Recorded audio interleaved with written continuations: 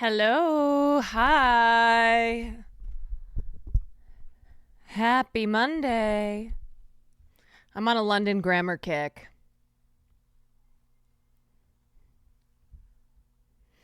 What remix? No, this is no remix. This is well, it's just London Grammar's version. The Ridge, I believe. I think it's her song. All right. Let's go. Let's do it.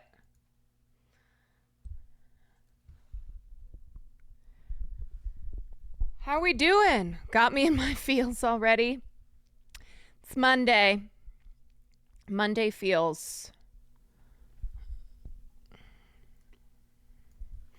Day 2 of wearing my hat because I don't want to wash my hair. You know how it goes. Good job on Elden Ring last night. Thank you very much. We're getting back into it tonight. And I'm going to meet Melania. Is that her name? Melania? Yes. That's the plan. Don't know how it's going to go, but we are going to meet her on the battlefield. Melania Trump. Yeah. I got a sleepy pup on my lap. You guys can't see him, but when does the DLC come out?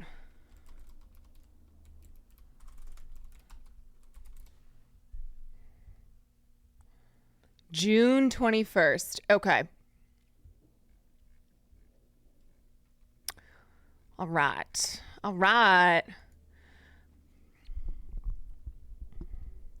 Melania has an infuriating level to get to her, so just have patience. Well, it took me like 3.5 hours to defeat the fire giant. So I think I'm prepared for this to be a battle. Am I going to TwitchCon in San Diego this year? I think so. That's the plan. I have no plan yet of like anything that I'm doing at TwitchCon. But the plan is to go. Is Melania the last boss? I don't know. There's probably Elden Ring Loris who can answer that. She's optional, but it's one of those you got to do it. At least try. I don't know what I have left story-wise to actually finish EDC. Elden Ring. I'm not sure what's remaining. There's 4 bosses left. Okay. Cooked TJ, thank you for the 4 months. 3 bosses that are quick. All right. Well, what do you then I wonder if I should finish those and then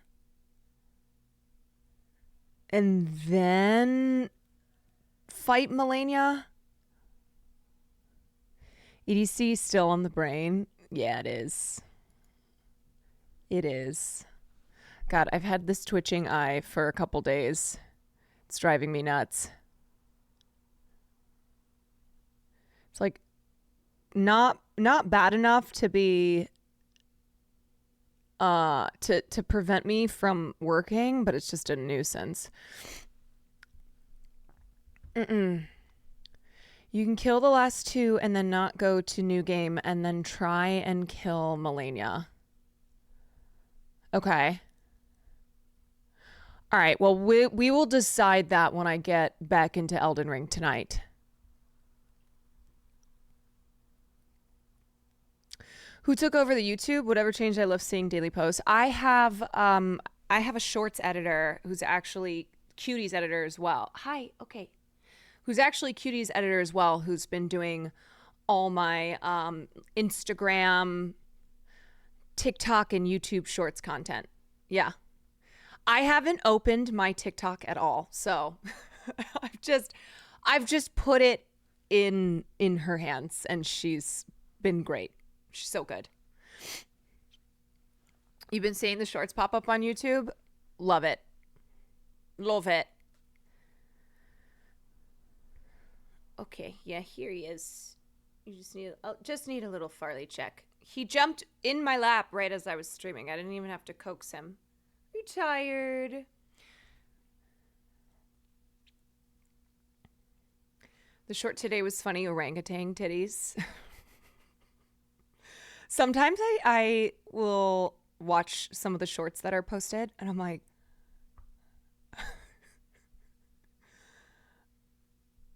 did I say that? I know that's me. It's me. Those are words coming out of my mouth. But is that me, or was I overtaken? Hi, bubbies.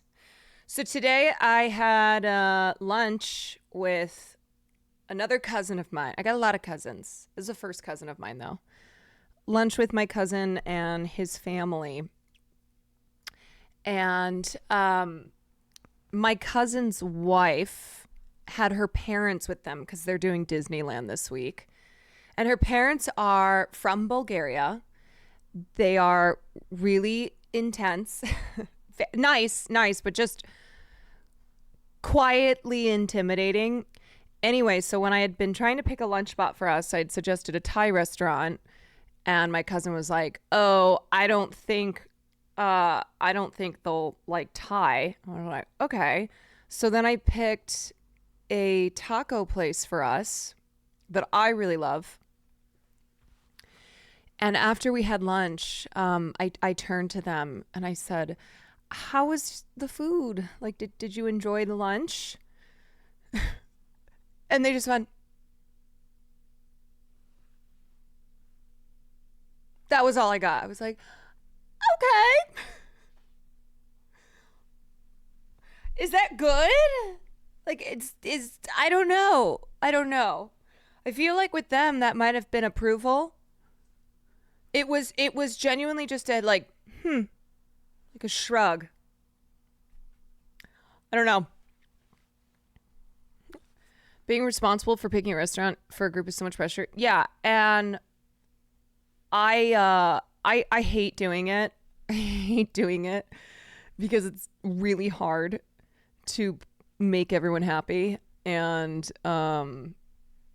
my mom in particular is hard to please. She's one of those she's one of those like, we can make this better at home. Like, okay, but we went out to eat. That was the point. I saw your tweet about groceries and Instacart. Appreciate the post. Oh yeah, let me actually pull that up. It's a good little discussion topic. It's fun if you have flexible eaters. Yeah.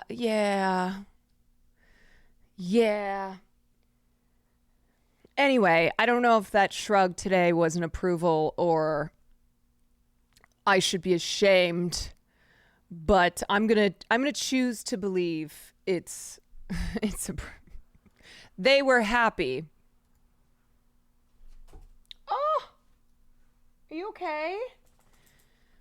Anyway, my cousin had all the kids with them. And sometimes I forget, like, if you don't spend time around kids, you forget that they're just always hurting themselves.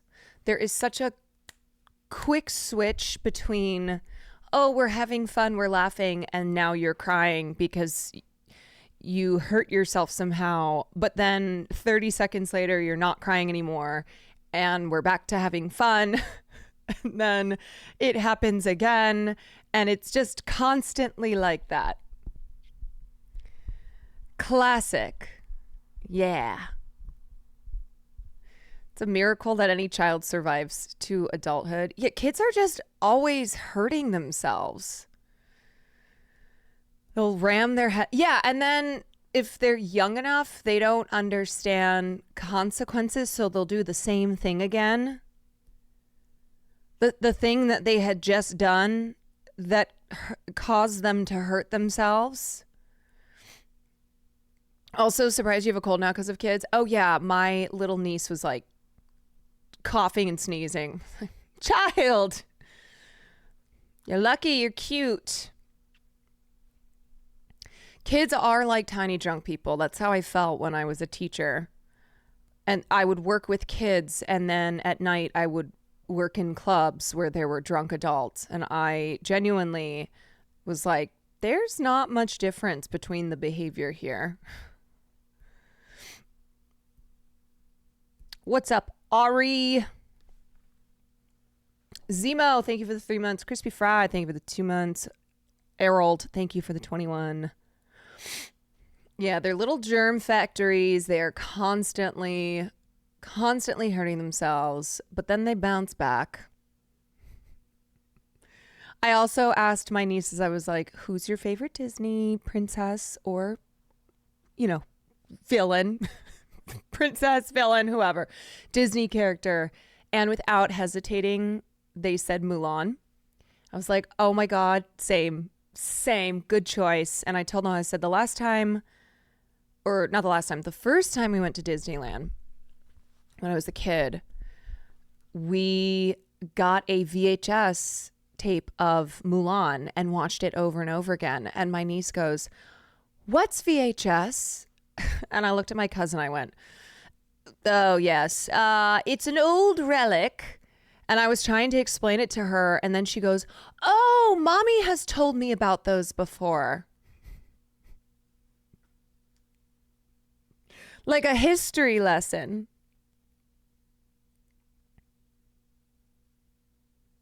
I said, yes. Yes, that's what we watched back in the day. Yeah. Oh, just a trip through history. They probably don't even know DVDs. No, they don't. They don't know, because that was her first question. When I was describing a VHS, she thought it was what a DVD is, which she's also learned about from mommy.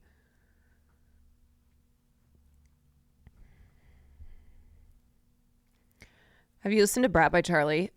Or are you homophobic? I'm homophobic. No, I haven't listened to it yet. I haven't listened to that. I haven't listened to Sabrina Carpenter's new song.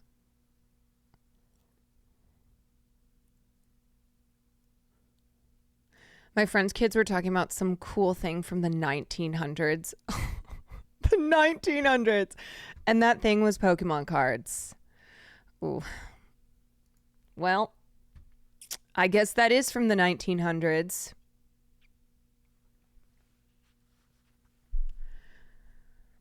The 1900s. That's when I was born. I was born in the 1900s. Kate Trinata put out a new album too. It's been a busy June. Oh, I didn't even see that. I discovered Kate Trinata at, I think it was EDC last year, and became a big fan.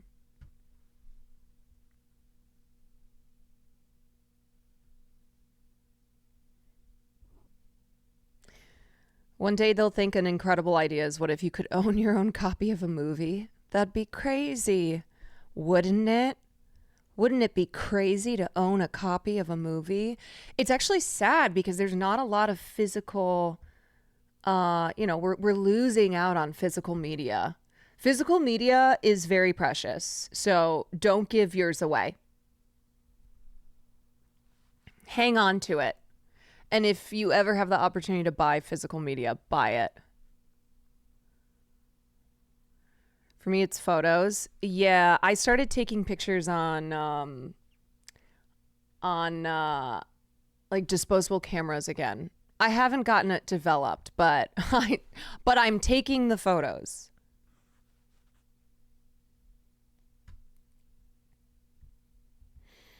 You mean I shouldn't have donated my entire Shrek DVD collection? That's worth like $1 million, so no.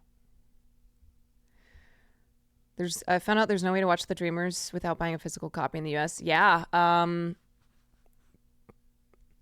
Yeah, there are the other thing too is because streaming platforms now are just erasing stuff from their libraries, you can't watch it. So if you have a physical copy, then at least you have, you have that forever. Because if you're just relying on watching things through the internet, well, those things are not being archived, not being preserved. I remember watching a Second Thought vid on physical media. I haven't seen it, but I'm guessing he's saying the same things.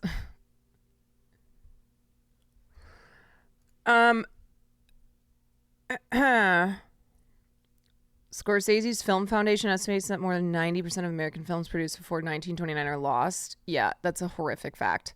And the Library of Congress estimates that 75% of all silent films are lost forever. Sad. I've gotten back into physical media as everything goes more digital. There's a need for physical things. Yeah. It's kind of also how I feel about books. Like for a while I was reading everything on Kindle because it's nice. Like if you have a Kindle then and you're traveling or you're on a plane, you can have all your books there. But there's something about having a physical book. I don't know. It's just like a connection to. It's like a connection to the book that you don't get through Kindle. You know, curling up with like the actual book. I don't, you can't beat that. Find it hard to read ebooks. Like I said, I understand the convenience of ebooks and being able to have your whole library. If you're traveling, you can't bring books everywhere, but I don't know. There's still just something so great about having actual books and having a little library. And I also like to have books because I give them to people to read. You know, like sharing books that way. Another really good oh my god, my fucking eye. Another good example of the game Silent Hill. Once the game was out there, Konami deleted the source code, so when it came time to remaster the game, they had to try and decompile the game executable and make it from scratch. Whoo boy.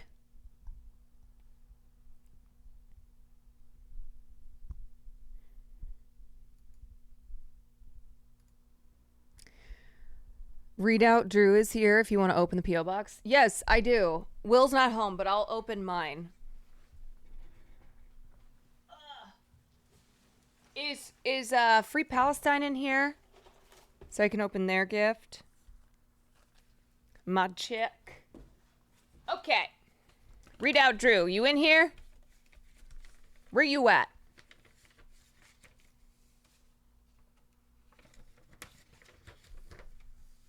Sound off. Sound off. You apologize in advance. Oh boy. Okay. All right. I'm going to read your letter. Please read before opening, or don't. It's your stream and I can't tell you what to do. Oh, well, there's plenty of people who do, though, so. Caroline Quanborn of House Quangarian, the first of her name, queen of the scandals and the worst men, protector of the 7 streamdoms, the mother of Farleys, the Quanisi of the Great Lakes, the unbanned, the breaker of motherboards. I hope this letter finds you well. I have been one of the thousands of people who have found many hours of laughter, education, and community in Will's and your streams. You both seem incredibly genuine and kind people. Oh, we're the worst. No, we're so villainous. So I wanted to give a token of gratitude to you, Will, and of course Farley, for all the happiness you've created. I apologize for sending you a wordy message for Will and Farley as well, but I wanted to spare Will's dyslexia and fart can't read. You don't know that. We don't know what he's capable of. Will, at a young age, I was interested in comic books, which was how I learned to read. If I could have been a marine biologist, I would have, but I didn't have that kind of intelligence. Numbers were never my strong point. Anyway, to be a good streamer, you have to be something like a criminal. Be willing to break the rules to strive for something new. Like any other art form, you have the option to go very big or very small. I offer this gift as a reminder that this jacket represents a symbol of individuality and belief in personal freedom. I'm going to wait for him to open that. Caroline, everything we do impacts someone else's life. I encourage you to remember that nobody wants to watch perfection. I'm not really gadget oriented. I'm not into technology or computers. I'm not good at interfacing with that sort of gear either. Just know you can't make your choices based on what critics think. You have to make your choices based on what's honest for you. I know you will continue paving your own path in this life, but streaming on Twitch is like being trapped on a prisoner transport plane. I hope this gift becomes your good luck charm on your journey because, sorry, boss, there's only 2 people I trust and the other's not you. All right, let's see.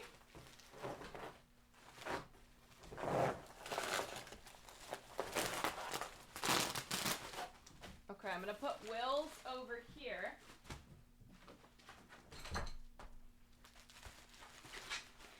And then Farley, how do you rebel in a family of rebels? That's the age-old question. I love all animals. I have a fascination with fish, birds, whales, sentient life, insects, reptiles. Zoology has always been interesting to me. Nature's fascinating. I need you to know I'm not a demon, nor a lizard, shark, or heat-seeking panther. Some things are true whether you believe them or not, Fart. Oh my god, he just came over to me. Hi! I hope this can squash our beef because I want nothing more than to be like Bob Denver on acid playing the accordion. Did you hear your name? Do you want uppies? Come here. Do you want come? Come here. Hi. I told you he understands. He gets it.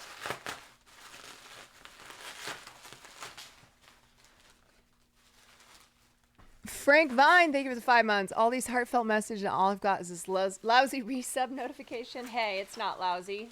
I appreciate it.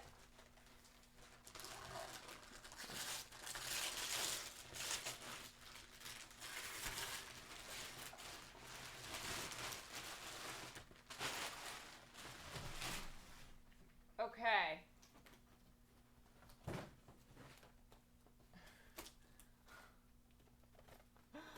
Oh my god. It's huge. It's huge. Okay. It's Nicolas Cage. I could not have predicted this. I think I pop him out.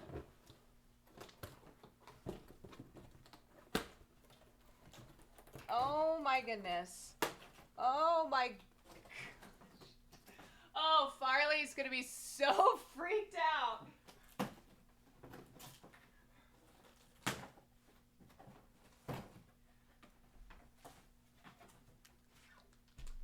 Okay. Let's see.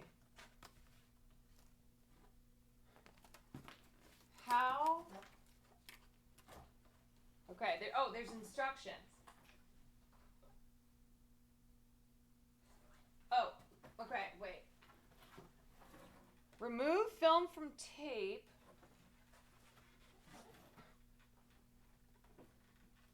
Remove film from tape on the back of the easel. Line up the vertical crease.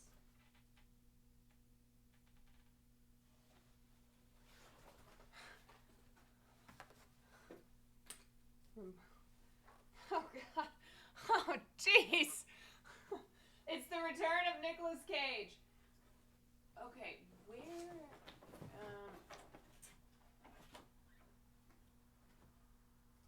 why is this so hard? No, I can do this. Okay, boom. Pull off. Okay, so this goes at the top.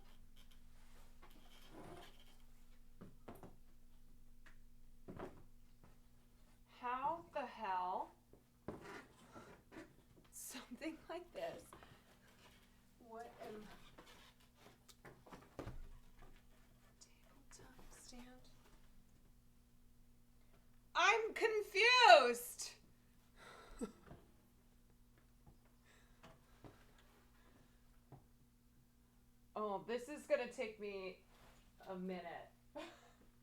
I might have to figure this out. Okay. Okay. Oh God. I think it's supposed to be like this. Oh. Oh wait. Okay, wait. So like, I take off the tape, do it like that, like this, I think, and then one of those fold tabs up and lock into place, stand up the cutout. Yeah, I see the tape. So I think it goes like,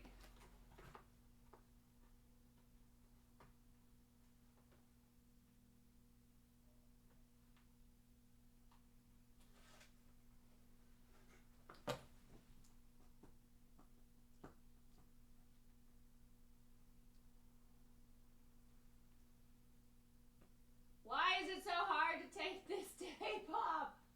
Come on, nails. Come on.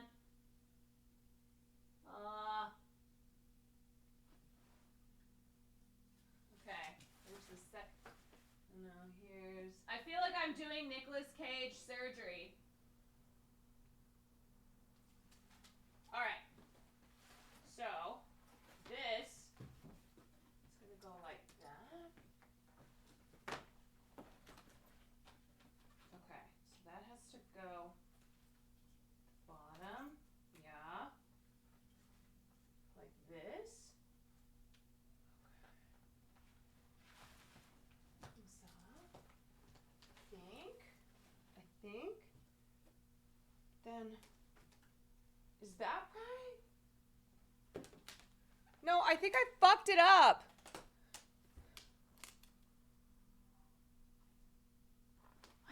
No, this is not right. No.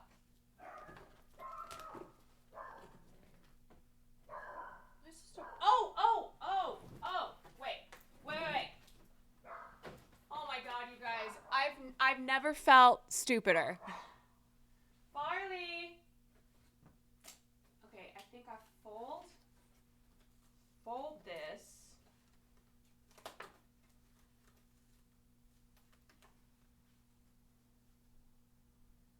Yeah.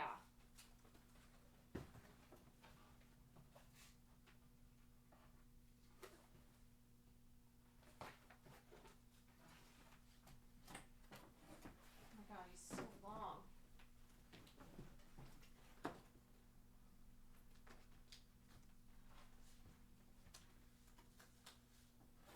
This.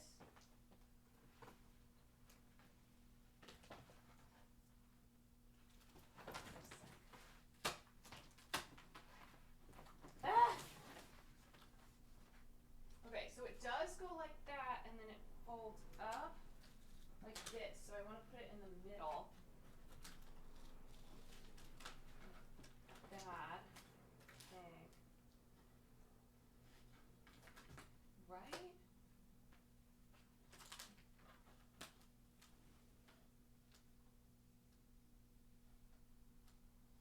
I think so.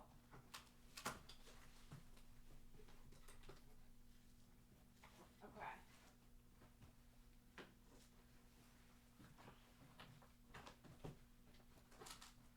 But why is that? Bottom of easel should be flush to the bottom. So like.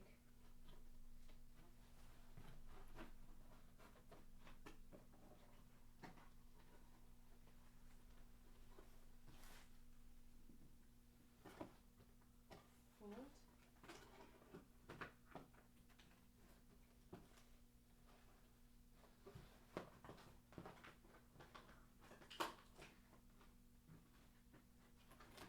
Is this right? Yeah.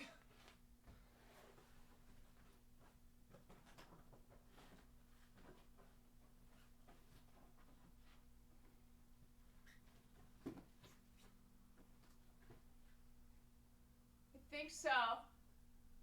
Okay.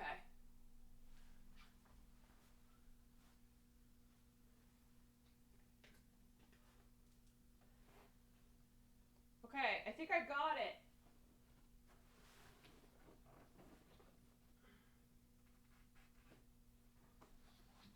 Alright, I'm gonna put him back here so you can see.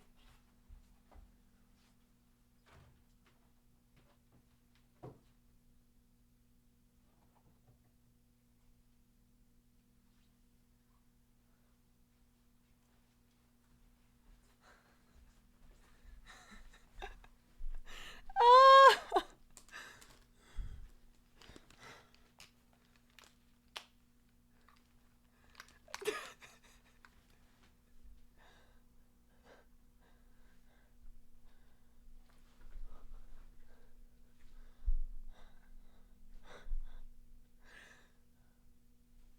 Wow!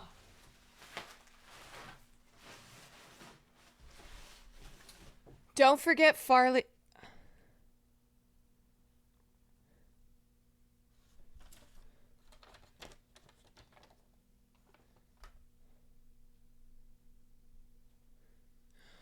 Wait, which is this Farley's gift? Wait till Will sees him. He's gonna be like, "What the hell is this?" Should I show Farley?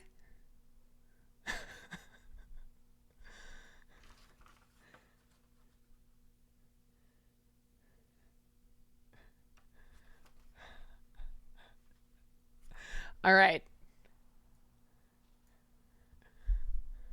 Should be in there maybe. Oh, maybe wrapped in Will's?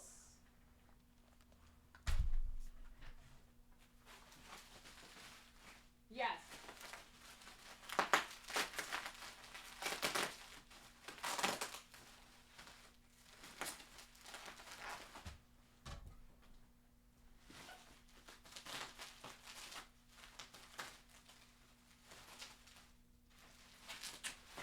Okay. Love the Christmas wrapping. Oh, oh my gosh.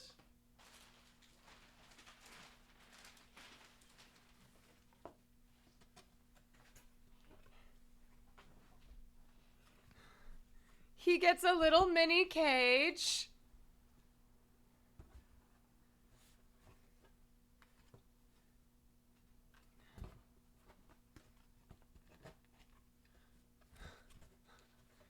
Am I Barley, come here.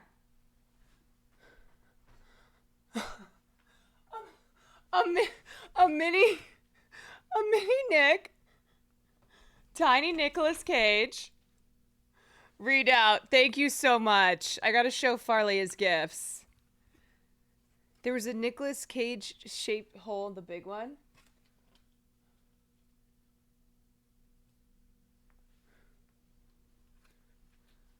I could also.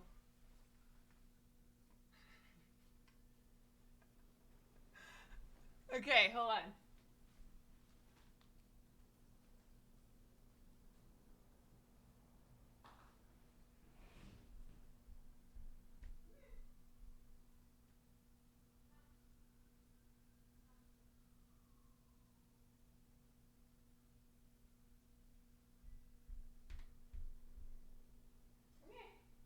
Want to see Mama's new gift? Do you want to see Nicolas Cage?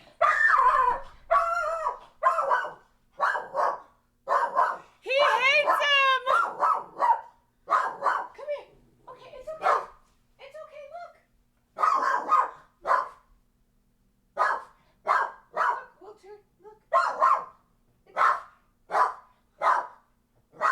look. What if Mommy puts him in here? Okay. Okay.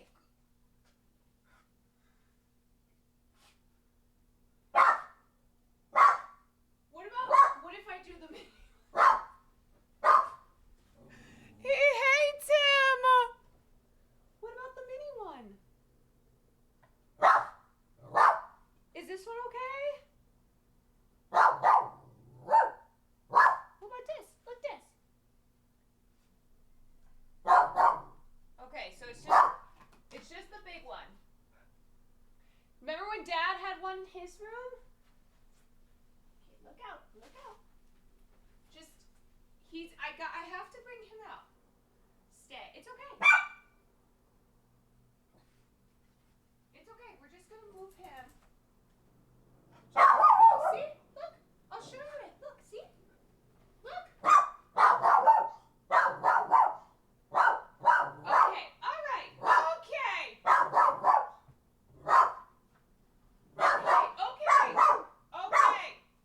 Okay. Come here. It's okay. Yeah, see?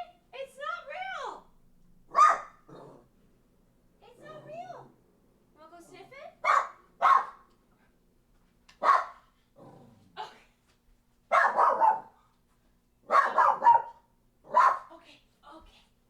Okay.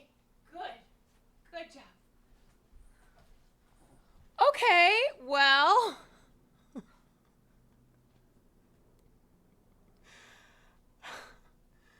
I don't know why. I do not know why. He doesn't do it to Scara. So Will has a Scara cutout in his stream room. He does. It's only Nicolas Cage. Okay, well, we've confirmed you don't like Nicolas Cage, but he was also like wagging his tail, so I don't know. Like there were a couple points he'd wag his tail and look at it, but then pull back. What does he see? Yeah, it's okay. Why don't we start with the mini one? It's a gift for you. Look. See? There's a tiny one. See? There's a tiny one. It's a tiny Nicolas Cage. Are you okay with this? I feel bad. Oh, my baby, I know you think you're protecting the house. What am I supposed to do with him? Should I put him in Dad's stream room? What do we think? Vio, thank you for the raid. Oh.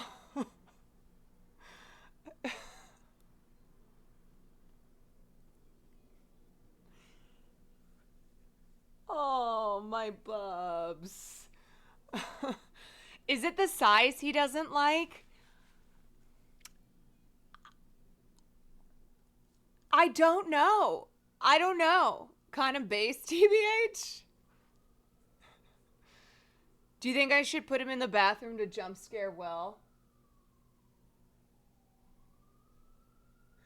I want to put it somewhere where...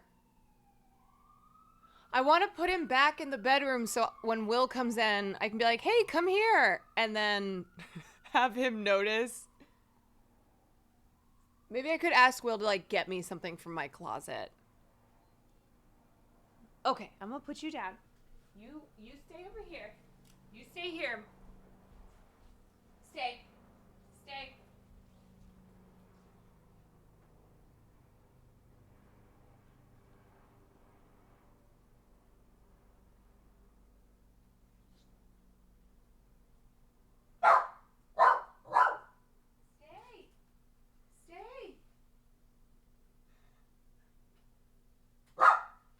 No, he's in the closet. He's hiding. Here, I'll give you a treat. Come on. Come here.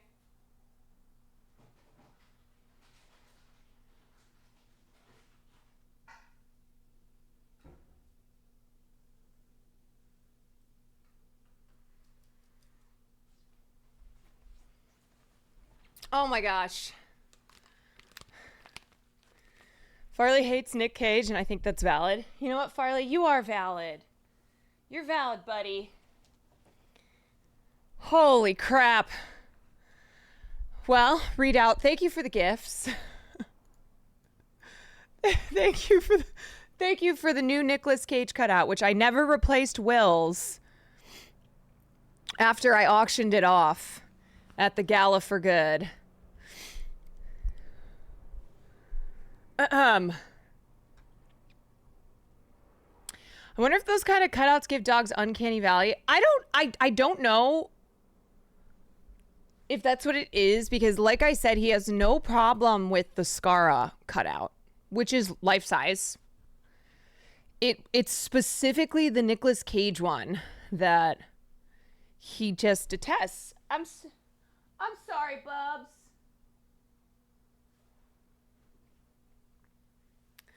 But he also was like curious. I could tell he was curious. He wanted to. Does he know the real Scara? No, he's never. Scara's never been here, so Farley's never met him. But yeah, Farley, like in between the barking, I could see him. I could see him curious, but then he would go right back to. The real question is, what did Nick Cage do to Farley? That is the question.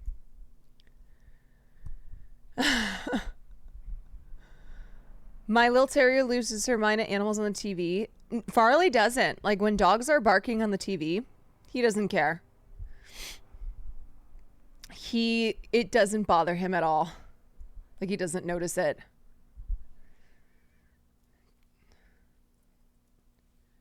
I got to figure out how to get Will to go in the closet but not make it seem obvious. I mean, if he gets home and he showers from the gym, he usually will go into my closet to change, so maybe I just see if he's doing that. During Pride Month. Yeah. During Pride Month, I want to make him go in the closet. All the wrapping might be suspicious. True.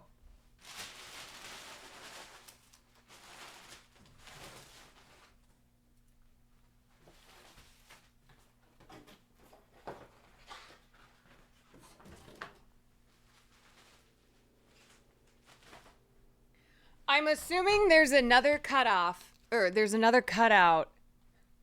in Will's gift. I'm assuming it's another Nicolas Cage cutout, which means you're going to go crazy again. You okay? Now, Farley didn't mind the mini one. Yeah, just yours.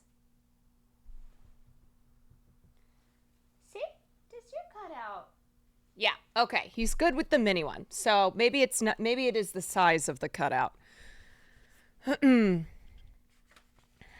Why not set it up in his room and don't tell him? Because I want to see him.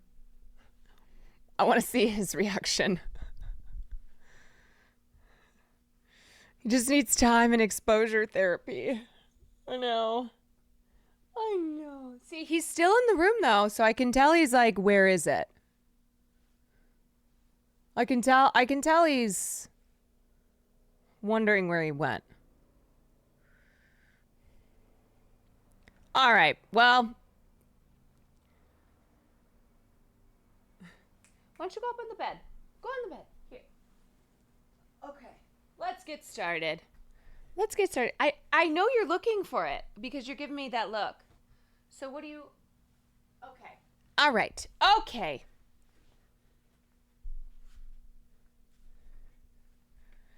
Good job. You defended well. Oh, Will just got home. Hey! Oh! I'm gonna give him a walk. You're gonna give him a walk? Yeah. You little poop boy. Let me charge my phone for 2 seconds, bud. You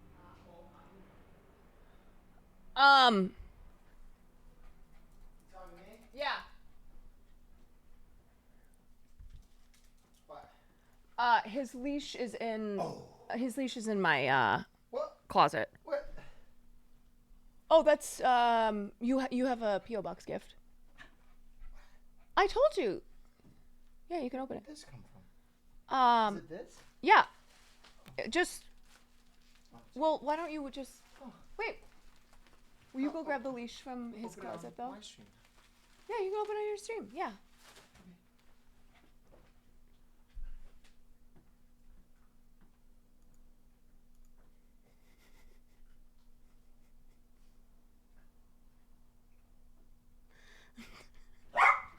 What's that?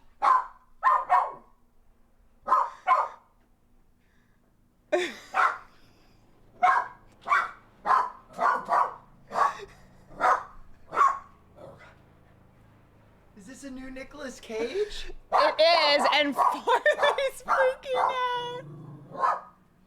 This is a good Nicolas Cage. It is a it good. for me? No, it's mine. Hey! Hey!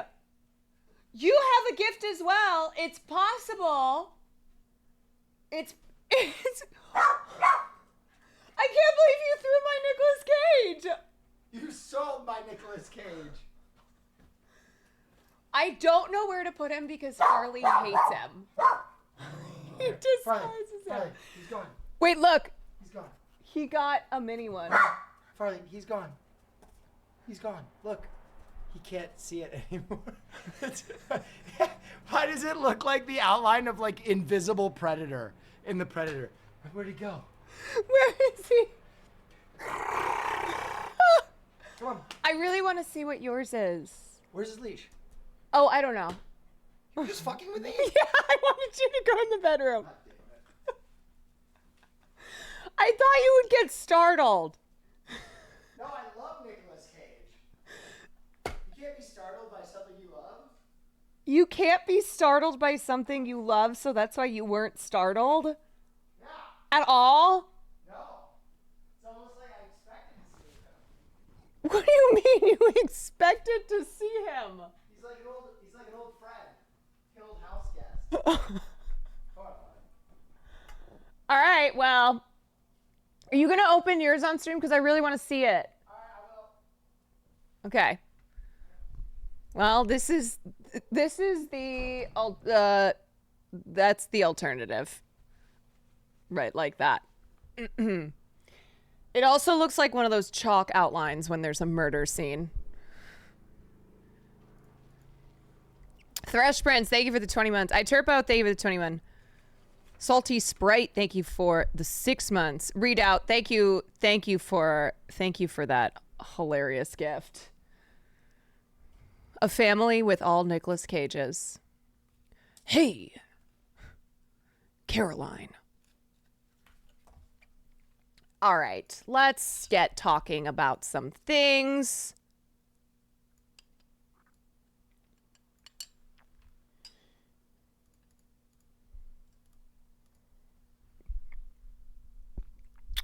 He wasn't startled. He felt safety and at peace in Nicholas's presence. Yes. He did.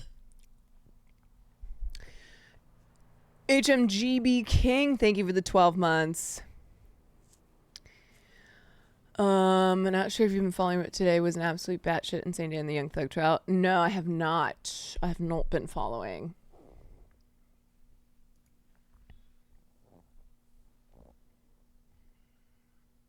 Let me save this. Because sometimes I start going down paths and then I'm like, oops. Okay, so a couple of you guys brought this up, and something that always alarms me is when I see tweets like this, and it has 135,000 likes. 135,000 likes of people who didn't take a second to think like, maybe this person is not a villain. Maybe I don't need to encourage tweets like this by liking tweets like this, because that's what happens. That's how social media works. We run to social media to complain about anything we want to, and then we're validated by it. And so we don't stop to think like, hey, would I actually, if there were no social media, would this be something that I needed to make a condemnation about? We come to this place. Is this the worst? Is this the worst thing on Twitter? Of course not. No, I mean, Twitter's been overtaken by Nazis and the worst pieces of shit imaginable. But I think this just speaks to our instinct and inclination to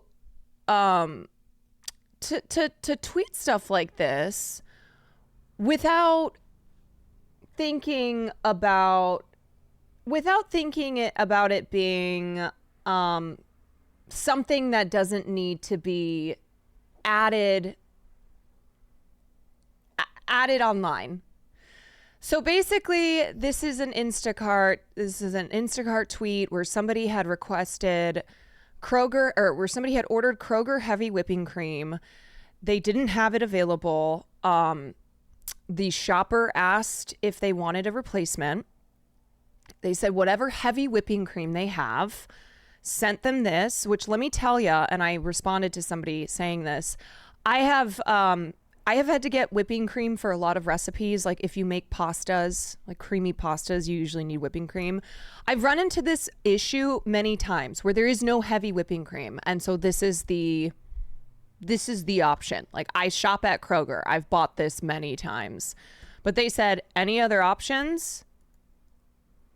And so then this was sent.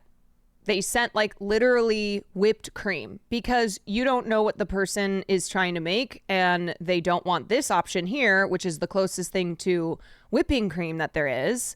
So this was sent, and then the person tweeted this and said, ban men from being Instacart shoppers immediately. 135,000 likes, a lot of people jumping in and just backing this up.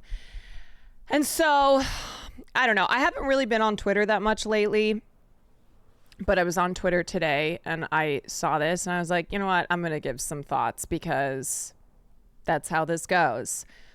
So I said, I think he actually provided the second and third best options here. You're not at the store shopping for yourself, so you don't know what the available options are, because the assumption here is that this Instacart shopper is such an idiot that when the person asked for other heavy whipping cream options, they sent these. But the assumption is that there were other heavy whipping cream options.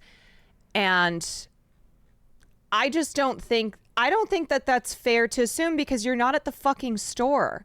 And as someone who, like I said, has had to shop for this item at Kroger, at my Kroger grocery store many times, usually this is what you get. And I'm a woman, but I've had to Google the differences between whipping creams to see like, oh, can I use this? And yeah, you can. Heavy whipping cream has a higher fat percentage. Right. But this was not something that I just knew. Like I Googled it. Anyway, so I wrote that, and then I said, whenever I've used Instacart and had male shoppers, they're often immigrants whose first language is not English. They're trying their best to fulfill the order when the specific item request is not available. This was just a point that I was making as like, hey, you don't know what the situation is here.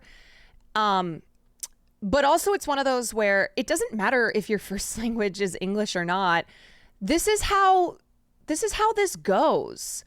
Like, when you order something on Instacart, you're assuming that the store has that or has an alternative option that's the same thing. And that's not always the case.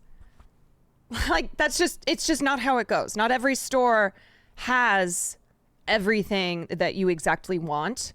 Like when you order on Instacart, you're not ordering specifically from that store, but it also gives you an option.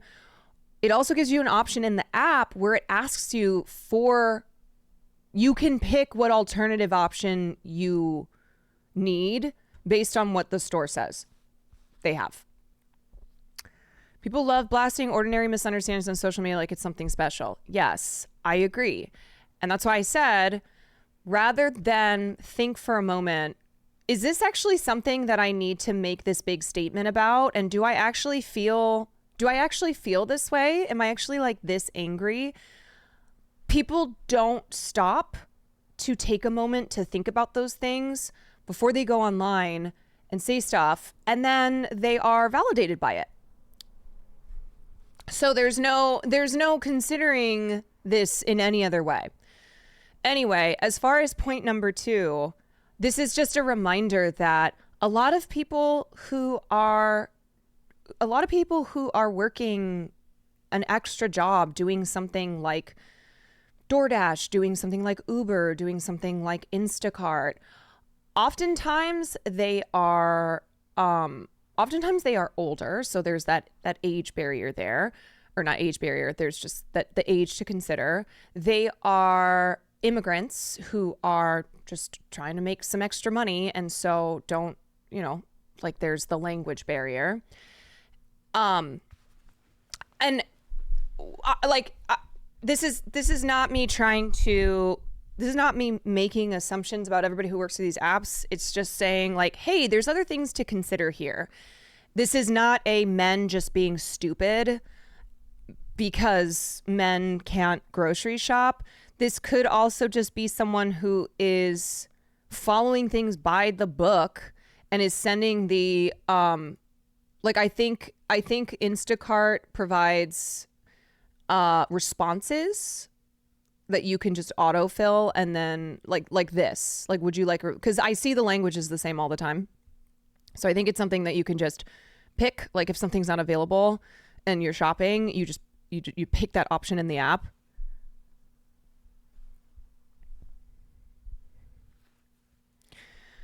And then the third point I was making is that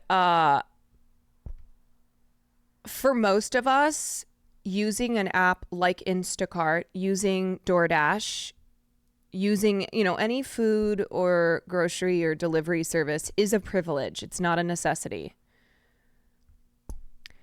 So please keep that in mind before running to social media to make a blanket statement like this, because I will not presume anything about this poster.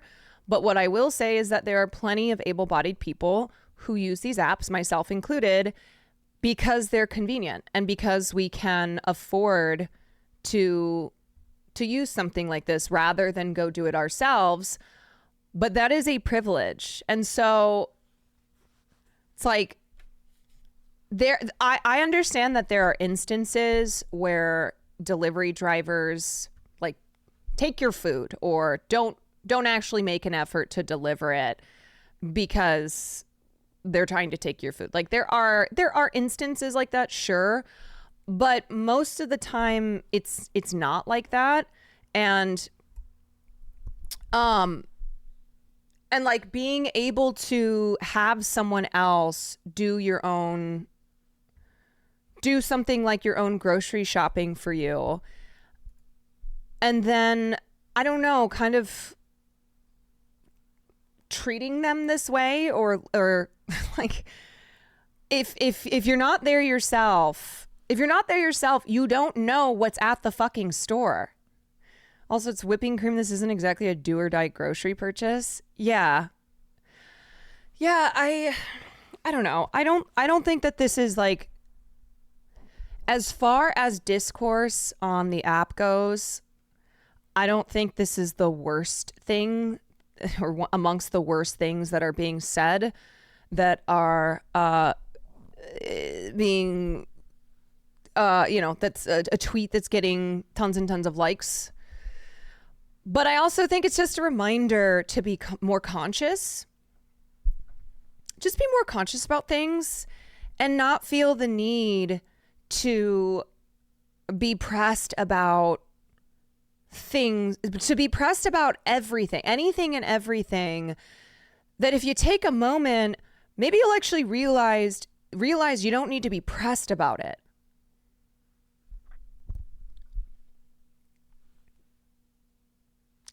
I don't know.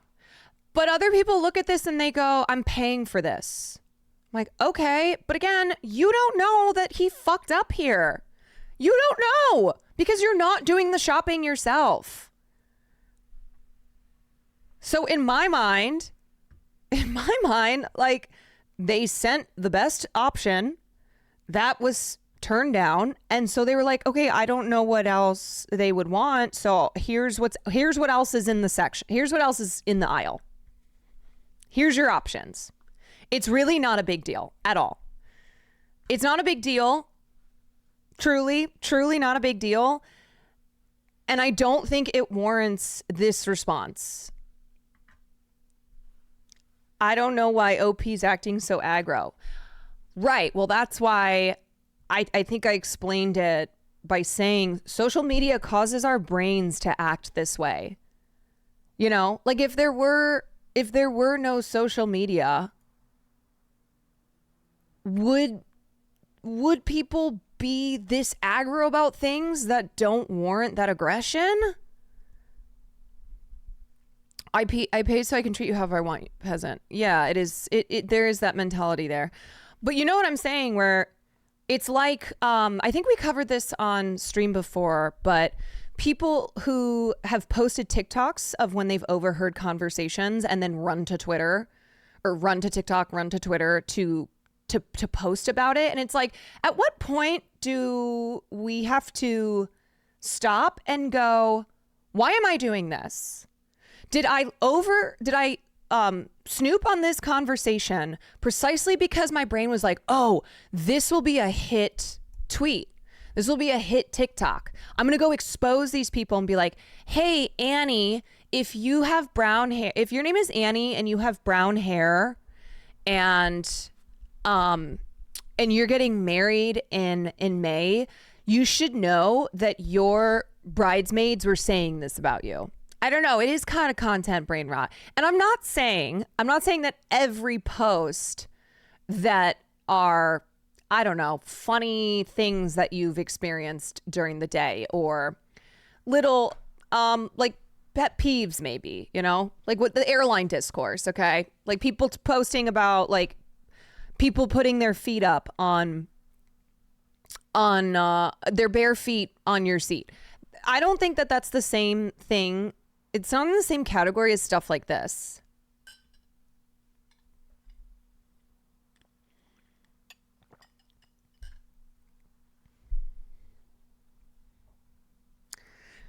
People need to stop blasting service workers. Yeah, there's just this real, I don't know. I think it's the relationship that a lot of people have with service workers where they genuinely go, I'm paying for this service so I can act however I want. I can act as if you are the villain in my story that I can, and then I can put you on blast on social media when that's not the case. Social media has created this weird compulsion to moralize and their every inconvenience and annoyance. Right. And I think to myself, do you genuinely think this person was doing this intentionally or because they're stupid? Or not intentionally, but doing this because they are so stupid? Or was the prospect of screenshotting this and tweeting it with this caption what caused you to think that this warranted condemnation?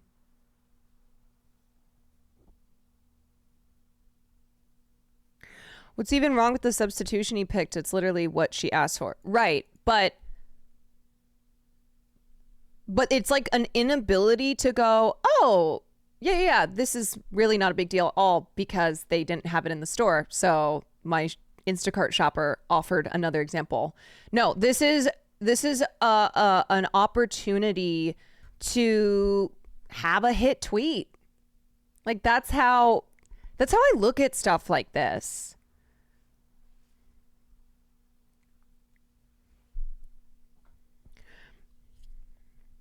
Manufactured outrage. Yeah, it seems to fall into that category.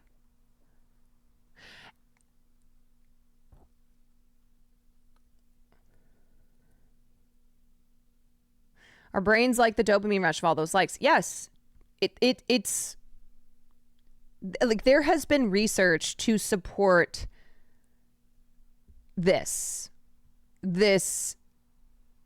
fact that we do get a dopamine and serotonin release when we post something on social media that gets a lot of traction like this.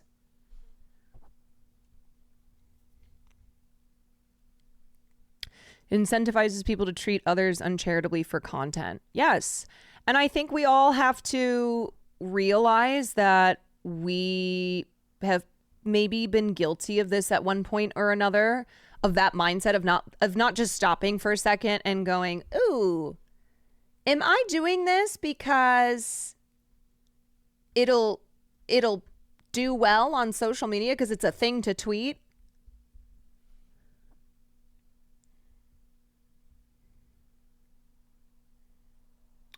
The reward system that drives this behavior is complex. It's the entire reward system for largely negative engagement. Social acknowledgement is a hell of a drug, and it comes in several differently addicting flavors. You can experience 10,000 strangers slapping you on the back or punching you in the face. I don't know. A lot of the replies were like, get off your ass and get it yourself then. Pretty valid. Yeah, for sure. But I don't know. It's kind of the way that it's the way the algorithm works that what I saw, a lot of the comments at the top and the ones that the OP responded to were all ones that were agreeing. It was like, oh my God, yes. And again, I don't necessarily think people are intentionally being malicious when they jump in to agree with something like this. I think people just don't internalize it for even a moment to go, is this really a thing? Is this really a thing that I need to be pressed about?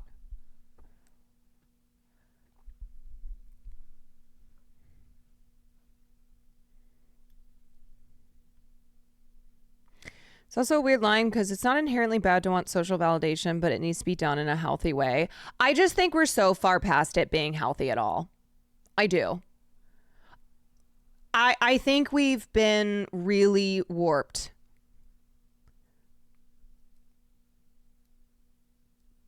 by being online all the time. All the time. I mean, it is that idea of like, oh, I need to give my thoughts on everything constantly. Like, I need to show my life constantly. Like, there are just a lot of things that we have adapted as normal because of our constant interactions and our constant presence online.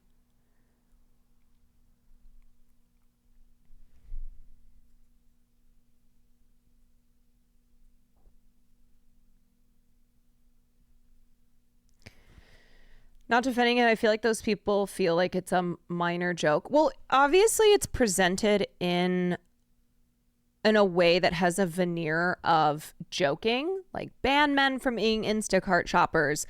But the point that's being made is this person who's a man who was my Instacart shopper is a fucking idiot. Look at how stupid they are. Like, there is still a cruelty to it, I think. You know, and then people posting their other examples to be like, look at how fucking dumb my Instacart shopper is, rather than being like, is that what was happening here? Or are you just jumping in on this? You can dismiss as a joke, but the crumb of truth is beating. Right. That's the point that I'm making here, where it has a jokey veneer, but the point that's being made, the reason for tweeting this is to point out how stupid this person is and therefore, shouldn't be allowed to Instacart shop.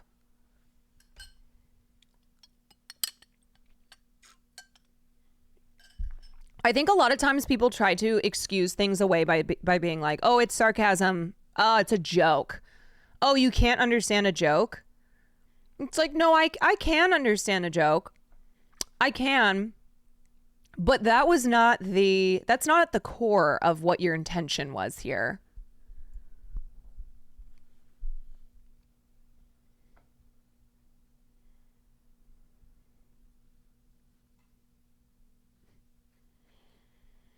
Sense of humor can be indicative of seriously held beliefs.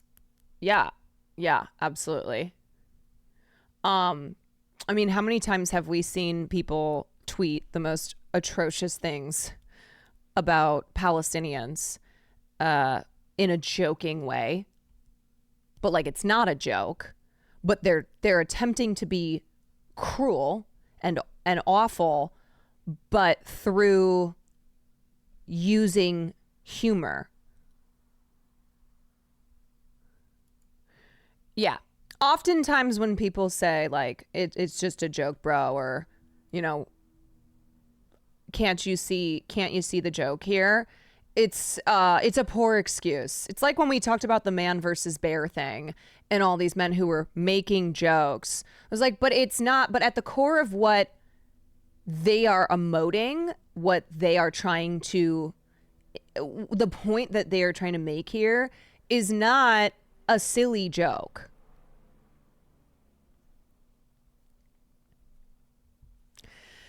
Anywho, that was just those were just some thoughts I had today regarding this tweet. And I don't know if I were to try to impart a lesson from this, and one that I'm not excluding myself from. I think we all need to take a moment before we run to Twitter or Facebook or any other platform and spill out our thoughts. Like I think maybe just as a general good rule of thumb, like I have found that when I just pause for 5 seconds when I go to tweet something, sometimes I don't tweet it. Sometimes like, actually, I don't think this needs to be said. You know what? I don't think I have to say it this way, or I don't think I need to say it this way. Just having a little awareness. Yeah. Keep it in the drafts, you know, keeping things in the drafts. Lesson to be learned here. Don't use Instacart for whipping cream. Yeah. Right. Type it out, read it back, then delete it. Yeah. Yeah. And I also think it's just a good habit to get into, to not let so many things annoy us, or not turn so many things into a big thing. Like, it's just good practice. It's good practice to go through life and and be able to separate when something is actually a problem and when it requires you to say something about it, versus when it's not. I do that with chat comments too. Yes. Sometimes I type it out and delete it. Really helps.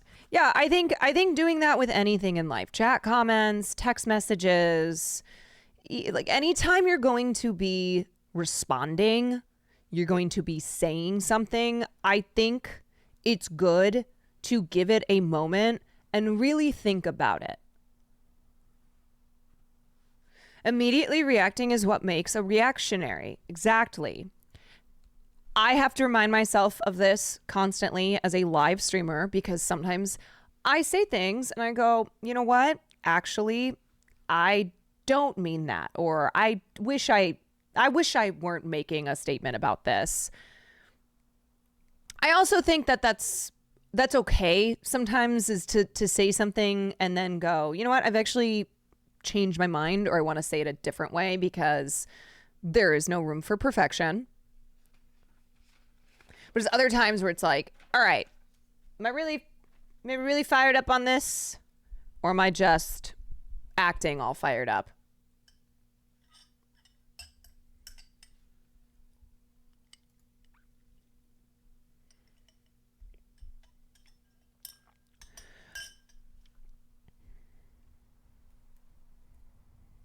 You can't change your mind. That shows weakness. You cannot show weakness. Yeah. There's a lot of people who just need to who really need to do the pause and think before they respond online.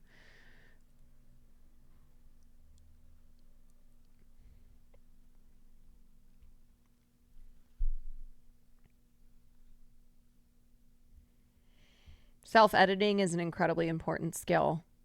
Mm-hmm. Mm-hmm. Yeah. Yeah. And it's one that you can work on for sure. It's not some innate thing. And I think too, because we've all been online for so long at this point, and it feels like we've reached a tipping point in our online interactions where it's like, Jesus Christ, something's gotta change here. The emotional validation is addictive. Yeah, I mean, I used to be much more of a responder on Twitter when I felt like I had an easy dunk. And I'll tell you, if I thought I had an easy dunk, I would think in my brain too, oh, this is gonna get like good traction, you know, because I'm dunking on this person here. I'm really owning them. And then you're just like, do I need to do this? The clapbacks. Yeah, there's some people who really love to clap back. And I'm just like, really? You're going to do that to an account that was started 1 month ago and they have 0 followers and are following 0 people? Is that a good use of your time? Air Dry, thank you for the 7 months. Damien, thank you for the 3. And Hogan, thank you for the gifted. All right, let's talk about Julia Louis Dreyfus, who was on, she was on, what was this, Good Morning America?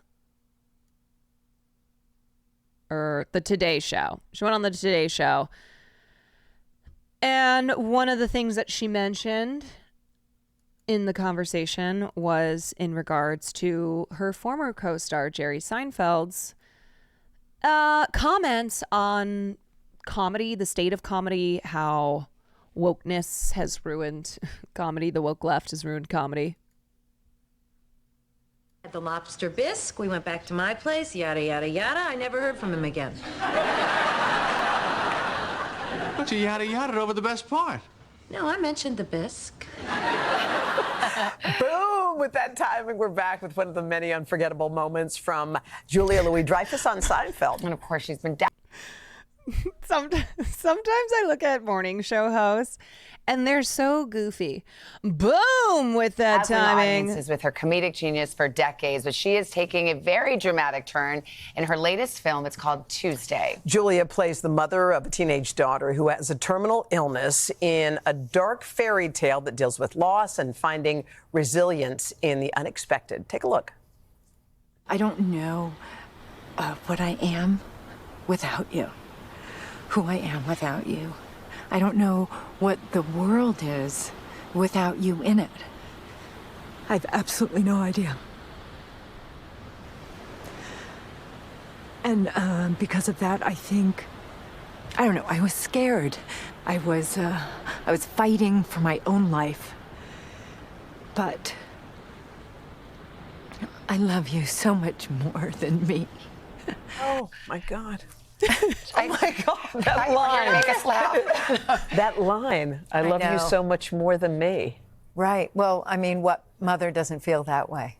This is Parent, even, I should say. Yeah. This is a profound movie. I would say there are definitely parents, there are definitely mothers who do not feel towards their children, I love you more than I love me. Yeah, but it's love, a nice sentiment. The greatest love, motherhood and loss and grief. And it's so unusual, Julia. I mean, it's called Tuesday. And it's, how would you even describe it? It's sort of like a dark fairy tale. I mean, you tell it. I can't even put it into words. Yeah. It's sort of it is, and it's an adult fairy tale. A lot of magical realism, a lot of fantasy in the story but it's a very grounded story at the same time about a young girl who has a terminal illness and named Tuesday, and I am her mother, Zora, and I'm in huge denial about the situation that we're in.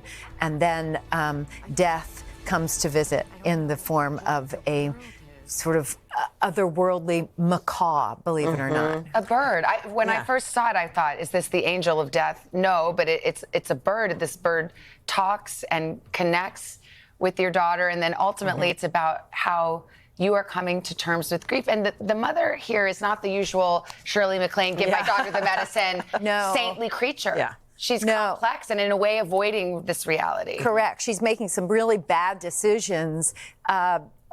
Almost, I'm going to say subconsciously, she's not really in control of her decision making because she's suffering so tremendously by denying what the situation is. So, and this death character becomes sort of like, in a strange way, sort of like a death doula, and sort of takes her through. Anyway, it's a wild story. Well, we're excited because we're going to have you and your co-star on a little later. So Yes. we can't wait to discuss all of that with you.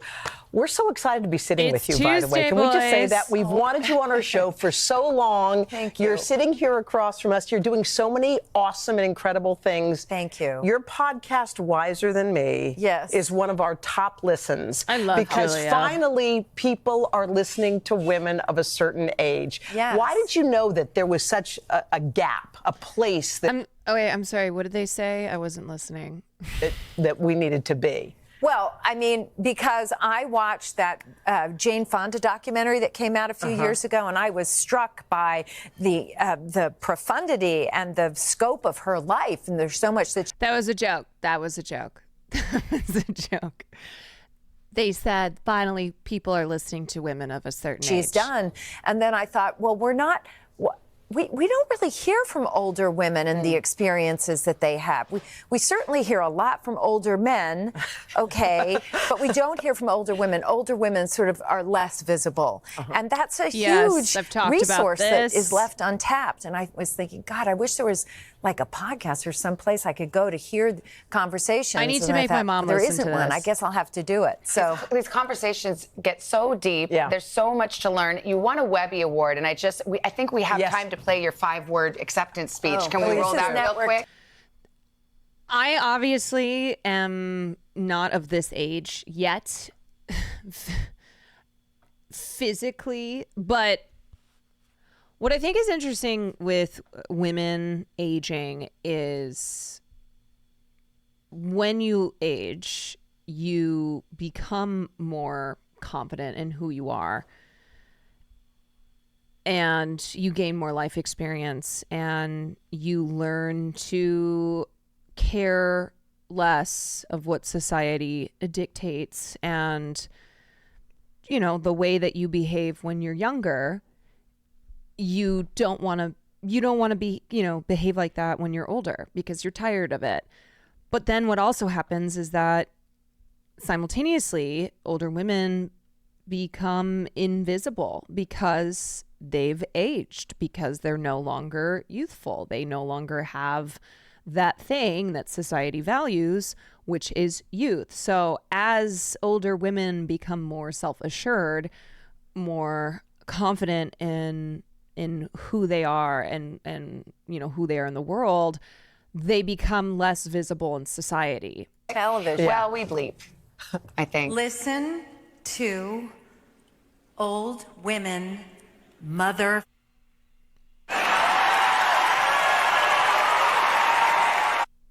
By the way, that's a home run. Well right there. said. Drop That's the the mic. best speech.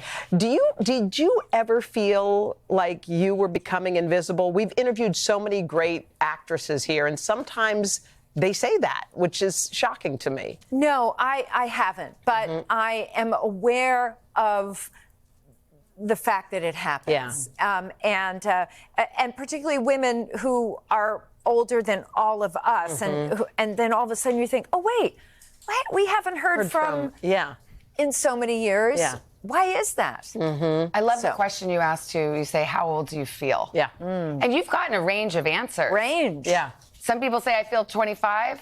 You've had guests who say I feel 82 when they're 120. 70. Correct. Exactly. That was Fran Lebowitz. Actually, the director of your film, Tuesday, said when asked what age they thought you felt, said love this. anywhere between 21 and 150. Which I think is so amazing.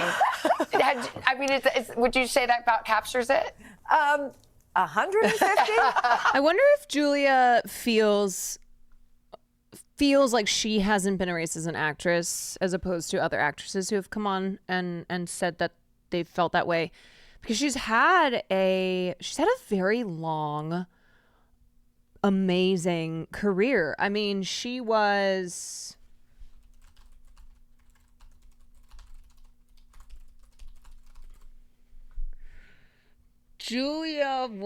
I'm trying to figure out how old she was when she filmed Veep. Let's see. Veep came out in 2012. Yeah, so Julia was in her 50s. She was in her 50s when she did Veep, which won her a bunch of Emmys and is a fucking incredible show.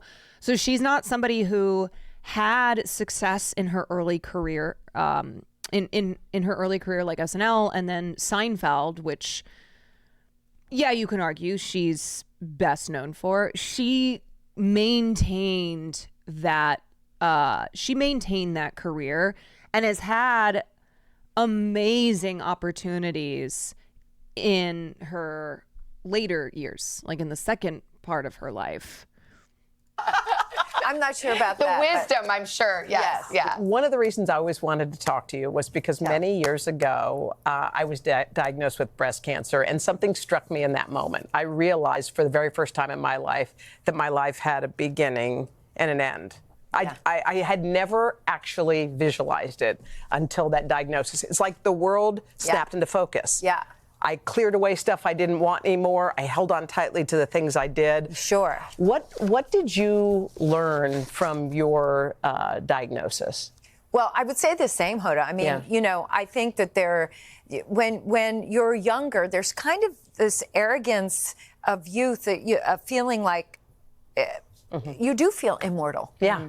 And then all of a sudden you're bumped up against that and you're like, oh, wait a minute. Yeah. This at some point is going to end. What? Yeah. You don't go through life thinking about that very much. So it puts into sharp focus priorities. Did for me. Did you make changes or? Maybe I made a sort of an attitude shift about what my priorities were and how to sort of go forth.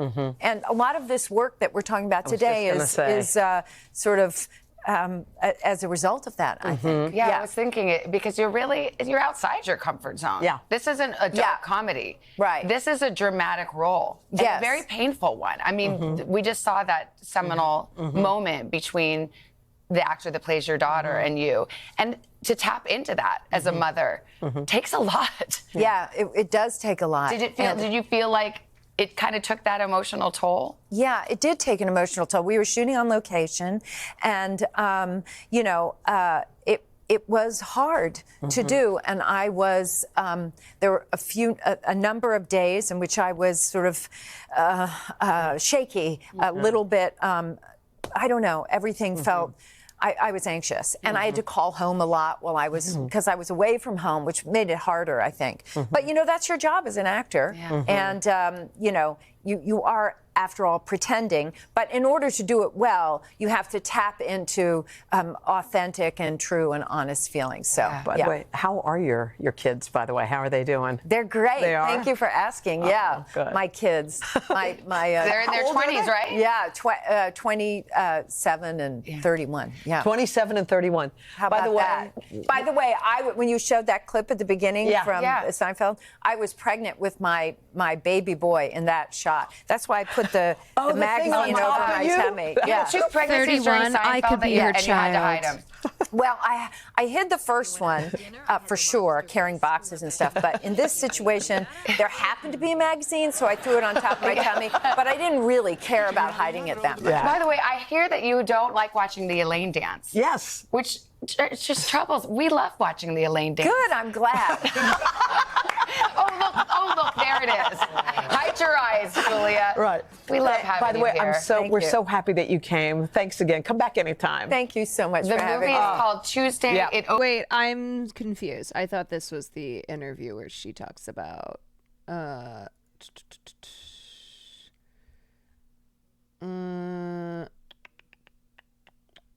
Did I miss that part? Let's see. Or is this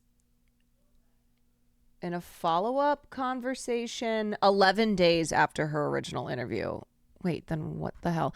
That was a great interview for sure. I wanted to get to this part, so maybe I'll just read as it's reported on.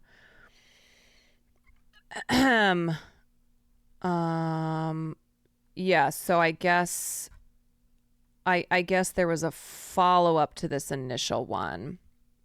So Julia Louis Dreyfus countered former co-star Jerry Seinfeld's comments blaming political correctness for killing comedy, saying that having an antenna about sensitivities is a good thing and that such PC bashing is a red flag. Seinfeld made headlines for his April interview with The New Yorker, in which he said funny stuff on TV, such as the Golden Era sitcom Cheers and the Mary Tyler Moore Show, doesn't exist anymore. Oh, did you find it? Let's see. Oh, okay. So this was for New York Times. Cool. Thanks for sending that. I want to do that unboxing. You want to unbox? Yeah, I'm gonna go do it. Oh, okay. And then I had a package in here too, right? Oh, there. Yes, you have a package in there. All right, let me skip down to the part where she's talking about it.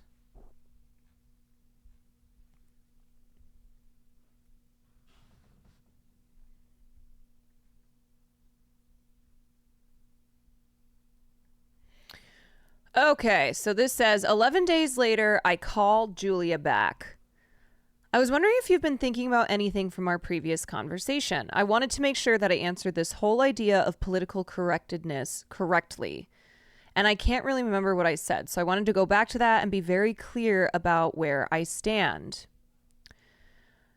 My feelings about all of it is that political correctness, insofar as it equates to tolerance, is obviously fantastic.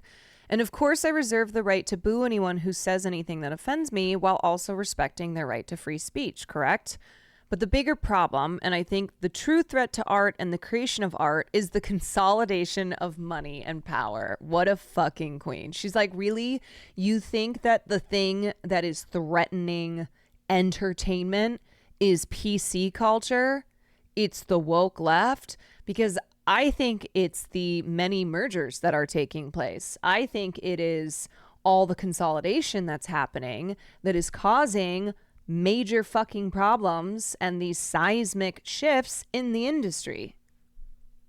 All this siloing of studios and outlets and streamers and distributors, I don't think it's good for the creative voice. So that's what I want to say in terms of the threat to art. You said last time that it wasn't a bad thing to have sensitivity in comedy. Do you think it makes comedy better that people are now more attuned to how some of their comments might be received? Julia said, I can't judge if it's better or not. I just know that the lens through which we create art today, and I'm not going to just specify it to comedy, it's also drama, it's a different lens. It really is. Even classically wonderful, indisputably great films from the past are riddled with attitudes that today would not be acceptable. So I think it's good to be vigilant. I mean, pretend this show, your show, The Interview, was being made 40 years ago. I would posit that diversity would not be something you would be considering in terms of the guests that you would bring to the show. So that's interesting, isn't it? I mean, things have shifted. And in that case, I would say things have shifted very much for the good. And also, actually, Lulu, probably you wouldn't be the host. I think, Julia, you're probably right. I think I'm probably right. Now, me, Caroline Kwan, I'm going to interject here and give my thoughts. I think people really show their asses when they talk about the old days in a way that things have changed for the worse because of the fact that doors have been opened to more people. And whenever there's like references to, oh, well, back in the day, what that's saying is back in the day, it was acceptable to be openly misogynistic, homophobic.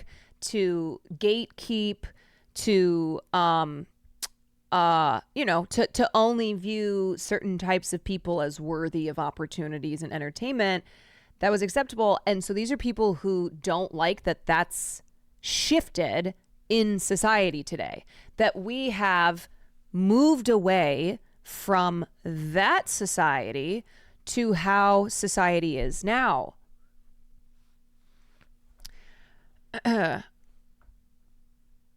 Yeah, remember back in the day when I could do whatever I wanted to women and minorities?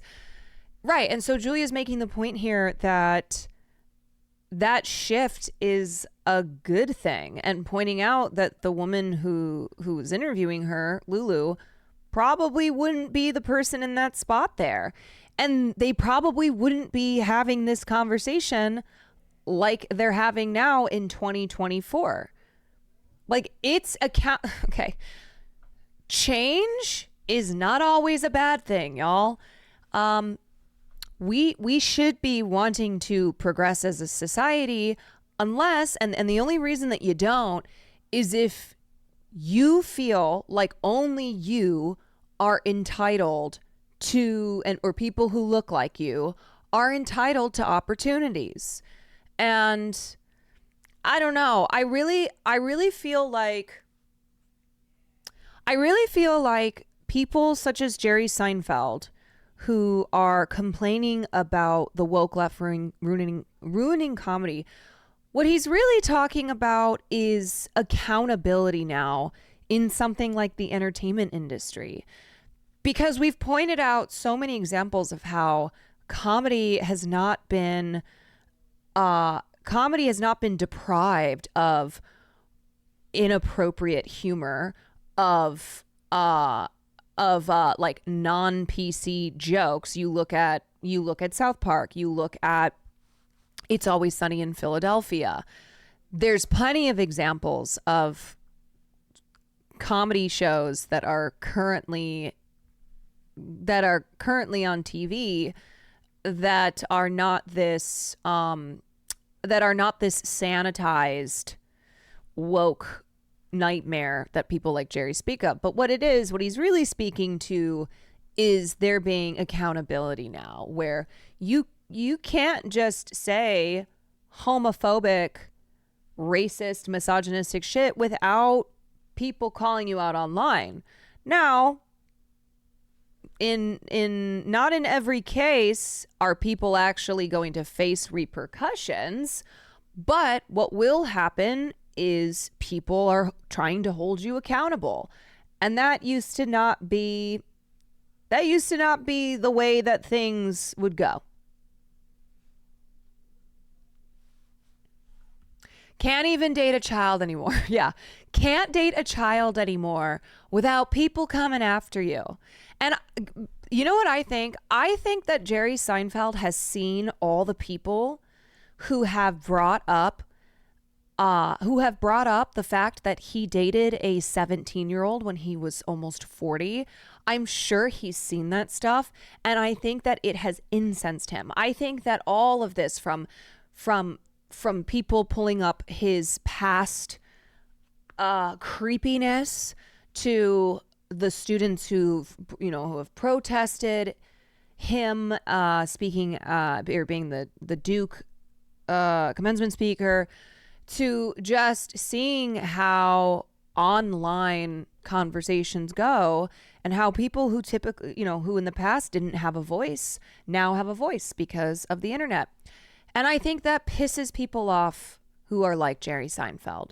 They don't want to have to be confronted with any of that stuff. They don't want to have to worry that the things that they say and do will, could get them in trouble. Like the difference now is back all those decades ago when Jerry was 40 and MJ, thank you so much for the 5. Appreciate ya. Hogan, thank you for that gift to Julia.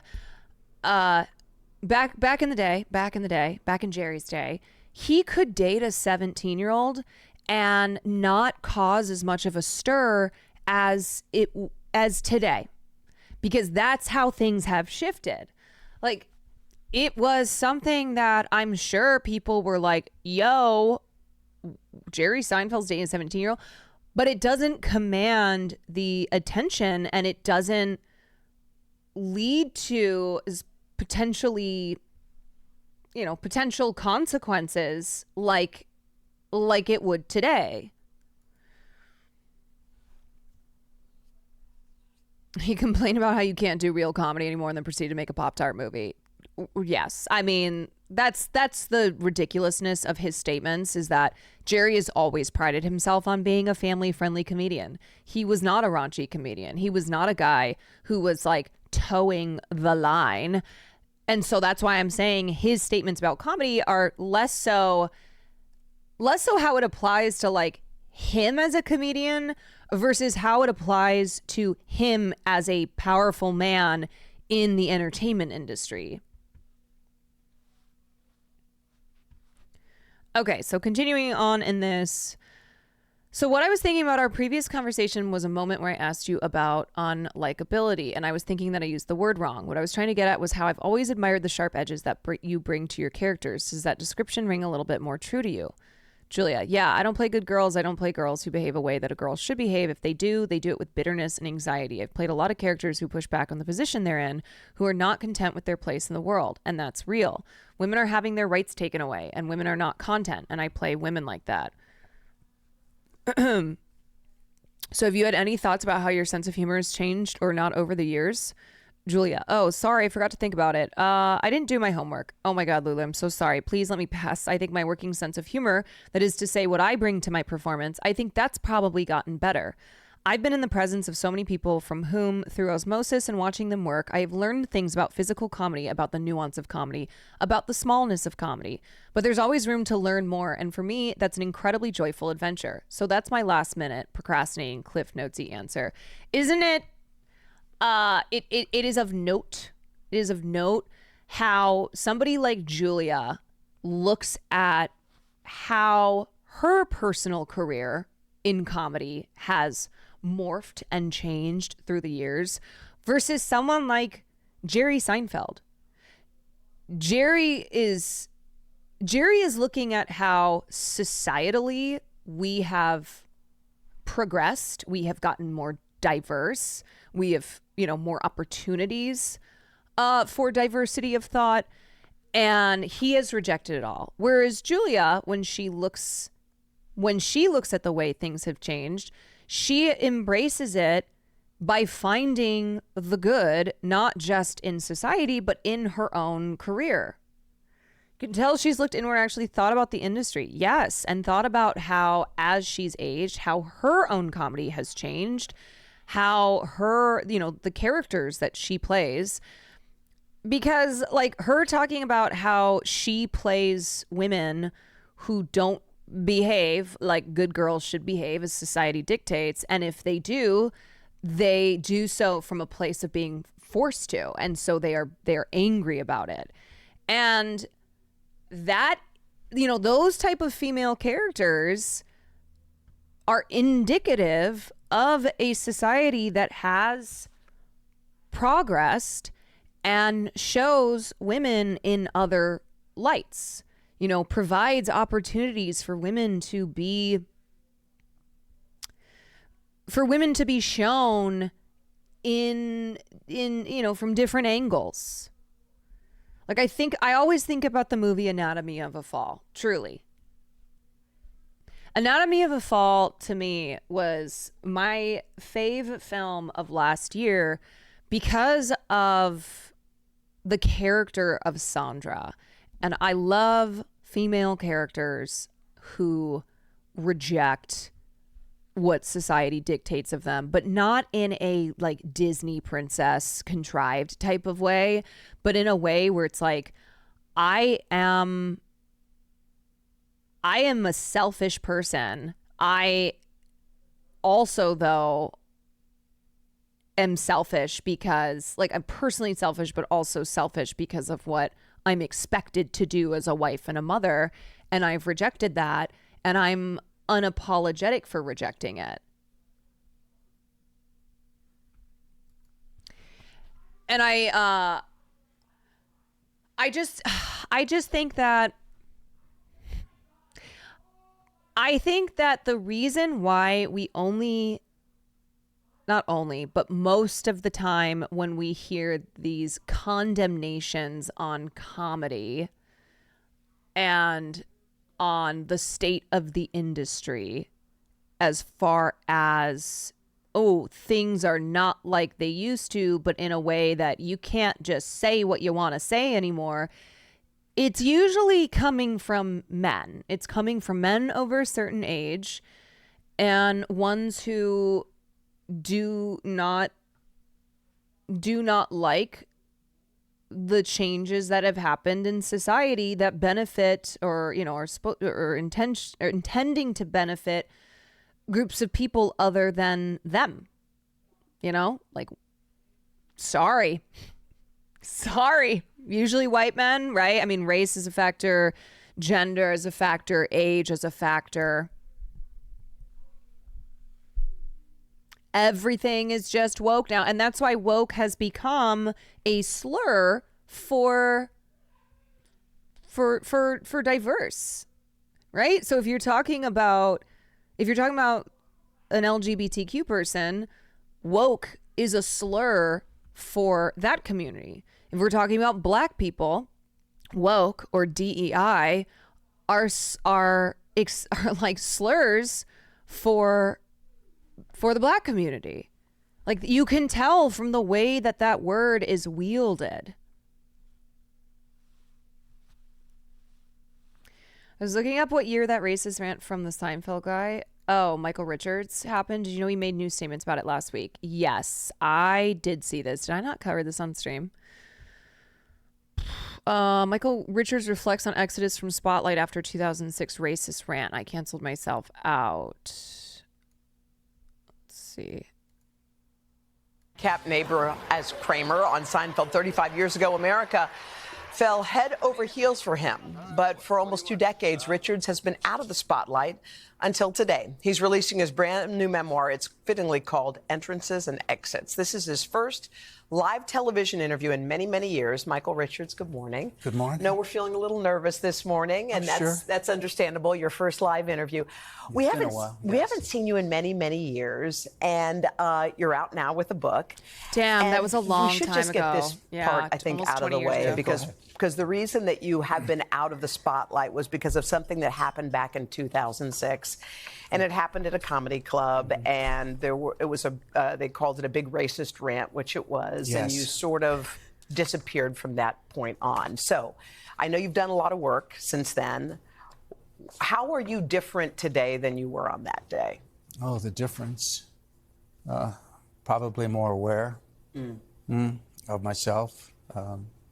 Anger. Looking at it very closely. It's something that's always with us, certainly with me. Not as horrible as it was 18 years ago. Anger had a hold of me. And I canceled myself out. You canceled yourself. Take an exodus. Yeah. Get away from show business and see what the heck is going on inside me. Yeah. To have been so despicable that night, and losing my cool, and hurting. Did you make amends? Do all the things that Did you feel like you said you were sorry and you did all the things that you should have done? I think so. Yeah. Certainly getting to a place where I could forgive myself, because I have to move on. To be true blue about that. That was a very critical moment in your life. And another critical moment happened in 2018 when you were diagnosed with cancer. And I feel like there are certain moments in our lives that just snap. I understand our instinct to be like, oh, this isn't genuine, this is this and that, because of how often when people get called out for shit these days, their apologies are always always very clearly PR manufactured, and they're not actually taking accountability and don't give a shit. They're just trying to save their careers. But this was almost 20 years ago, and Michael Richards did take a huge step back from the biz. Like, that was pretty much the end of his career. And the reality is like, if he had not removed himself, because this was 20 years ago, he probably could have been okay. Like, he definitely got in trouble, for sure. It's not like this was the 1800s, but he could have continued in his career. And I think, guys, like, before, you know, we have to check ourselves and not want for every person to have failed in rehabilitation, and to look at every person as still villainous and still horrible, and not have any room for growth. Because otherwise, what's the point of people learning then? What is the point of having these conversations? What's the point of calling people out if there is no ability for them to rehabilitate? And like him saying that he had to really look inside and come to terms with why he was that way. And isn't that what we want people to do? Look, not everyone on this planet is going to get it right. A lot of people don't get it right. And even those who do get it right, like, we still get it wrong sometimes. Now, not to the degree that Michael Richards did, but, you know, we have to factor in, like, people are, when they're born of a different era, when they are born into certain societies, they're going to have been shaped and brought up a certain way. It doesn't excuse it. But if they try and come to terms with why that way of thinking is wrong and what they need to do to grow past that, we have to allow that. We have to be able to let people grow and let them change those beliefs and change that anger they feel. You know, like, I always think about, what if I was a person who was born into a family that was white, that was Southern, that was, you know, all about the Confederate flag, and I was raised believing all these racist things, and that was all that I knew. Like, I think about that life, which is very different than the one that I was born into. Who would I have been? Like, would I, you know, what would have been the result of that? Would I have been able to grow out of that mindset? Like, there are obviously people who wait, are you not? That's Carolyn, y'all. Okay, Carolyn has embraced that. There are obviously people who are born into environments like that, into families like that, who are able to get out of that and expand their minds. But I'm sure at one point or another, they are, you know, by being shaped by their family's beliefs, like, it took work to grow from that. And I think, like, what if there had never been room for people to do that?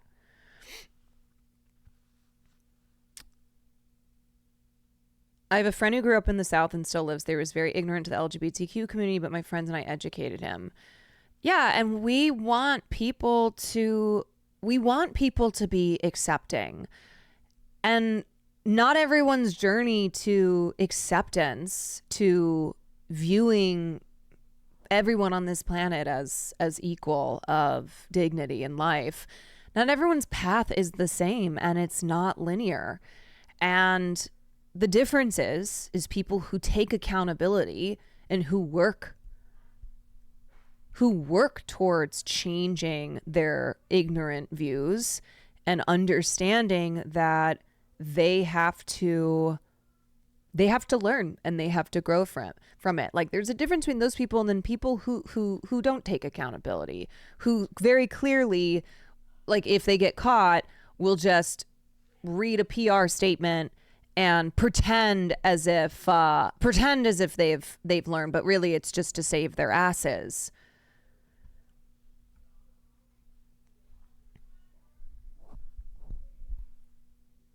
I'm a firm believer people can change, of course. I think the setting of this interview makes it feel a bit weird for me, so I was quick to judge. This feels odd. Yeah, I don't know. Maybe the Today Show is who agreed to, like, have him on. I don't know the circumstances of it. I also am a firm believer that people can change.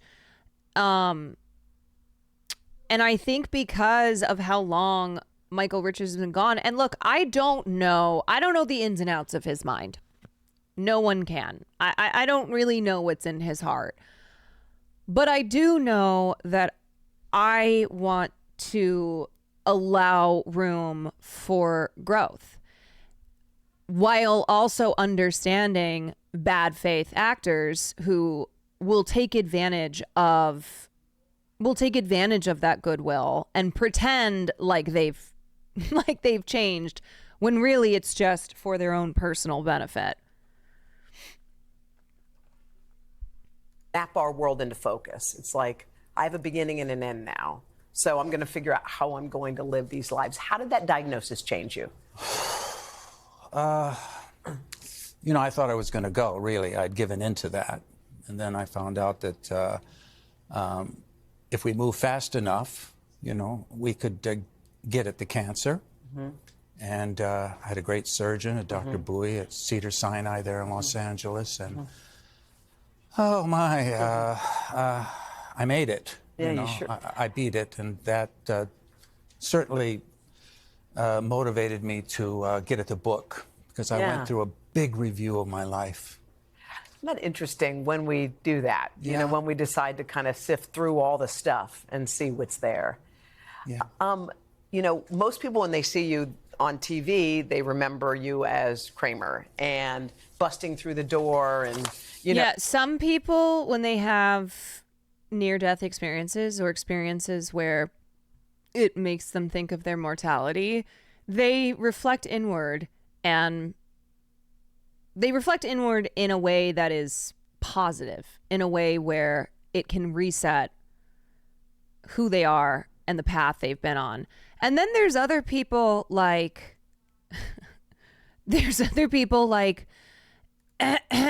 John Fetterman, who said that his near-death experience, aka brain damage, freed him to speak out and leave progressivism. So basically, Fox News is praising John Fetterman for saying that brain damage made him a conservative. Yeah, so I guess you can go different ways with near-death experiences, with being diagnosed with something that's very serious health-wise. You can become a conservative, or you can try and be better. Try and look at all the harm that you've caused in your life. Doing what you did, I found it totally surprising that you never watched the show and you never watched your performance up until a couple of years ago. So how come?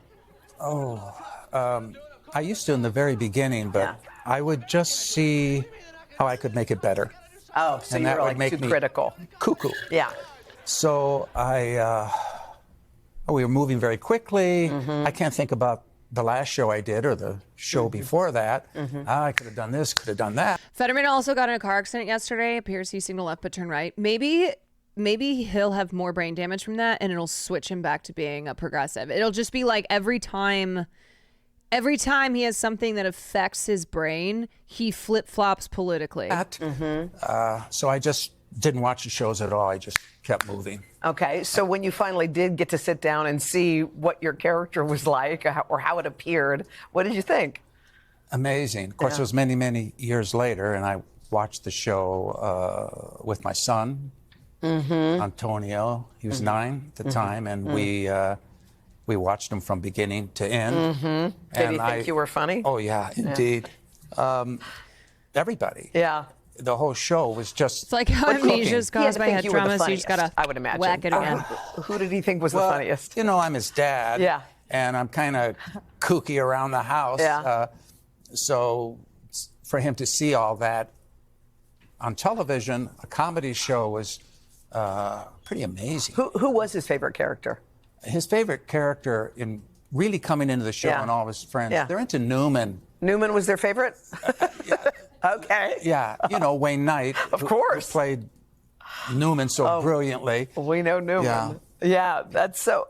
So when people stopped you on the street with all your slogans, your giddy up, your who turns down a junior mint, like all those phrases. Yes. How did that land with you? Oh, well, I could see the show is catching on. Yeah. And that's a pleasure when you're performing and you want to meet your audience. And yeah. What do you want? I mean, you've written your book. You've covered the highs and lows, entrances and exits. There's a lot of ground to cover in this. But what do you hope people learn about you when the last page has been turned? Oh, that I'm human. You know, there's a good, bad, and an ugly, and coursing through all these things, striving to be a better person. The entrances and the exits, what I come into, what I come out of, what I go into, what I come out of, always so ongoing, a coming and a going, and just discovering myself along the way. It's really a pleasure. I mean, it's hard work though, in dealing with the living and the dying.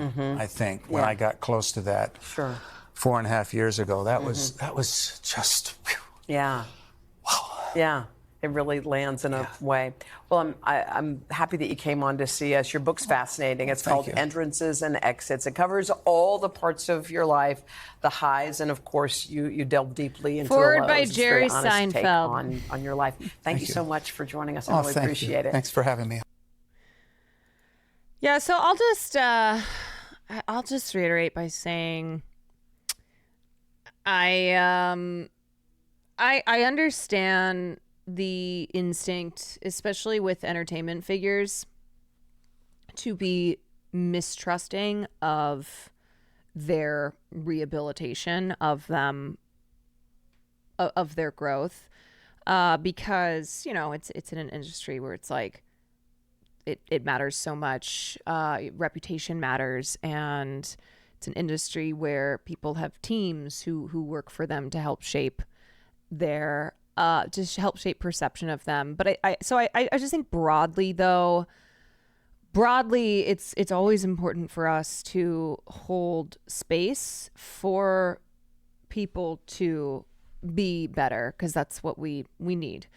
And also looking at ourselves and recognizing that we might not have done what Michael Richards did, where he screamed slurs at a black couple during a stand-up set, but that, like, we, you know, a lot of us have probably had to confront or need to confront our own internal bigotries, recognizing within ourselves, like, what do I need to work on? What assumptions do I make? And, you know, not all of us are going to be have a spotlight on us like someone who's as famous as Michael Richards had when he went fucking nuts at that stand-up show. But it doesn't mean that we don't harbor our own we don't harbor our own bad eggs within us.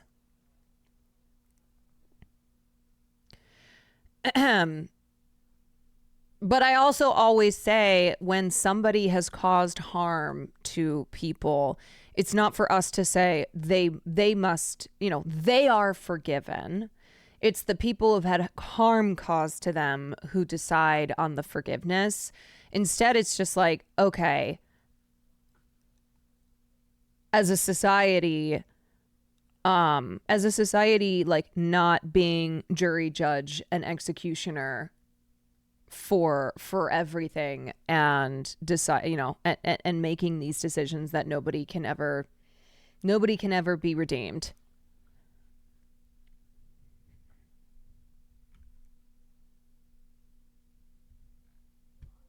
Have you read the Majority Report clip, or seen the Majority Report clip where they read from Jerry's book Sign Language, where he talks about girls gymnastics? I'm assuming it's not great. Assuming that Jerry says something gross. I'm sorry, I'm black, so it's instinctive. Yeah, I get it. When you've had, when you're a person who's experienced something your entire life, of course you might see things differently, and that is valid. I think it's why I try to maintain, like, when harm has been caused to a person or a community, if you're not of that community, it's not for you to decide, like, if it was okay or not, or, if forgiveness is to be given. I think it's just, I don't know. I really just believe that we need to always be striving for progress and tolerance. And I think it's why we as individuals have to undertake the work in helping people in our lives, especially if we have people in our lives who are bigoted towards groups that we're not a part of. The whole, like, black people are tired of having to explain, like, why they deserve humanity, or like Palestinian people shouldn't have to be the only ones who are fighting for people to see them as human. And it's correct, right? When you are of a group that has had to, for so long, try and showcase your humanity and why you are deserving of the same rights as everybody else. Like, yeah, it's exhausting. And you get to a point where it's like, why do I have to educate others? And yeah, I get that, which is where allies come in, which is where people who are working towards a better world, a world of tolerance, come in doing that work.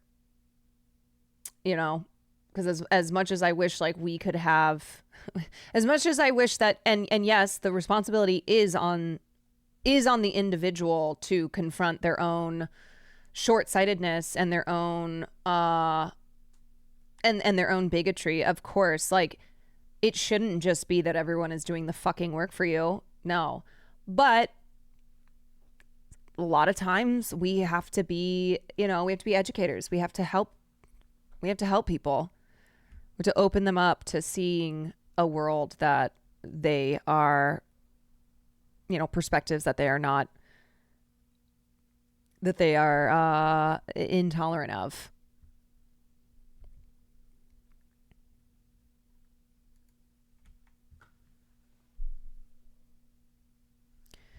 Alrighty, let's move on to the next story here. We're going to talk about Kevin Spacey. I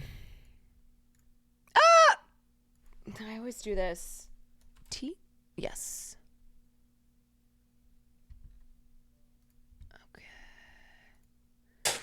course, he went on Lex Friedman's show to talk about his innocence.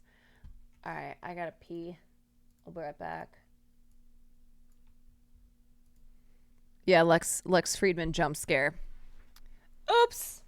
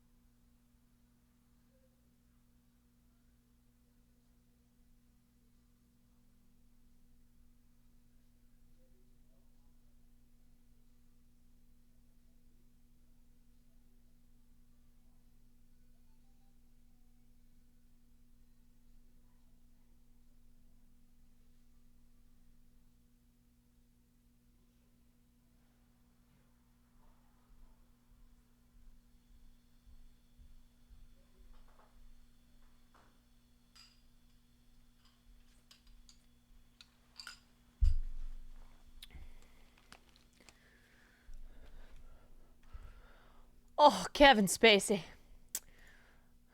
Boy. This is going to be a fun conversation. Ahem. Okay, so Kevin is trying to stage his comeback. He's been trying to do this for the last couple of years. He's kind of one of the rare instances of famous individuals who have been, who have multiple allegations, and he was acquitted in his trials, which we'll talk about, but he has not been able to come back to Hollywood. Like, he's been doing indie films, and there are some filmmakers who have no problem working with him, but by and large, like, I've seen a lot of discourse around him where people know he's a bad guy. They're like, no, this is a predator. This is someone who I can't watch his work. Like, I won't see a film that he's in. And I think that's for a number of reasons. One, he put out those weird ass videos. Like the one where he was in character as Frank Underwood. It was so strange. And then he did the Christmas video, which was so fucking weird. And then also the fact that, like, he hasn't specifically admitted to guilt in being or to responsibility for any of the accusations, but has said things like, oh, I don't remember, but if I did that to you, like, I'm sorry. Or admitting to having had sexual relationships with some of the men who have accused him of sexual abuse, but saying, like, it was consensual. And then yeah. And then just, I think the fact that a lot of people always got strange vibes from Kevin Spacey. And so, seeing that there's a pattern in his history of being predatory was, like, almost not a surprise. It's one of those things where, because of the characters that he has played, throughout his career. A lot of people, when the first allegations about him came out, were not surprised to see that he is a creep. And then also, what was the other thing I was going to say? He did the videos. He did. Oh, and then him coming out as gay after Anthony Rapp alleged sexual abuse. And that was another thing that people looked at and were like, oh, so now you come out as gay as a way to be like, oh, no, I'm not a predator. I'm just a homosexual. Okay, so let's talk about him. There is a new UK documentary that came out.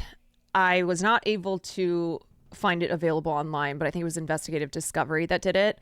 And it just details more accusations, new accusations against him. And so he has sat down with Fox News. He's sat down with Tucker Carlson. He has sat down with Lex Friedman. He's had a few of his homies in Hollywood come out to try and defend him and say, like, it's time to allow Kevin back. But I just don't think it's going to happen. So there are 10 new sexual misconduct allegations, which I think brings the total of individuals who have made allegations against Kevin Spacey. I think it's like over 40.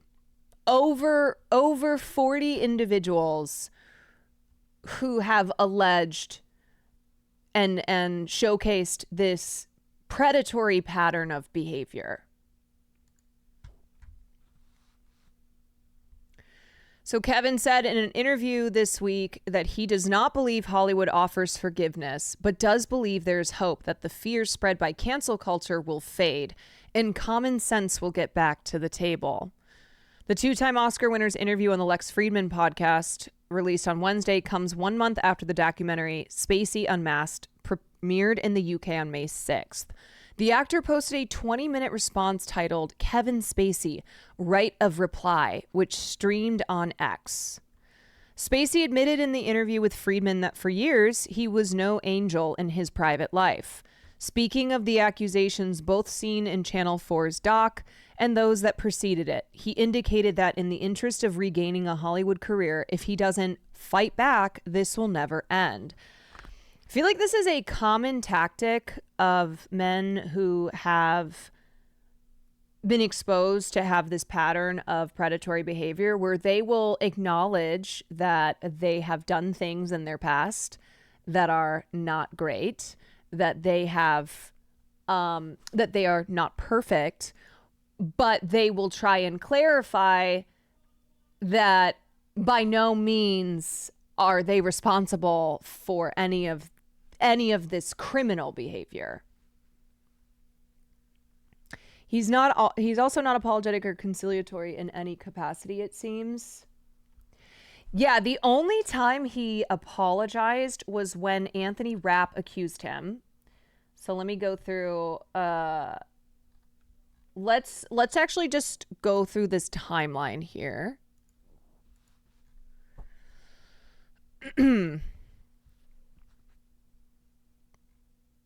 Okay. The first sexual assault accusations against Spacey surfaced in 2017 when the actor Anthony Rapp told BuzzFeed that Spacey, who was starring in Netflix's House of Cards at the time, had sexually assaulted him when he was 14. Spacey initially responded with a muddled apology note in which he came out as gay, a deflection that many criticized as conflating homosexuality and pedophilia, and claimed not to remember the incident.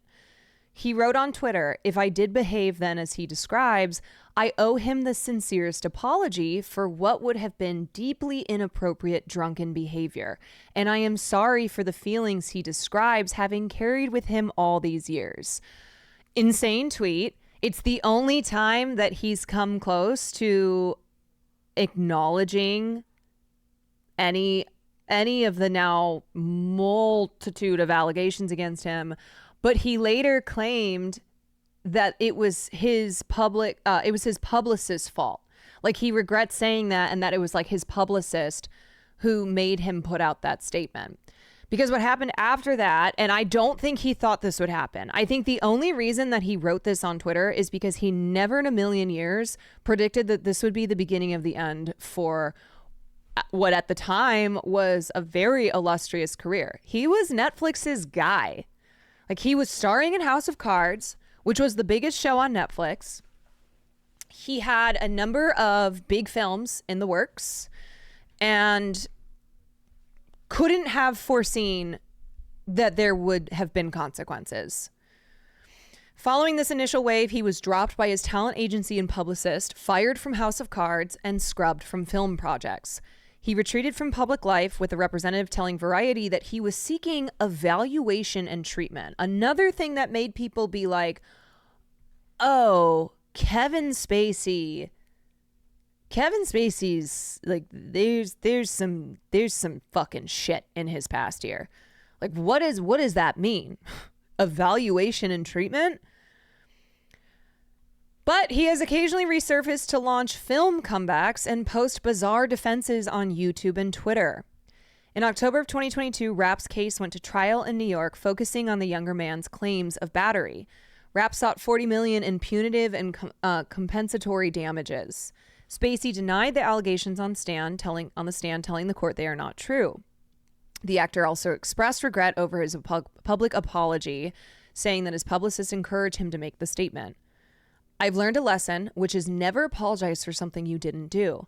I regret my entire statement, said Spacey. The case was dismissed after a jury ruled that Spacey was not liable for battery.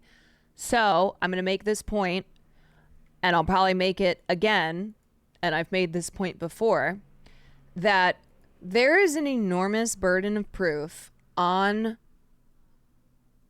the prosecution, on those who have made the allegations, to prove that sexual abuse, that sexual assault took place. So when someone is acquitted, it doesn't mean that they're innocent. It means that there was not enough proof to prove beyond a reasonable doubt. And it's the same in the UK, where he also faced another trial with multiple allegations against him. And when we're talking about defendants who are powerful, who are famous, who have deep pockets, and who are being accused of something that they did years ago, it's in their favor. It's really hard. It's really hard for people who have been victimized to prove that they were victimized, especially when it took place decades ago. And that's why often sexual assault charges are not brought and sexual abusers don't go to trial. Like, it doesn't make it to trial because of how difficult that burden of proof is.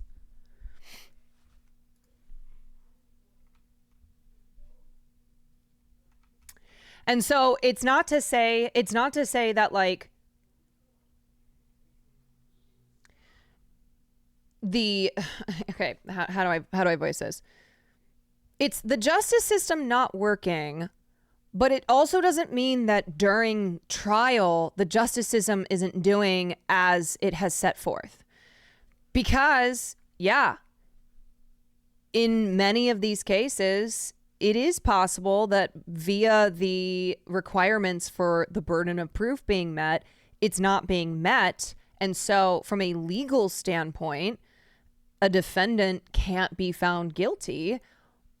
But from a truth standpoint, it doesn't mean that that defendant is innocent. And especially when there are established patterns of behavior which show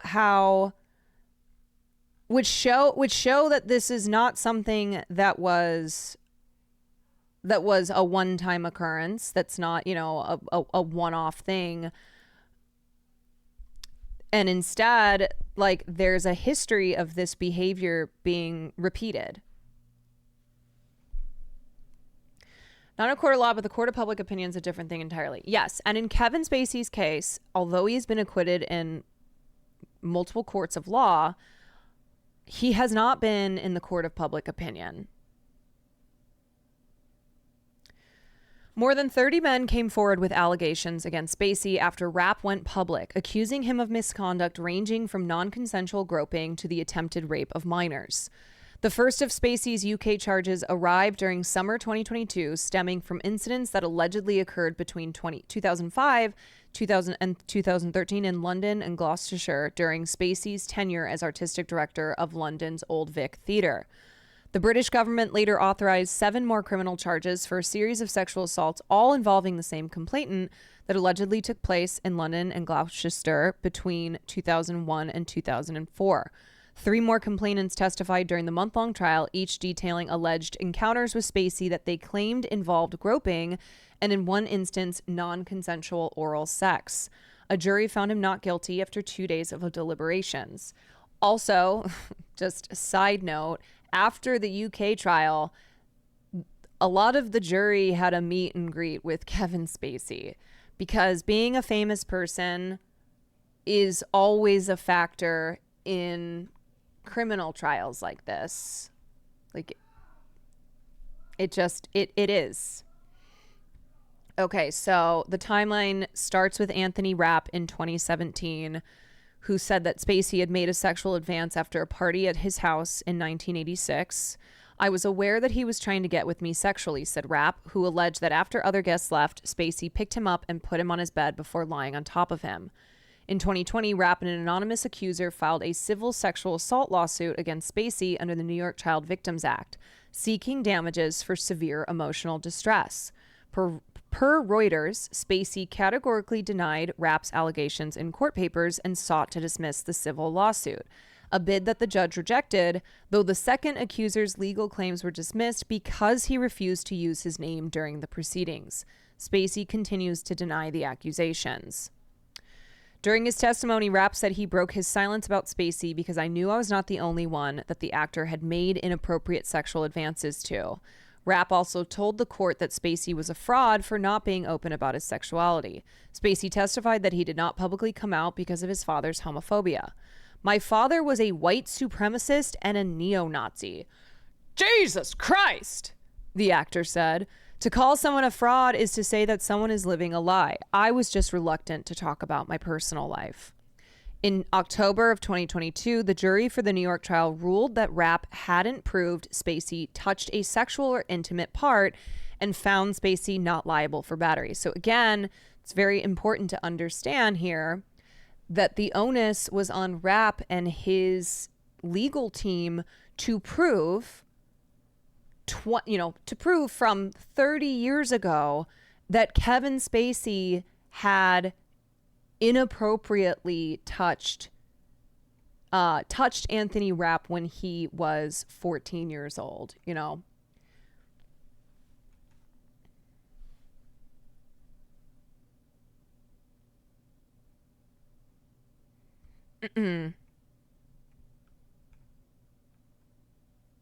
Shaming someone for not coming out is also a piece of shit behavior. Yeah, the way that this is framed here makes it sound shitty. Like not being open about your sexuality is not a valid point here, in my opinion. Okay, so then continuing on, there were a couple anonymous accusers after Anthony Rapp, one who said that he and Spacey had a sexual relationship when he was 14 and Spacey was 24. Another one who said that Spacey had groomed him when he was 17. A London performing arts teacher named Kate Edwards told the BBC that Spacey pressured her into having sex in 1986 when she was a 17-year-old assistant. Justin Dawes claimed that Spacey gave him alcohol and played gay pornography when he was 16. An anonymous accuser alleged that Spacey sexually assaulted him in West Hollywood in 1992. Prosecutors just decided not to file criminal charges in connection with that case, which they said fell outside the statute of limitations. So not every allegation against Kevin Spacey has made it to trial, right? Just like in any case where you have a powerful individual who has been accused by multiple people of victimizing them, not all those allegations are like charges are produced from them, and then, you know, a trial results. But what this does is it establishes a pattern, just like with Harvey Weinstein. Harvey Weinstein, there were like over 80 women who accused him, but not all of those accusations were charges that were brought against Harvey and ones that he was convicted on. They will pick, and same with Danny Masterson. Not all of the women who accused him were like, not all of their accusations made it to the trial, because prosecutors decide, what do we have the strongest proof for? What do we have the best chance of actually obtaining a conviction on this? Mark Ebenhock claimed that Spacey's assistant talked him into engaging in a sexual act with Spacey. An anonymous journalist said Spacey groped his genitals at a British club. Filmmaker Tony Montana said that Spacey grabbed my whole package at a Los Angeles bar. British bartender Chris Nixon claimed that Spacey grabbed my penis during an after party. Norwegian writer Ari Bain said Spacey grabbed him by the balls at a Nobel Peace Prize concert after party. Again, we're seeing a pattern here. Bain ended up taking his life in 2019.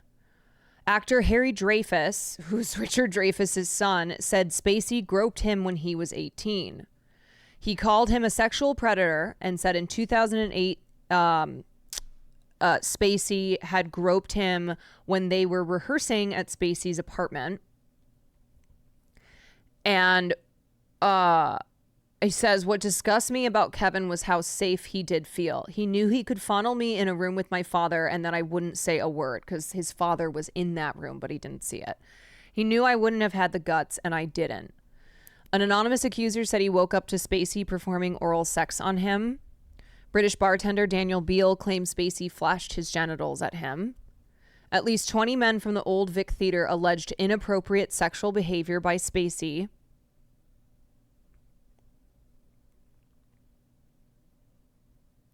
News anchor Heather Unruck claimed Spacey sexually assaulted her 18-year-old son.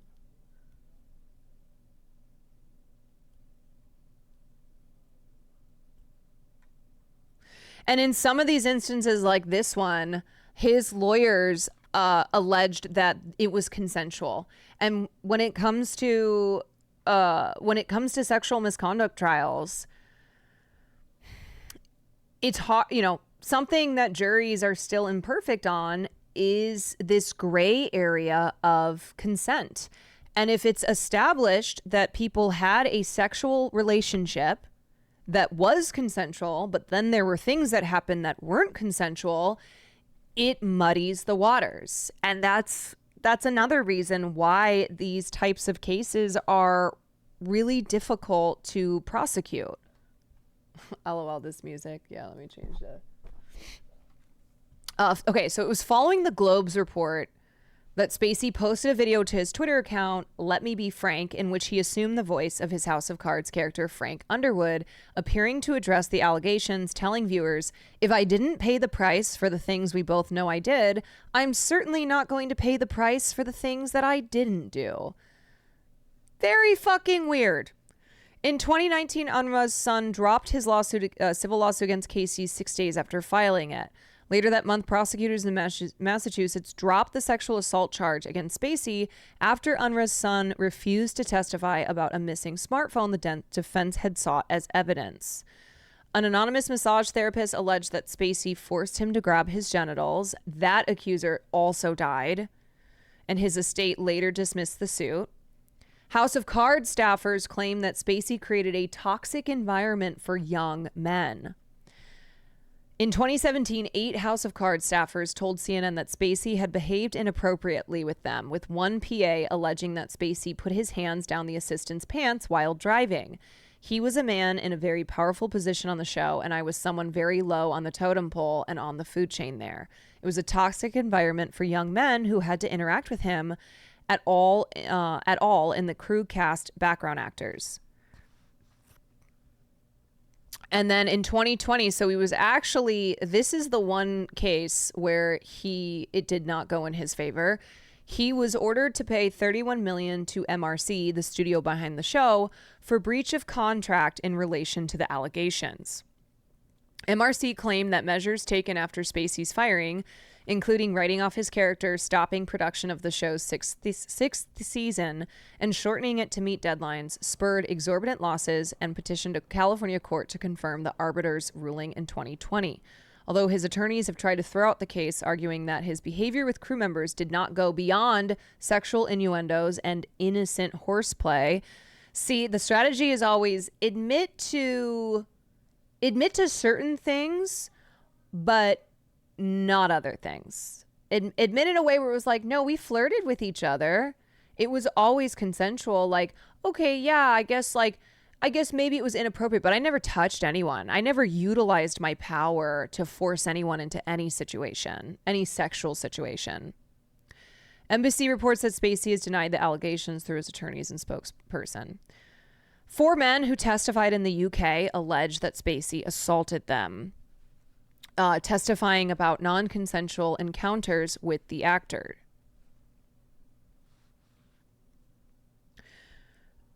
Spacey's most serious charge, which could have led to a life sentence in prison, stemmed from a 4th complaint, presumably the same incident investigated by the Scotland Yard in 2017. The accuser alleged falling asleep at his London apartment in 2008 and waking up to Spacey performing oral sex on him. In court, Spacey denied all assault allegations, claiming to have had a consensual relationship with the old Vic acquaintance and denying the driving incident, explaining, with corroboration from witnesses Elton John and David Furnish, that it couldn't have happened at the time the man claimed. He also denied meeting the second man at the 2005 charity event and called the Gloucester encounter a clumsy pass that he made while drunk. As for the London complainant, Spacey produced phone records that reportedly contradicted the alleged victim's account of what happened. After 2 days of deliberation, the jury found him not guilty on July 26. And in the UK, it, I believe, is the same as the US, where it must be proven beyond a reasonable doubt. And if the burden of proof has not been met, then it's not going to result in a conviction. Okay, let's watch some of this interview. It was a 2-hour interview, FYI, with Lex. You said you feared death at the lowest point. What was the lowest point? It was November 1st of 2017, and then Thanksgiving Day of that same year. I never want to hear Lex Friedman's voice that loudly in my ear.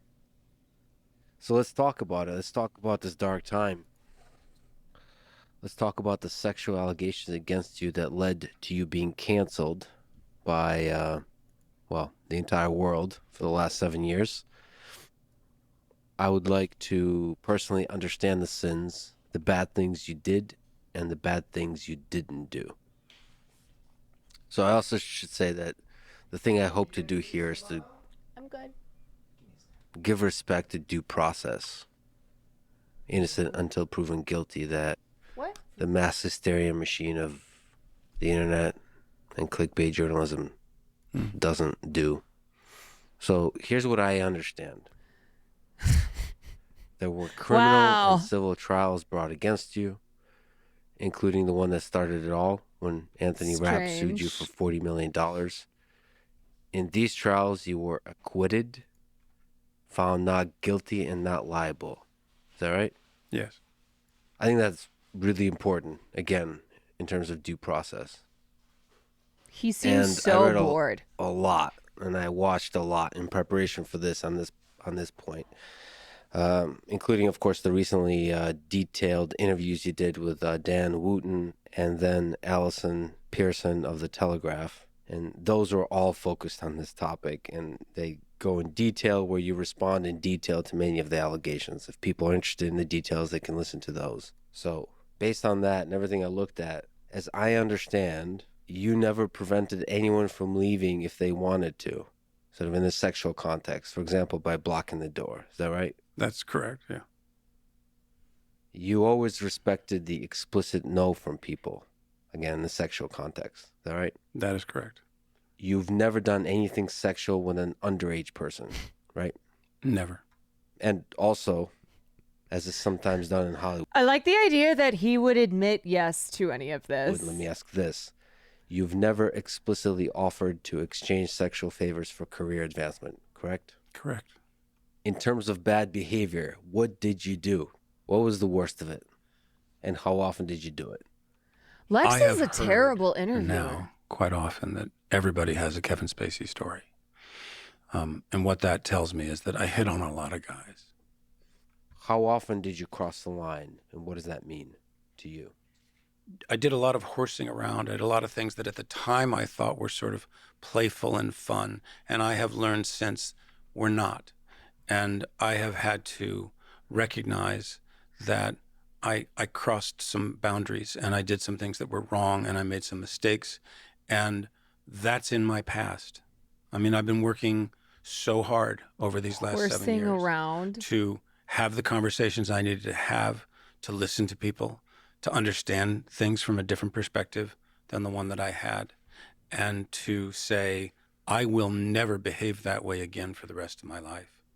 Just to clarify, I think you're often too pushy with the flirting.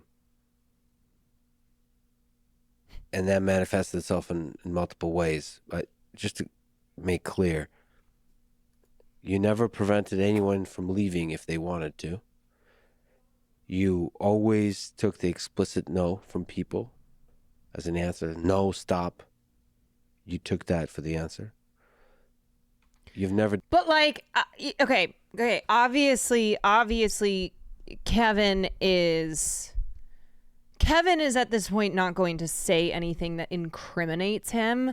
He and his team are presenting this as like, okay, you have to take some type of responsibility here. We obviously can't do it in a way where you will be criminally responsible. So instead, it's like, I have recognized that my behavior crossed lines, but none of those lines included pressuring people. So then what were the lines? You just flirted a little too hard? But do you see how even in an attempt to admit to inappropriate behavior, but not saying that it ever crossed any of these lines, he's actually like there. Yes, he did. Yes.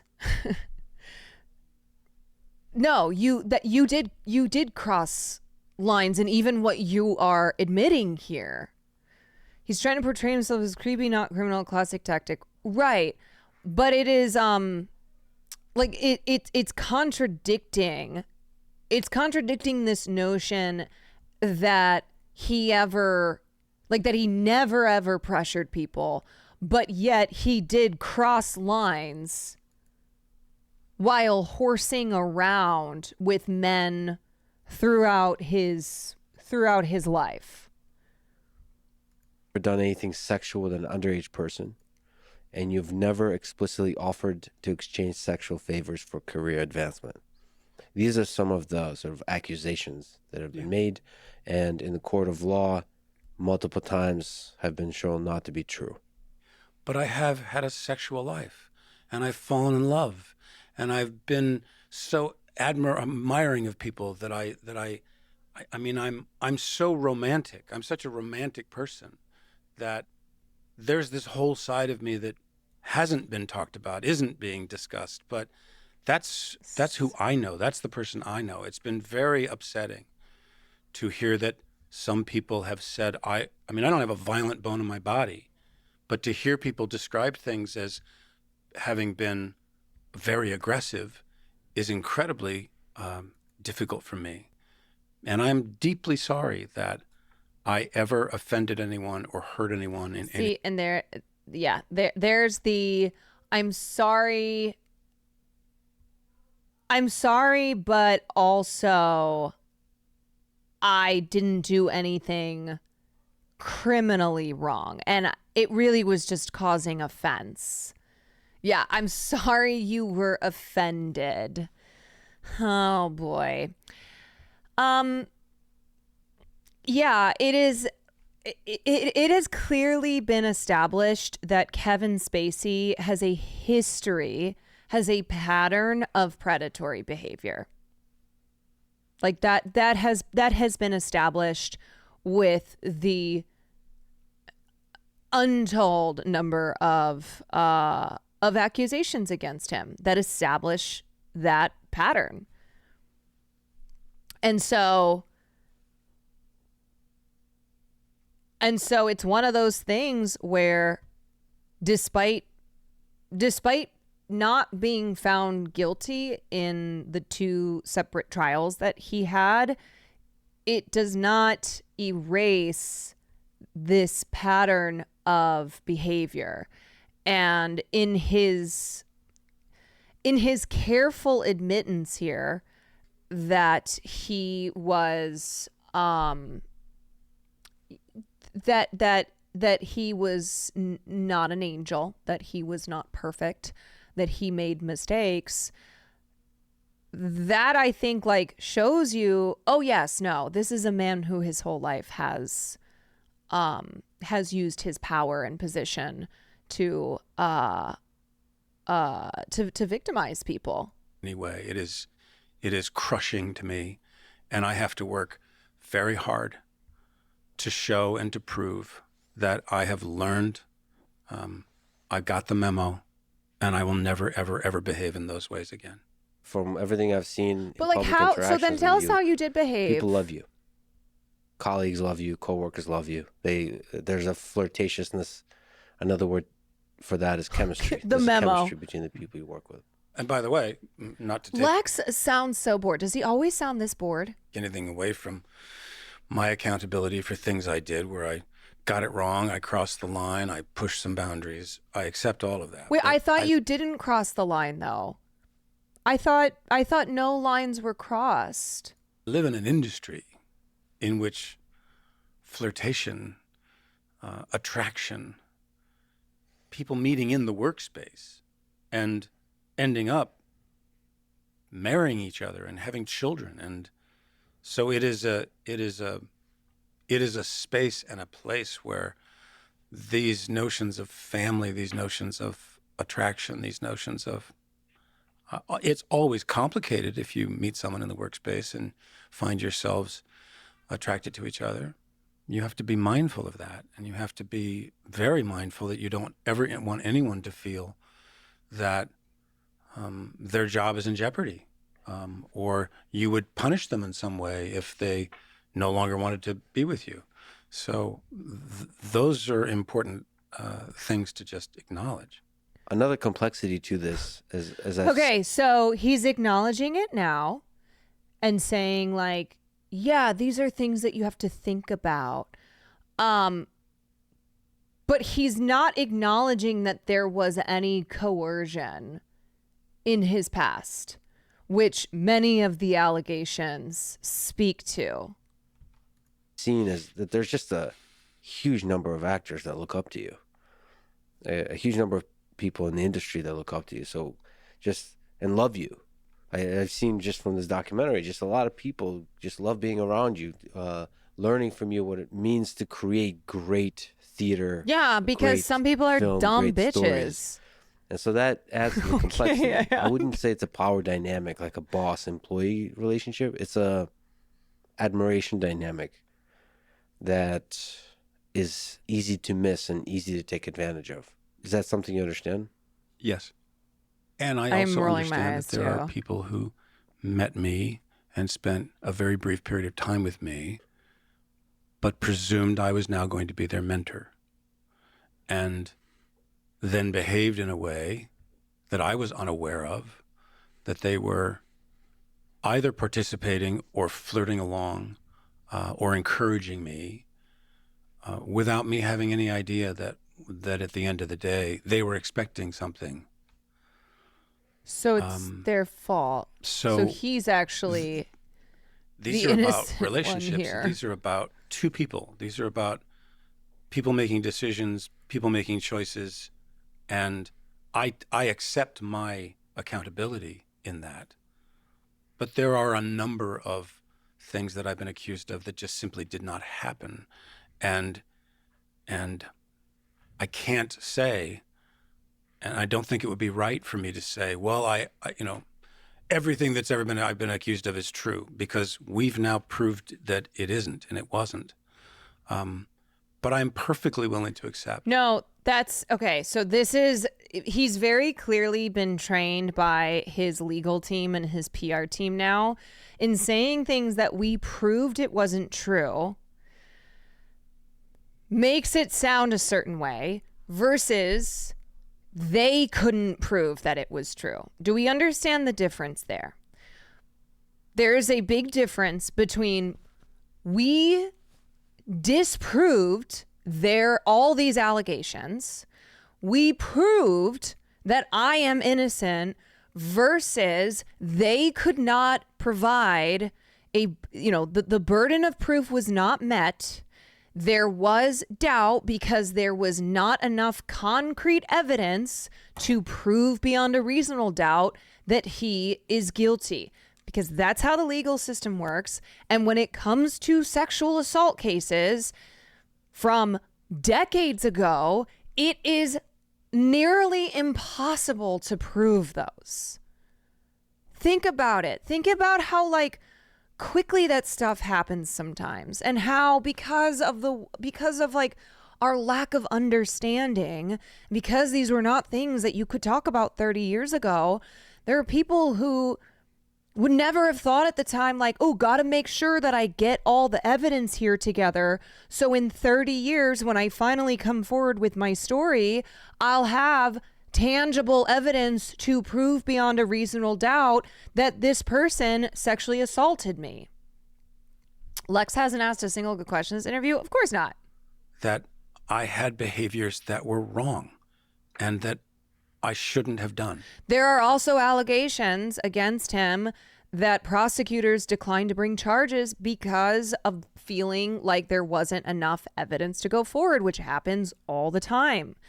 The reason that Harvey Weinstein's conviction in New York was overturned was due to an appeal being filed on the basis that some of the women accusers of Harvey Weinstein, whose accusations were not then charges brought against him, were used to testify in court to the pattern of behavior that Harvey Weinstein was responsible for, and to testify to his character. And because those allegations were not part of the formal charges against him, his legal team argued that his conviction should be overturned, and it was, which is awful that happened. But the point I'm trying to make here is that a lot of times there are many, many, many more victims whose accusations are not part of the charges being brought against the defendant, but that are used to establish a pattern of behavior. And I am regretful for. I think that also speaks to dark side of fame. The sense I got is that there are some people, potentially a lot of people, trying to make friends with you in order to get roles, in order to advance their career. So not you using them, but they trying to use you.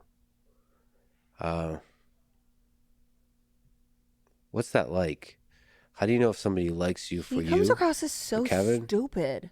Or likes you for, like you said, you're a romantic. You see a person.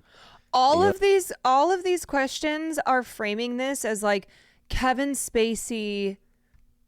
Kevin Spacey's actually a victim here, and like, how tough is it to be a famous man when you don't know who likes you for you, when you don't know who you can trust? That's tough. How do you weed out people who are just using you?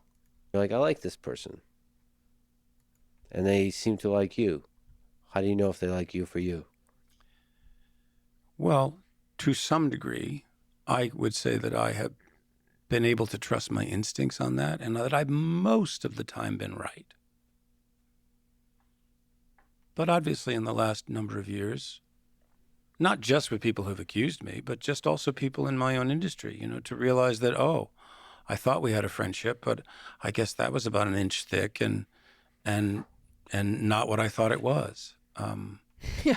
Oh, I thought we were friends, but after over 40 people have accused me of sexually abusing them, victimizing them, and establishing this clear predatory pattern of behavior, you're no longer friends with me? But look, one shouldn't be surprised by that. I have to also say, you said a little while ago that the world had canceled me, and I have to disagree with you. I have to disagree because for 7 years, I've been stopped by people, sometimes every day, sometimes multiple times a day. And the conversations that I have with people, the generosity that they share, the kindness that they show, and how much they want to know when I'm getting back to work, tells me that there may be not every single person in the world thinks I'm a creep, thinks that I'm a predator. So, yeah. A very loud minority, there is a quieter majority. In the industry, have you been betrayed in life? And how do you not let that make you cynical?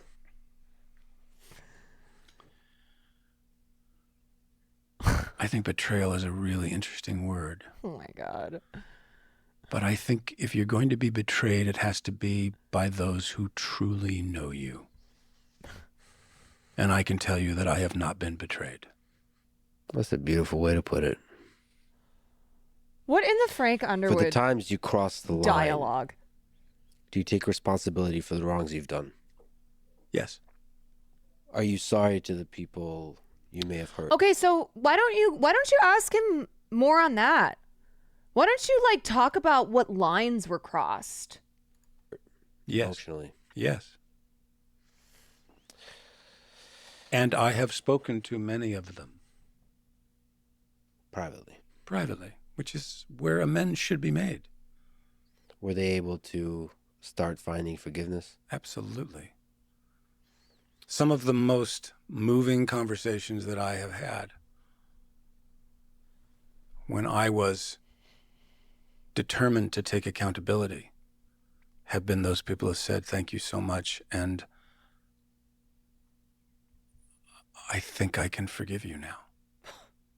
If you got a chance to talk to the Kevin Spacey of 30 to 40 years ago, wow, what would you tell him to change about his ways? And how would you do it? What would be your approach? Would you be nice about it? Would you smack him around? I think if I were to go back that far, I probably would have found a way to not have been as concerned about my revealing my sexuality and hiding that for as long as I did. I think that had a lot to do with confusion and a lot to do with mistrust, both my own and other people's. For most of your life, you were not open. Yeah, also, Lex doesn't do follow-up on any of this. It's just, it's giving Kim Kardashian and Khloe Sevigny, where you just question Kevin's very rehearsed, scripted response. Question. Public about being gay. What was the hardest thing about keeping who you love a secret? That I didn't find the right moment of celebration to be able to share that. That must be a thing that weighs on you, to not be able to fully celebrate your love. You know, Ian McKellen said, after 40. He was 49 when he came out. He's a horrible 27 interviewer. years he'd been a professional actor. Don't bring Ian being in the McKellen closet. into this. And he said he felt it was like he was living a part of his life not being truthful, and that he felt that it affected his work when he did come out because he no longer felt like he had anything to hide. And I absolutely believe that that is what my experience has been and will continue to be. I am sorry about the way I came out, but Evan and I had already had the conversation. I had already decided to come out, and so it wasn't like, oh, I was forced to come out, but it was something I decided to do. And by the way, much against Evan's advice, I came out in that statement, and he wishes that I had not done so. Yeah, you made a statement when the initial accusation happened. It could be up there as one of the worst social media posts of all time. It's like 2 for 1. Don't hold back. Now, come on. Really tell me how The you first feel. part, you kind of implicitly admitted to doing something bad, which was later shown and proved completely to never have happened. It was a lie. No, I basically said that I didn't remember what this person was, that Anthony Rapp was claiming from 31. Does Lex Friedman refer to himself as a journalist? Because that is journalistic malpractice. I know it's Lex Friedman, but that is really irresponsible to say that it was proved that it didn't happen when what happened was the jury decided that it wasn't proved enough that it did happen. There's a fucking difference, man. That is so irresponsible to flat out say that it was proved to have not taken place. It is a totally different thing. Years before, I had no memory of it. But if it had happened, if this embarrassing moment had happened, then I would owe him an apology. That was what I said. And then I said, and while I'm at it, I think I'll come out. And, it was definitely not the greatest coming out party ever. I will admit that. From the public perception, the first part of that. So first of all, the second part is a horrible way to come out. Yes, we all agree. And then the first part, from the public viewpoint, they see guilt in that, which also is tragic. If you Google search Lex, it says people also search for Elon Musk and Joe Rogan. Oh. Because at least that Hogan, thank you particular for the accusation gifted. is a very dramatic one. Spam It's a $40 Tana. million lawsuit. It's Thank a you for big the 2 deal. months. And an underage person was shown to be false. Well, but you're melding two things together. The lawsuit didn't happen until 2020, and then it didn't get to court until 2022. We're back in 2017 when it was just an accusation he made in BuzzFeed magazine. Look, I was backed into a corner. When someone says, you were so drunk you won't remember this thing happened, what's your first instinct? Is your first instinct to say this person's a liar? Or is your first instinct to go, what? What? 31 years at a party I don't even remember throwing? Obviously, a lot of investigation happened after that. I know. So he's saying that if someone says, yeah, you sexually assaulted me, that rather than know yourself as a person, be like, wait, I'm not a rapist. Like, I don't sexually assault people. I'm not an abuser. You go, oh, well, I don't remember that happening, but sorry. Like, that's not this isn't the defense that you think it is, Kevin, because the truth is that no PR spin, no legal advice can get around how fucking bad that post was and how it's the closest he's come to acknowledging his guilt, acknowledging himself as a fucking predator. We were then able to prove in that court case that it had never occurred. But at the moment, I was sort of being told I couldn't push back. You have to be kind. The onus of do- proof is on I think, even to me is on the now, prosecution. none of it sounds right. But I don't know that I could have said anything that would have been. Why? Like, guys, we know that it is not easy to come forward as a victim of sexual abuse for a number of fucking reasons. But one being that you have to prove you were abused. This is not like, some other type of crime happened and you are a victim, but you don't have to. It's not on you. It's not on you to play an enormous role in getting justice for yourself. Doesn't work. That is just, it's a thing that's unique to sexual abuse cases.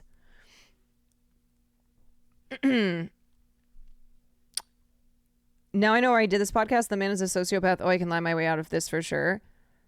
Yeah, he's a fucking freak. Like, we're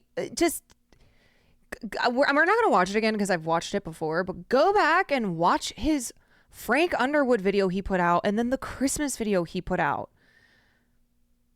He's a fucking weirdo, man. Anyway, so going back to what I was saying, Kevin and his team spent a lot of time smearing his accusers, of course, in various ways, saying that they were trying to get a cash grab, that these were people that he had consensual relationships with. These were people who were social climbing, who used him. And, I think, okay, anyone whose instinct is that victims who come forward alleging sexual abuse are doing so because they benefit from it. That it's like this guarantee that you benefit from it. That it's just a total willful misunderstanding of how difficult it is to make an accusation like that. I think that, like, you almost, for people who cannot understand that because they've never been in that situation, it's like, I wonder if they were ever in that situation, if they would treat it differently. If they were like, oh, this is what happens when you accuse a powerful man of something. Oh no, there's not a benefit to it other than the hope that you can get justice or that you'll encourage other people to come forward with their stories. Like, the likelihood of it happening being so low, it is asinine to think that people come forward because they benefit in some, like, there's some guarantee to them benefiting, like, oh, money, fame. No,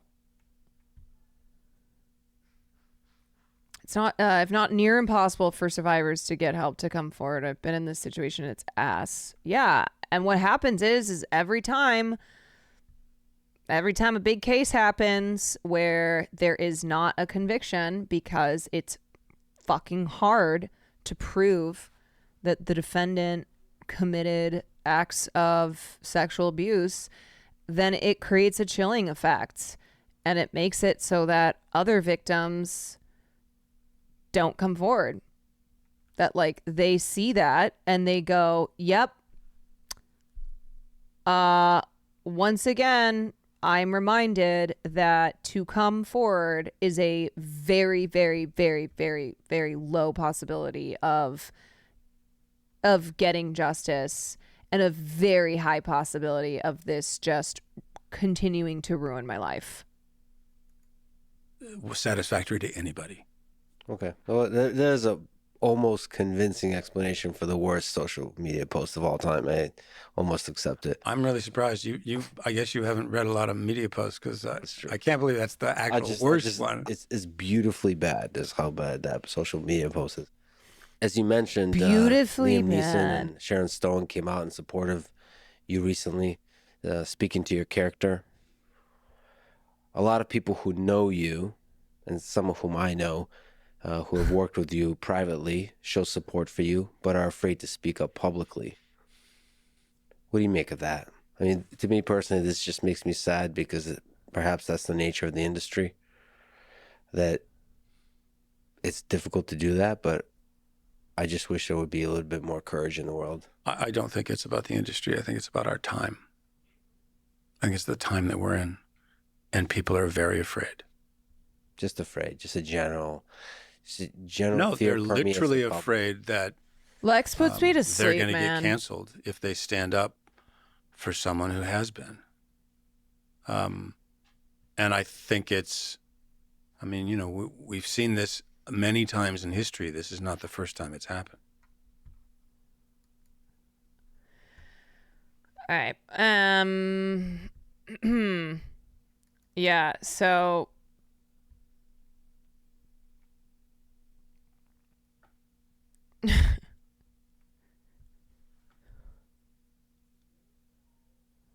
that was 2 hours, by the way. They had an over 2 hour conversation, and that was just a 20-minute part of it. Yikes. I just want to point out these statements that he made as well. I live in an industry where there's a tremendous amount of conversation about redemption from a lot of people who are very serious people in very serious positions who believe in it.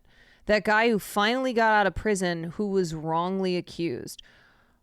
We see so many people say, let's find a path for that person. Let's help that person rejoin society. Okay.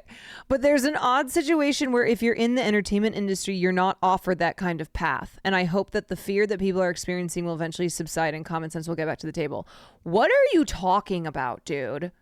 You live in an industry in which people are constantly talking about redemption.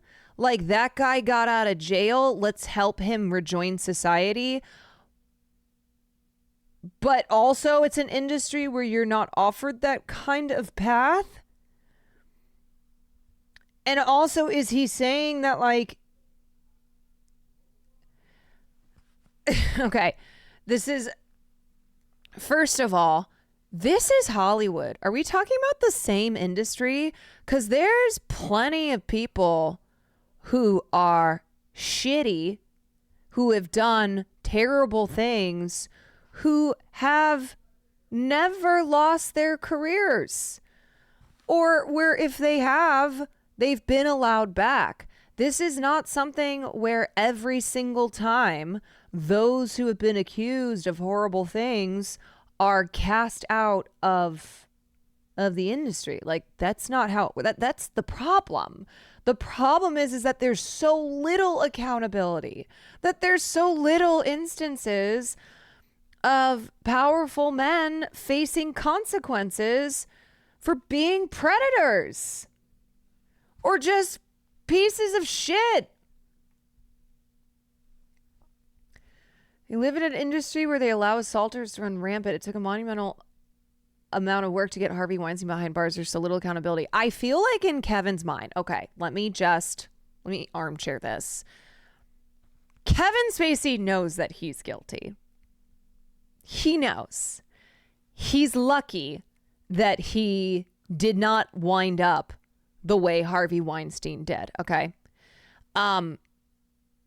So in his mind, he's like, wait a second. Why am I not getting let back into Hollywood? I see examples of other powerful guys who have been accused of shit, who have been let back in, or who, like petitions being signed for them. Like people still working with them. People work with Woody Allen still. And I'm sure he's looking at it like, I'm I'm off the hook. I'm not facing any criminal any legal repercussions. So why am I not one of those guys who's being let back in? I genuinely think that that's what his mind must be doing here. And why he's like, look at my friends Sharon Stone and Liam Neeson who are trying to help me get back, and I know there's more people, but they're afraid to stand up for me because they'll get canceled too.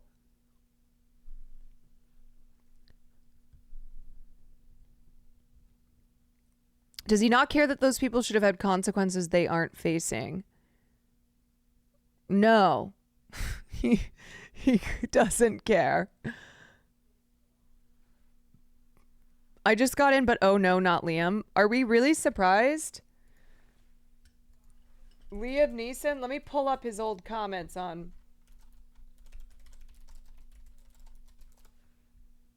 Are we really surprised that Liam Neeson is a piece of shit? Remember when he said in an interview that he is ashamed to think he once stalked the streets looking for a black bastard to kill after someone close to him told him she'd been raped? My immediate reaction was, did she know who it was? No. What color were they? The woman told him a black person had raped her. Liam Neeson, quote, I went up and down areas with a kosh, hoping I'd be approached by somebody. Kosh is a heavy stick used as a weapon.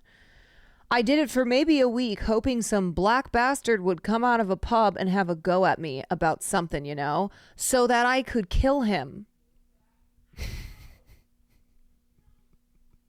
Now, he says he regrets it, but this is a guy who, when a friend told him that she had been raped and she didn't know who it was, but just that the person was black, he went out to find any black person to kill.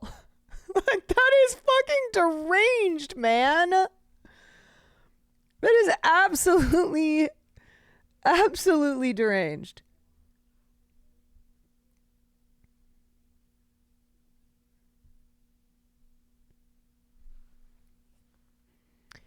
Anyway,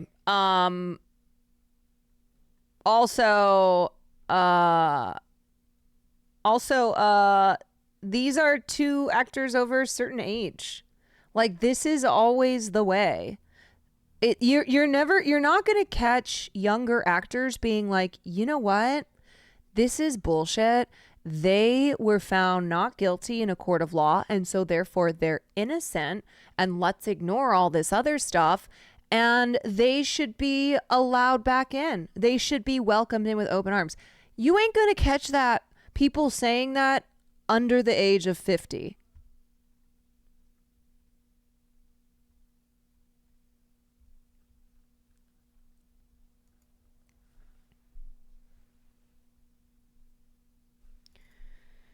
Anyway,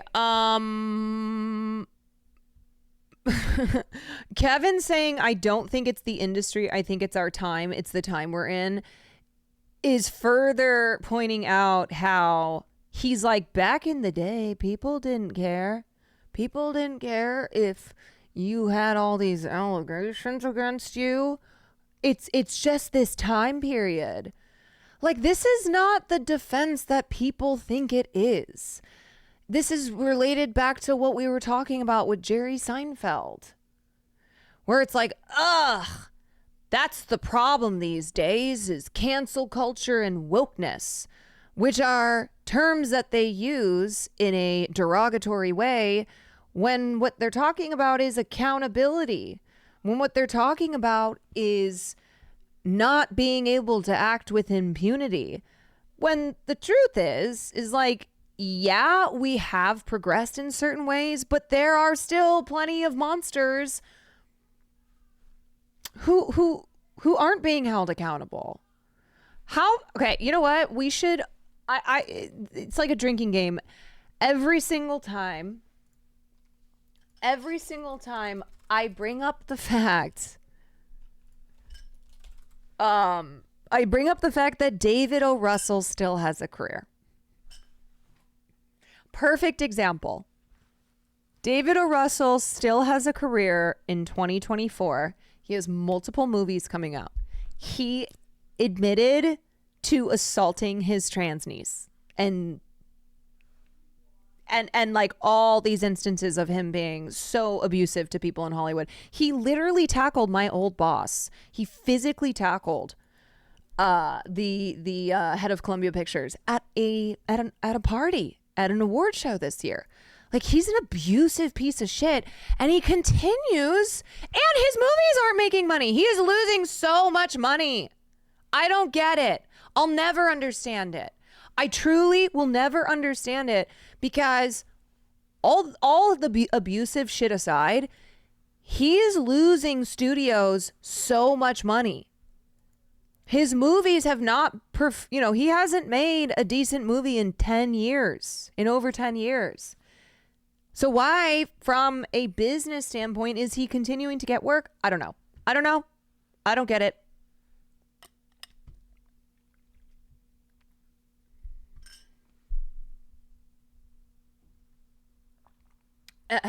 All right. Anyway, I don't want to talk about Kevin Spacey anymore. No thanks. No thank you. Let's just look at a couple quick things here. A couple tweets. How just constant benefit of the doubt and well connected? Man, I don't know. I don't know, because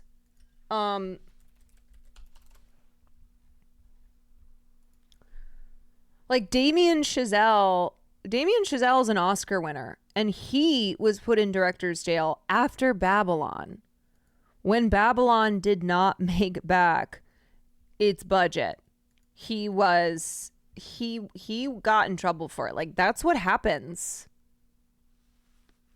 I don't know if David O. Russell has blackmail on all these powerful executives, all the heads of these studios. I don't know what it is. It's like it sounds crazy, but it's like the only thing that I can think of to explain why he continues to work. Because the thing is, if he were a very successful filmmaker still, I don't mean 15 years ago, like now, if he were still killing it, and he was the abusive piece of shit that we know him to be, I wouldn't be perplexed as to how he still gets all this work. I'd be like, oh yeah, no, that's Hollywood. The abusive shit, people can still do that stuff and get away with it. It's the fact that he's lost a lot of money for these studios with his films, and has not had a successful film since, I want to say, what came after Silver Linings?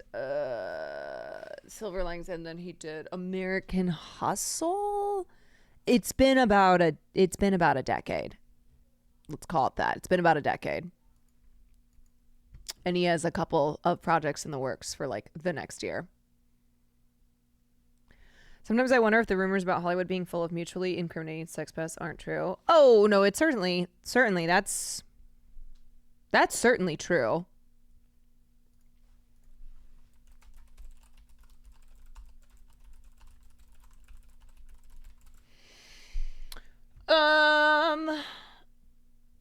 Was Joy successful? Okay, I think Joy was his last box office, because Joy made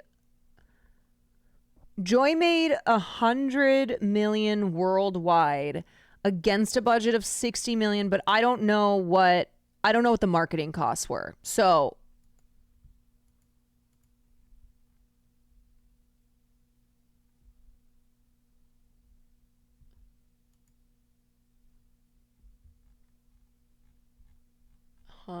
I don't know.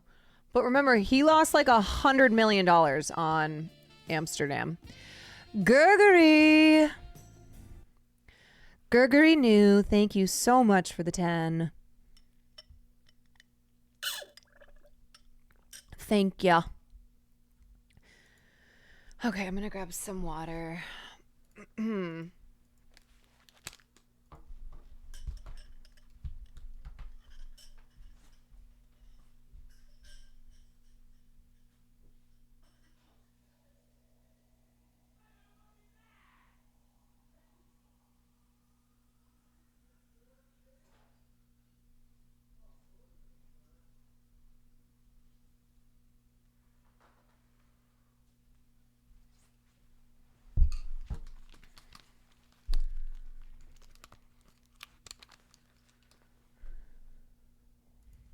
Okay.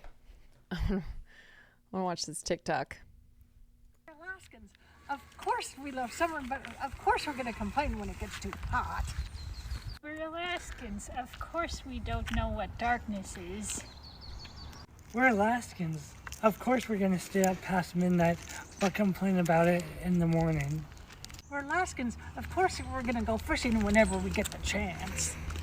We're Alaskans. Of course we're getting the packages we ordered at Christmas right now. We're Alaskans. Of course we carry a bottle of bug spray wherever we go. We're Alaskans. Of course we're going to choose the bear over the man. We're Alaskans. Of course we hate road work. We're Alaskans. Of course we're never home in July because of dip netting. We're Alaskans. Of course we have blackout curtains.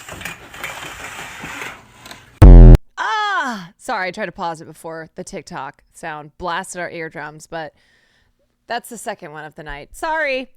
I like this family.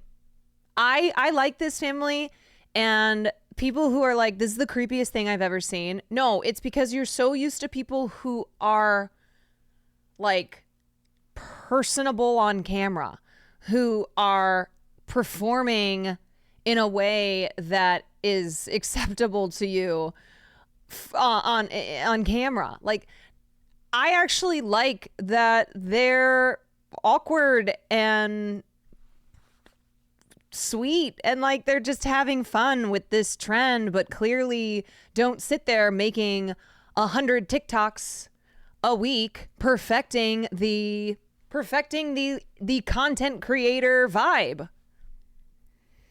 Creepy, they look like normal people, says a lot about people calling them creepy. Like this, the tweet, this says, this is the scariest video I think I've ever seen. I like this. Just let people be, bruh. Just let people be. This is not the scariest video I've ever seen. These are just people who live in fucking Alaska and are awkwardly sweet. Like, I think we're broken. I do. I think we're so like, people are just accustomed to the performance that we get from TikTok videos. I'm gonna say it, they look Alaskan. Yeah, these are like small town Alaskan folks who are just jumping in on a TikTok trend, and I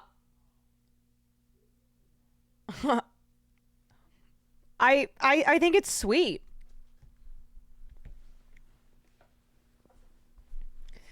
I think it's sweet.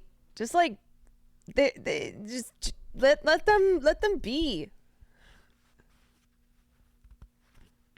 You know, it's not like they're saying awful things.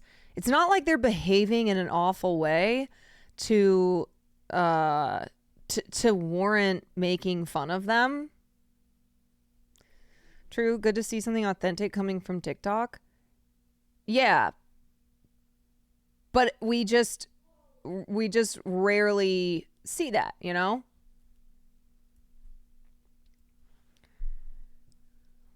Don't act like a bunch of mean girls online to people who just want to have fun. Yeah, I don't know. Maybe I've just been in this.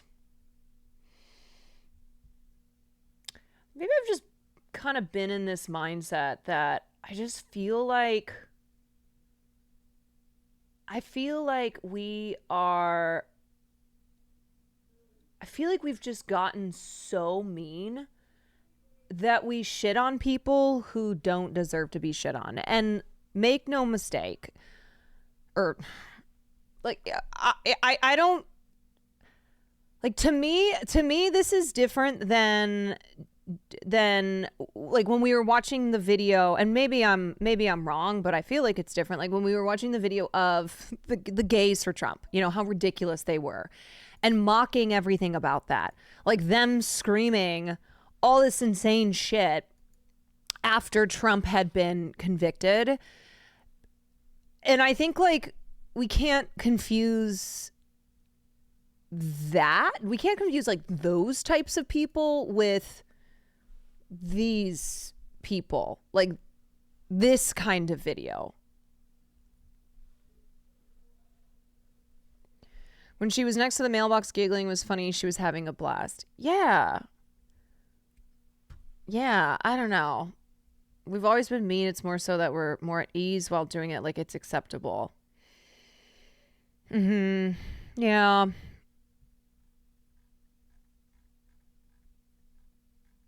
Yeah, like posting, this is the scariest video I've ever seen. Again, another tweet that gets a lot of likes, pops off, validation. And you don't stop to consider, like, is that really true? And again, I'm sure I'll get the same argument of like, oh, well, they're joking about it. But what's behind the joke here? What's behind the jokey tweet here is making fun of these people who are just living their lives and having fun.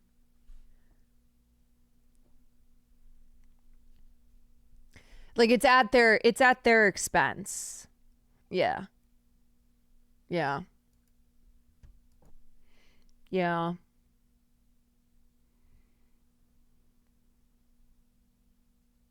Yeah, they aren't hurting anyone. I know. And there are a lot of bad people in this world doing bad things, and plenty of videos of you know, showing us people doing bad things. And if we just treat everything the same,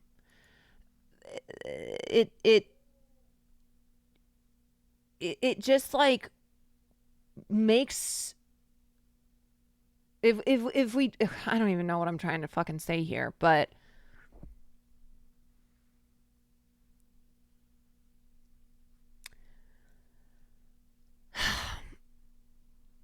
I don't know. I'm tired of unnecessary cruelty when there's so many people doing like actual really bad shit, and people who are cruel, and yet the cruelty being directed at people like this. You know, it's what would be funny if the video just kept going and they start saying serial killer shit. Like, of course I have a chain to lock my basement.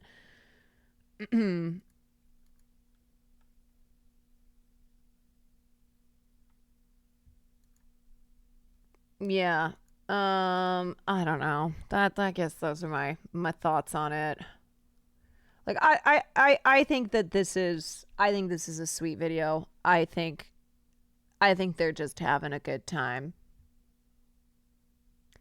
I know what you mean. Being unnecessarily cruel can muddy the waters for actual accusations. I mean,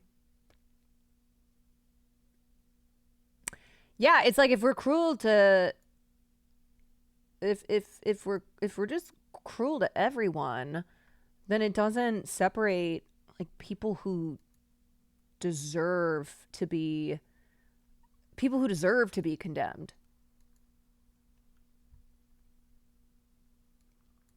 I'm reaching my emo phase. I'm I don't know. Lately the internet is just a place that I am rejecting so hard. But I work on the internet, and it's something that I am struggling with. Struggling working on the internet and hating it so much. Just wanting no part in it.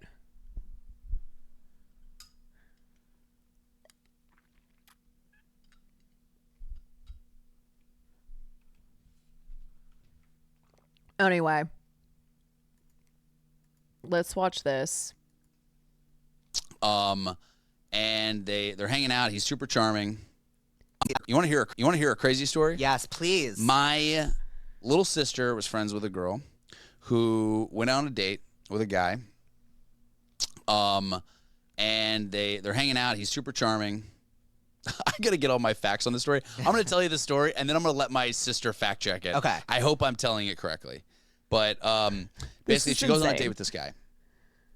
The guy's super charming, and they have a great night. And she goes back to his apartment that night, and he's like, "Hey, can I give you a massage?" And then as she got back to his apartment, she just started getting like weird vibes. She's like, something feels off. And he's like, "Can I give you a massage?" And she's like, "Sure." So she starts massaging her shoulders.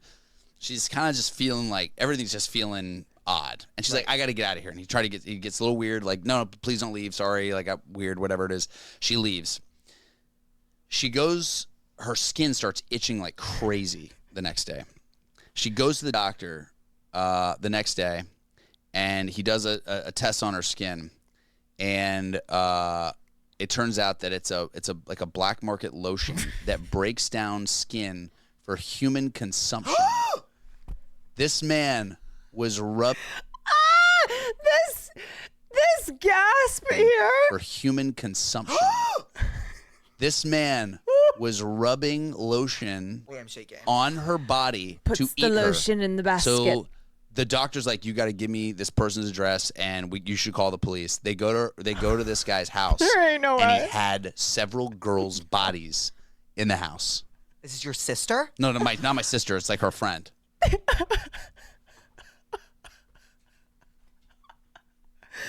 Okay, here's how I feel. I don't believe. You want to hear a crazy story? Yes, please. I don't believe this story, but I don't care because I love celebrities who just tell insane stories like this that are not real. I love Robert Pattinson in interviews when he just makes up the craziest stories, as long as they're not stories that are in poor taste or that cause harm to people. Like, if it's fun lying, I'm down for it. He posted this an hour ago. Props to my little sister's friend who told this. Props to my little sister's friend who told her this dating story. I've been telling this for years. I'm questioning my whole life now. False alarm. Back rubs are back.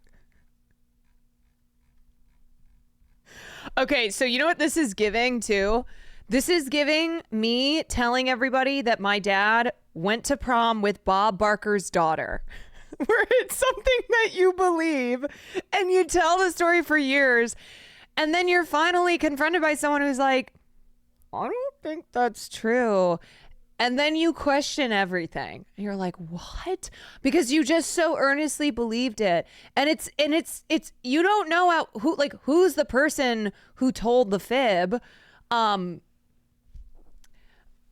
you know is that this is something that's been relayed to you, and you believed it because it's a great story, and you told so many people about it. The black market lotion line is so good, and I love how earnestly he tells the story, which makes me think that he really did he really his whole life has believed this. My mom told me that once my grandma dated Andre the Giant, and I've always believed it, but I have no idea if it's true. Right? Because it's something like, why would you... There's not really a need to get to the bottom of things to find out if it's true or not. Versus like, if you find out that you have another sibling out there, you're probably going to want to do some follow-up on it. You know? Or like you find out something awful, you probably are going to want to... You're probably going to want to get some backup for that backup information. Anyway, I love this so much, and even if Glenn had even if he actually knew the story to not be true but was telling it anyway, fuck yes, give us these crazy lies. Give us these fun lies. And this person who tweeted this, it's about time we had a celebrity who lies as brazenly as a 10-year-old boy. The media environment's perfect for it. I will not stand for Robert Pattinson erasure. We will not stand for it. It's like my dad telling us he was besties with Rob Riggle and helped him move into my college room my entire life. Then I ran into Rob and asked him if he knew my dad. Oh, and he actually did. That's pretty wild. Yeah, so Robert Pattinson, if you don't know his history of like making weird things up in interviews, the one infamous story that he told once is that he had a female stalker and she would like wait outside his house and just was always there. And so finally one day he invited her to have dinner with him, and he said he was so boring. He was so boring that she stopped being interested in him. She stopped wanting to be a stalker. What are the craziest celebrity lies? I was thinking of how absolutely wild it was for Steve Renazzisi to repeatedly lie about being in the World Trade Center on 9/11. Yeah, so that's a lie that's like not fucking cool. Brian Williams lying about almost dying in the helicopter incident. Steve Renazzisi lying about being in the World Trade Center. That's the kind of stuff where you're like, what the fuck? I just saw another post where a musician lied about his mother's death. There's another thread on stupid lies, but what are some truly outrageous celeb lies? I remember that story. Did our Pats really lie about it? Yes. Yeah, he admitted finally. He's like, yeah, I just kind of make things up in interviews. And we're all like, okay, well, we're going to choose to believe it anyway. Amanda Palmer claiming that a coffee shop full of people in regional New Zealand stood up and applauded after hearing her American accent the day after Trump lost the 2020 election. Wait a second. That is so funny. Amanda Palmer, who is married to was married to Neil Gaiman and is in the Dresden Dolls music group. This is giving Wakanda. This is giving my daughter said Wakanda Forever vibes. The Paula Abdul plane crash story. What is the Paula Abdul plane crash story?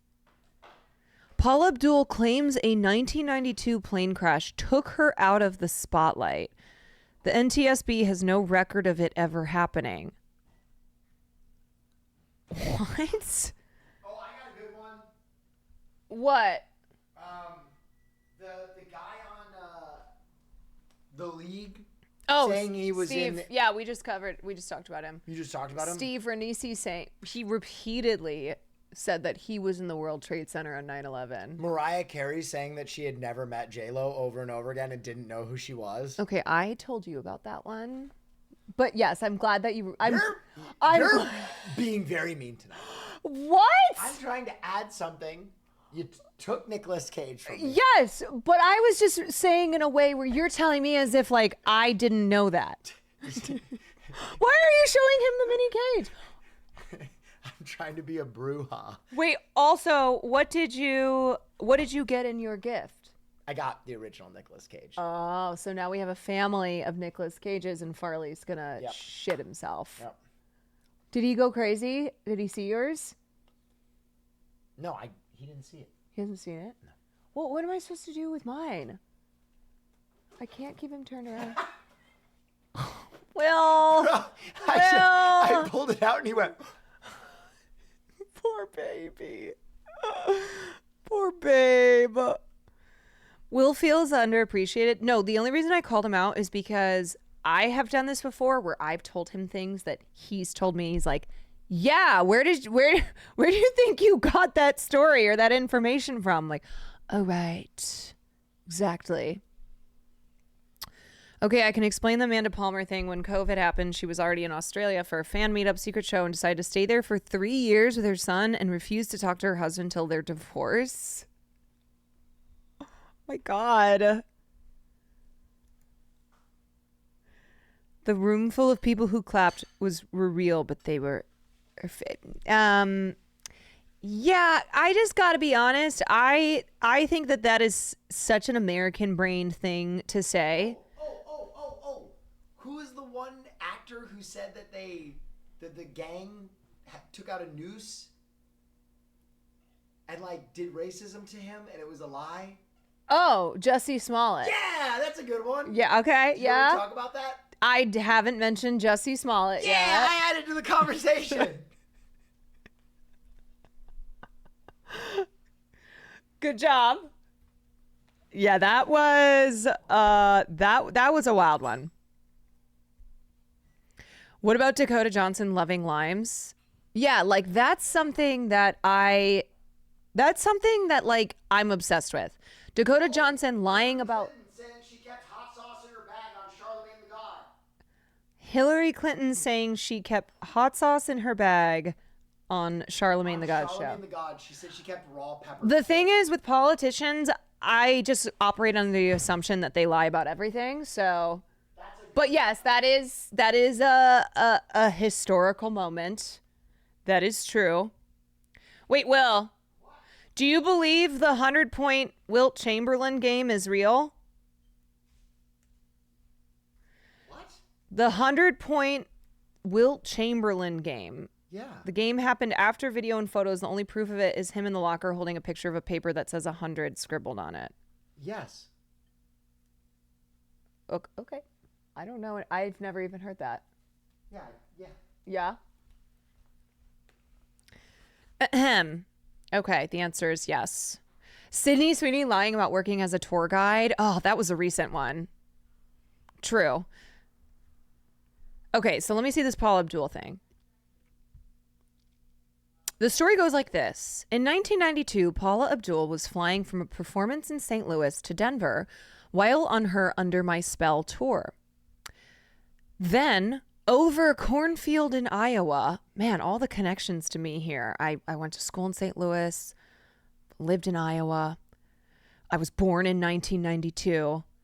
Then, over a cornfield in Iowa, Abdul, in 2019, said the following took place. It all happened when I boarded a 7-seater plane, and an hour into the flight, one of the engines blew up and the right wing caught fire and everything went black.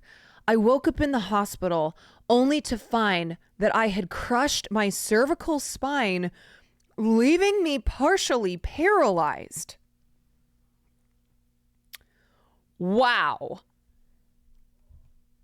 That is quite a story to tell.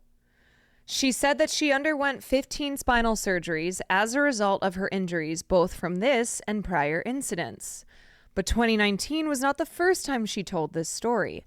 According to Abdul, in 2005, she took one day off and she continued to perform. Wait, what?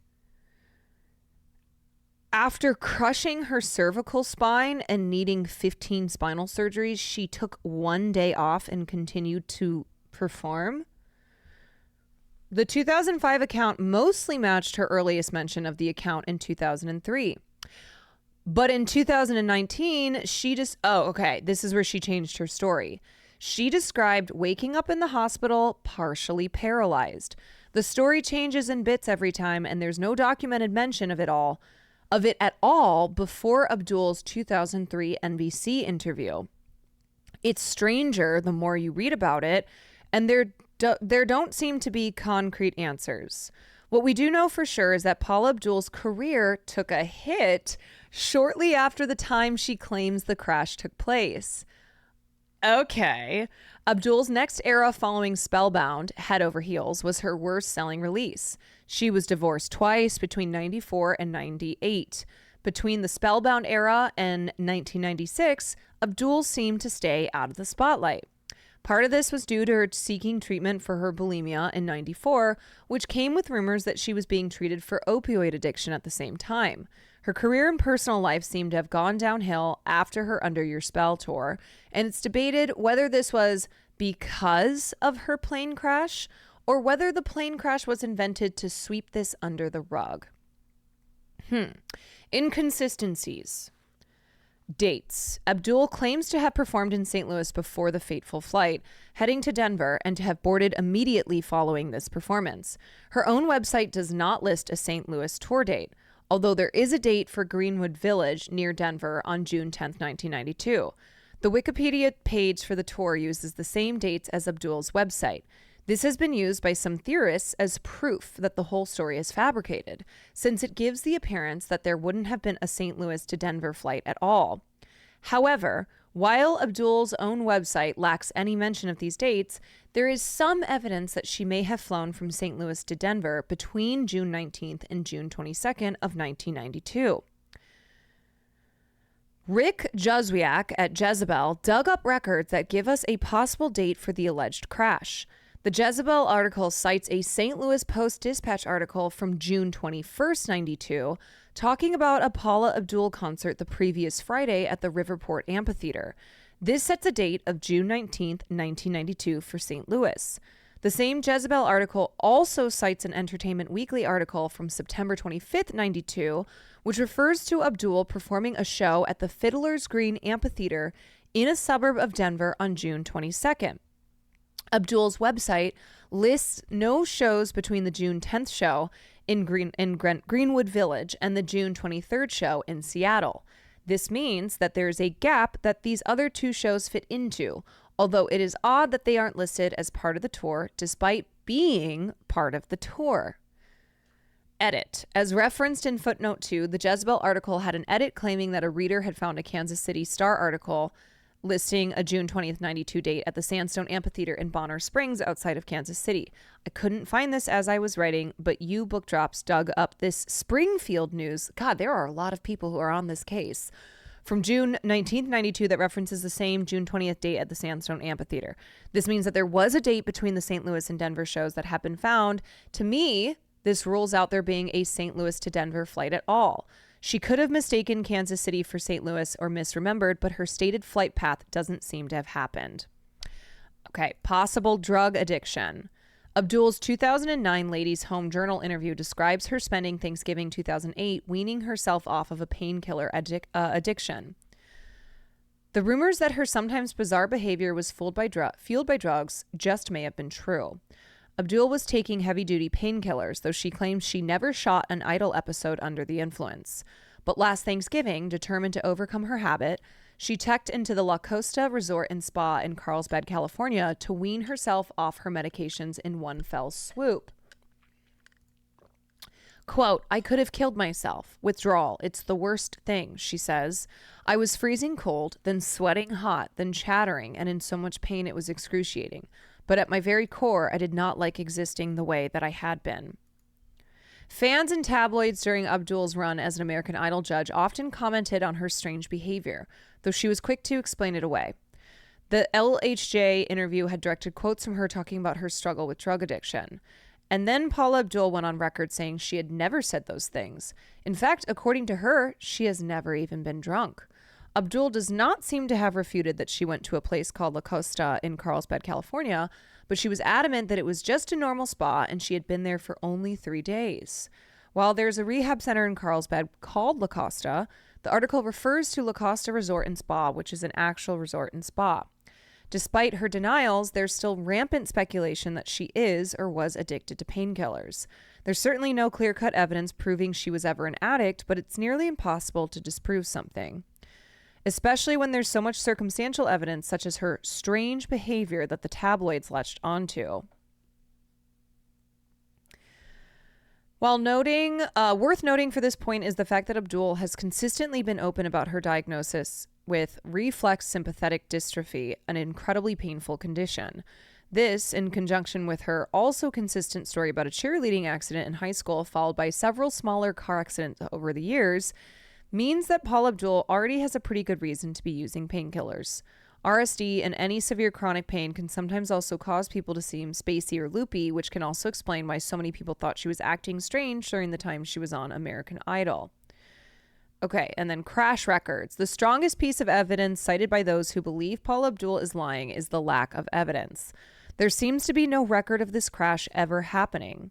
Her tour ran from October of 1991 to August of 1992. And despite having searched accident records for that time span, I've been unable to find any record of this crash. I'll admit to not being knowledgeable about aviation records, but it also seems telling that no one has been able to find these records either. Abdullah has denounced those who doubt her claims, and while I can't speak definitively, I would think she or her publicist would have pointed to an NTSB report if there was one. I'm going to be honest, Paula Abdul is a celebrity. Had she been in a terrible plane accident like this, it would have been reported on. Like, celebrity, plane crash,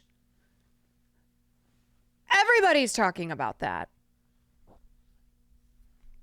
That's what's bizarre here.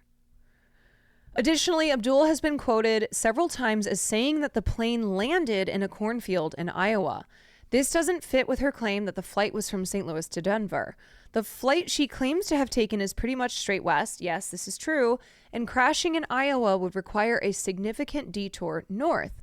Not impossible, but certainly implausible, at least from a layman's understanding of air travel. There is an NTSB report for an 8-seater, not 7, plane crashing into a field in Nebraska a full month before the Under My Spell tour began. It also seems to have taken off in Nebraska with an intended destination elsewhere for Nebraska rather than going to either St. Louis or Denver. And it crashed shortly after takeoff rather than the claimed 40 minutes to an hour into the flight. I can't find any news about what Abdul would have been doing in Nebraska in 91, so I don't believe this is the accident. There's also record of an accident in Englewood, Colorado on June 10th, 92. Paula Abdul had a concert in nearby Greenwood Village on the same day, but the description of the plane and accident do not match her story at all. These two are the only records I have seen that match any part of her story, and neither's a good fit. Okay, we're almost at the end here. Theories. Theory 1. Paula Abdul was actually in some sort of incident on a plane in 92, but has embellished what happened, and this is why no one has been able to track down records of the event.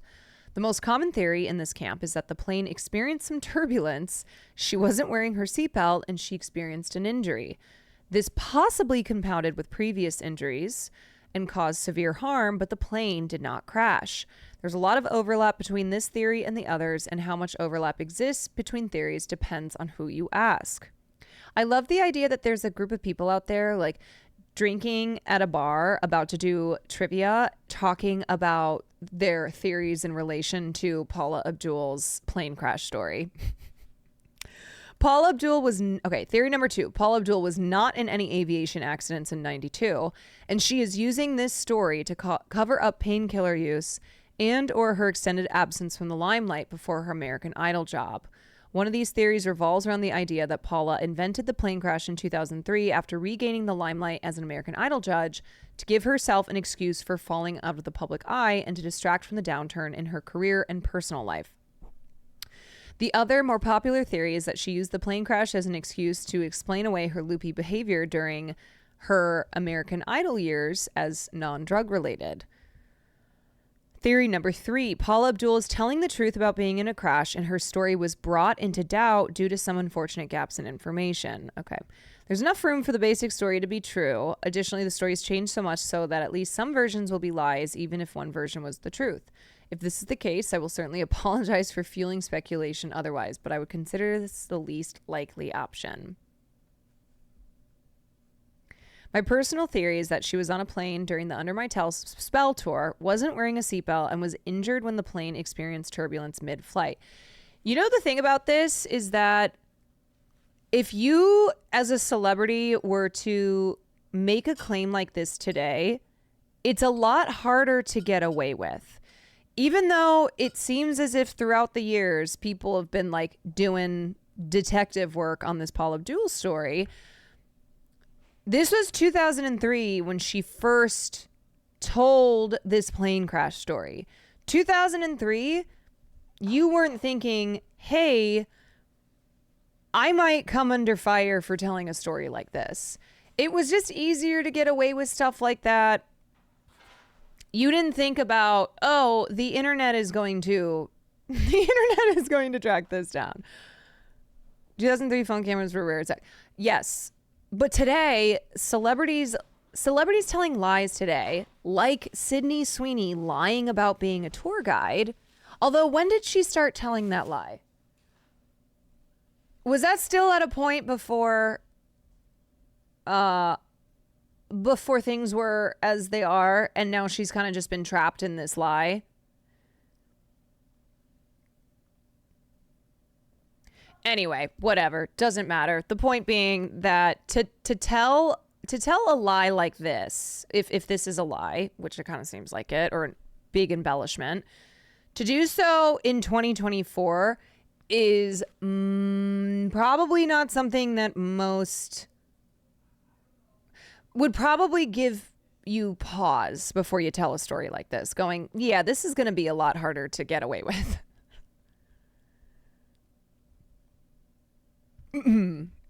Anyway, that's interesting. I've never heard the plane crash story. Okay, we'll read a couple more. SZA lying about having freckles. The freckles lie. God, anybody lying about freckles will just always remind me of the time that Will confronted this girl he knew, not really friends, but knew each other, who was lying about her freckles, and he couldn't let it go because he, as a freckled person who endured bullying many years of his young life, could not let it go. And then she unfriended him, and she eventually unfriended me. It was a very weird thing. Stolen valor. Yes. Hassan said it was him who called out the girl. Ain't no way. Maybe Hassan was a part of it, but no. Why is Hassan saying that he was like Will's white knight? Now who's lying?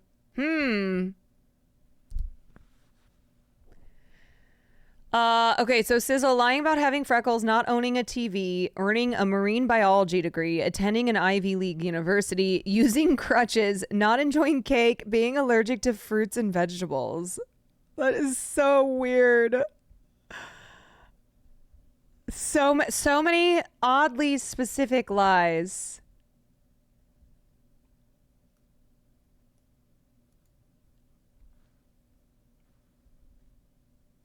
Joaquin Phoenix made up a whole story about being engaged to his yoga teacher on Letterman, and then the next day was like, yeah, I made that up. I guess my life's just really boring and I wanted everyone to like me. It's kind of relatable. Dakota Johnson lying about loving limes was so unserious. One time in college math, we were doing 2 truths and a lie. One of the truths was getting stabbed in the leg. When they asked what happened, I told an over-the-top story about confronting a creepy dude in a bar who then stabbed me, and then finished it by saying my family would later say that I did it to myself playing with a butterfly knife like an idiot, though I later found out to my horror at least one classmate believed all of it. Yeah, there are... I think I think something to keep in mind is if you think you're very clearly lying about something, always think that there are people who will not think that you are lying and will run with the story. And if it's a silly story, if it's harmless, then it's fine. But if it's not, then you might be kind of fucked. Some people some people just believe they are gullible, but also people who I would say aren't cynical and think that everybody is lying all the time and they just trust people at face value.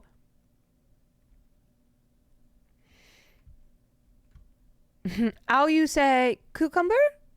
Yeah, Hillary Baldwin's faux Spanish grift. Talk about a lie.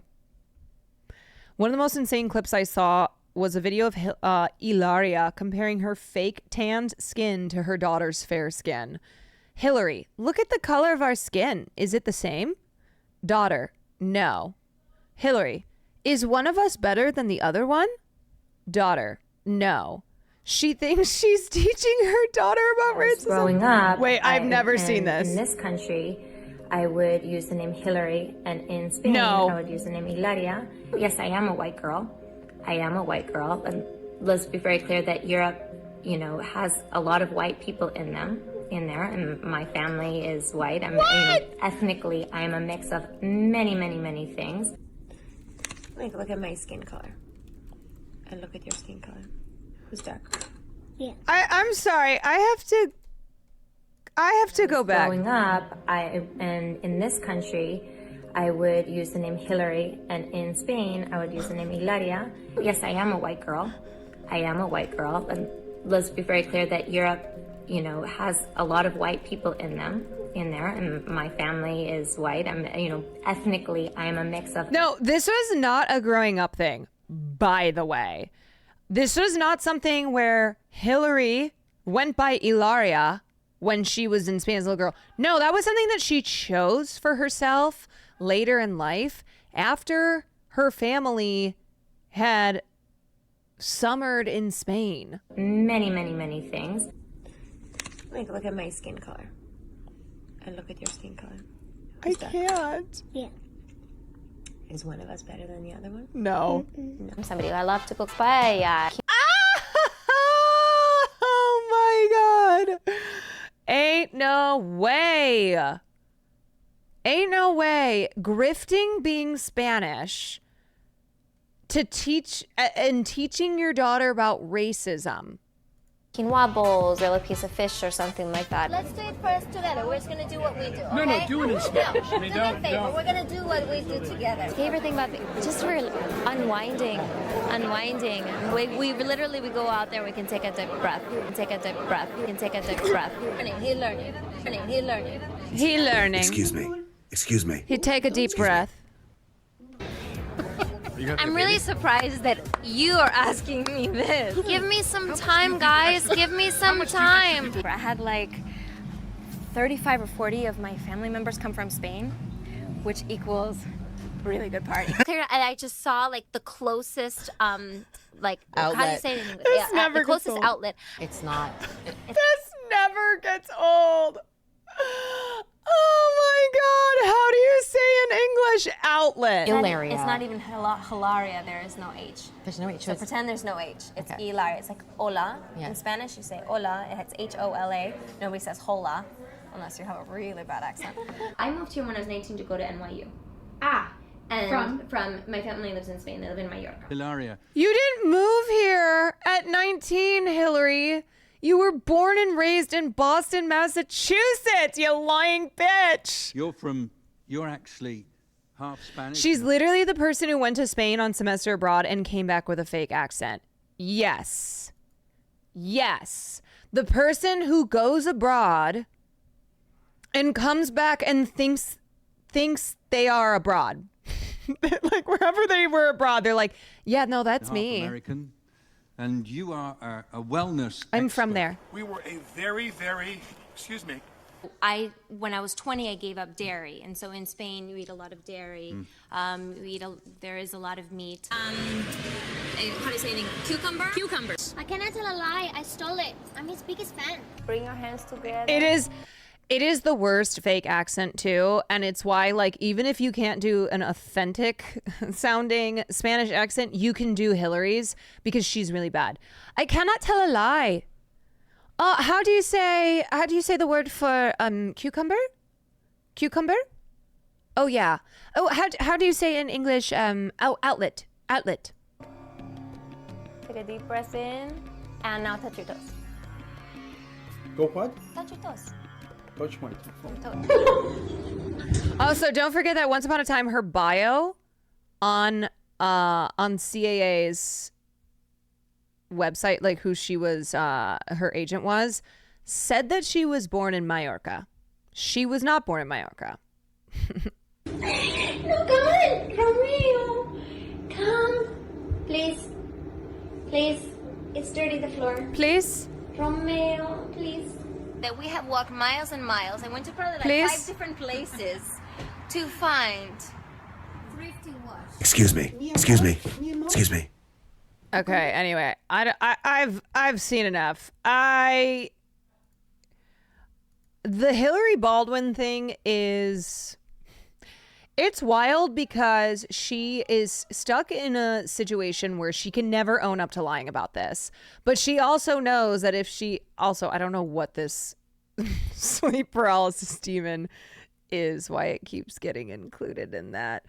But she also can't, she knows that if she does the grift, which she still has the accent from time to time, but if she keeps doing things like, oh, how do you say the word? Oh, when I was growing up in Spain, when I moved here, she knows if she keeps going with those lies, everyone knows she's lying. God, why do I always do that? Everyone knows that she is lying. She was born and raised in Massachusetts, graduated high school from the Cambridge School of Weston in Weston, Massachusetts. Her family have very deep roots in Vermont. Her father studied Spanish literature in undergrad, and then he and her mom moved to Spain in 2011. It's pretty wild.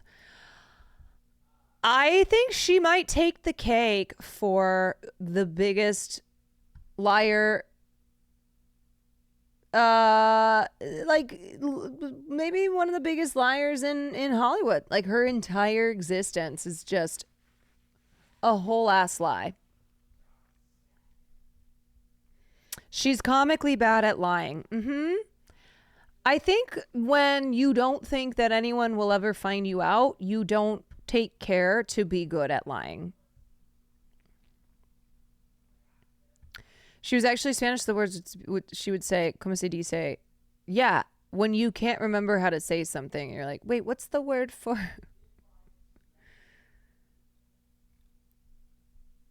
The Kardashians, Jenners insisting they don't get work done. Yeah.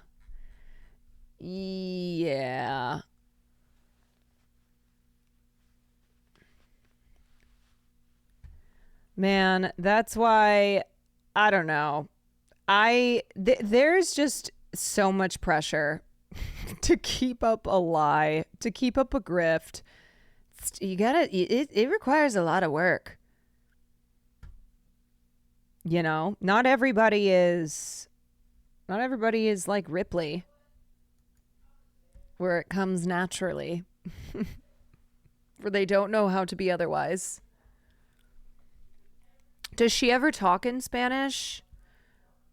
No, it's just in a Spanish accent, or where she'll pretend to forget a word.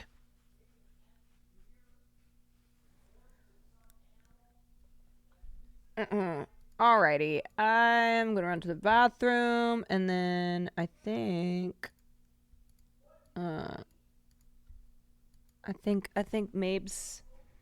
Mabes some Elden Ring. Mabes, when I get back.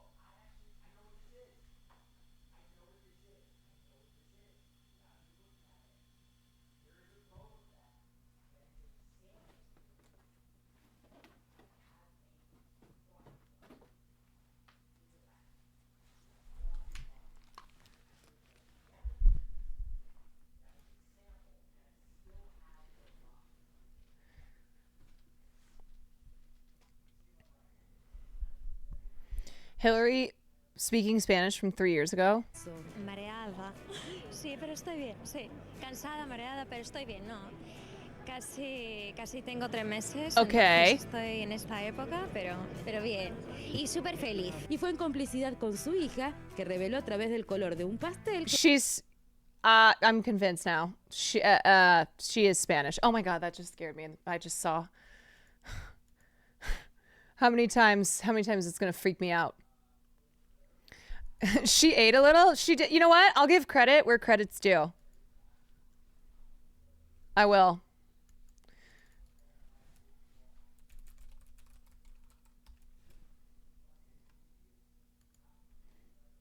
Now, my native Spanish speakers can probably tell me. Can probably identify when someone is native.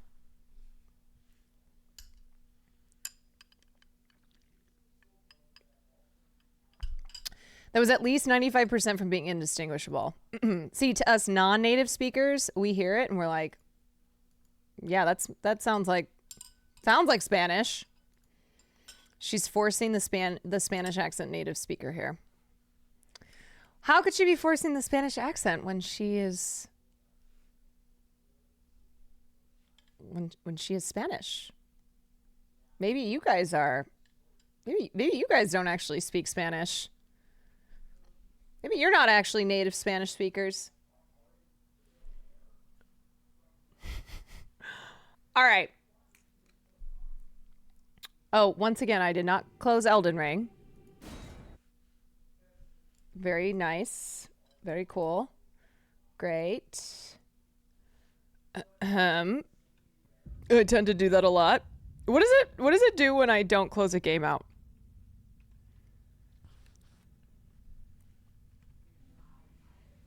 Does that make a difference?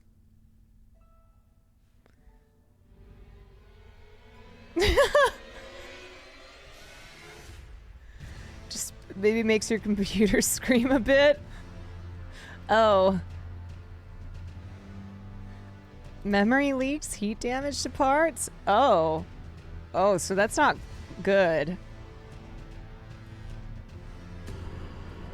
That's no bueno. Did you guys hear that? Unable to start. Okay. All right. Well, Steam probably thinks you've played thousands of hours. Well, I have played thousands of hours. So, here's the question.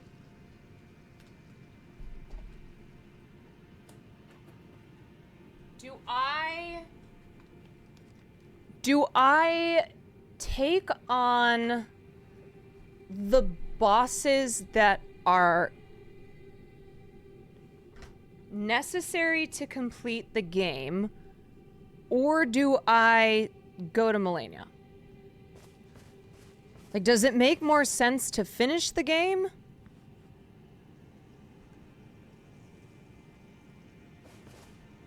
I don't know. What do most people do? I do kind of want to see Melania. I do kind of want to see her. Where is she? I think there's someone in the room with me. He's always watching. I killed Moog last night. How do I get to Melania?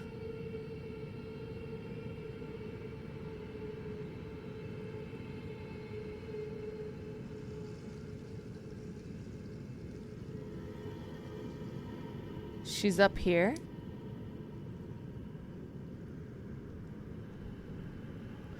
Go to the fort and mountaintop of the giants and beat Niall for the medallion. Oh, no, isn't he that guy who's got the two... he's got the two with him. That's Castle Soul, isn't it?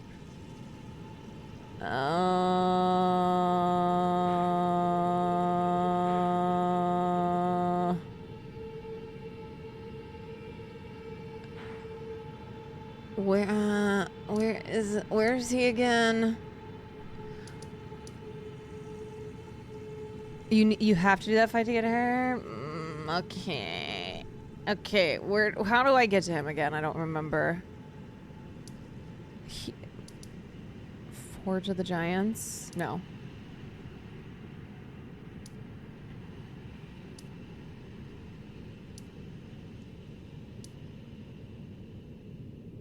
It's north of the lake. Is it this one? The fort.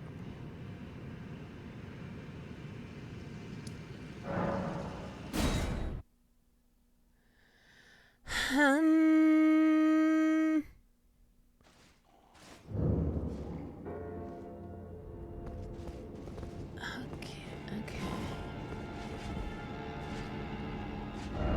This one. Okay. Oh, this guy is so hard, you guys.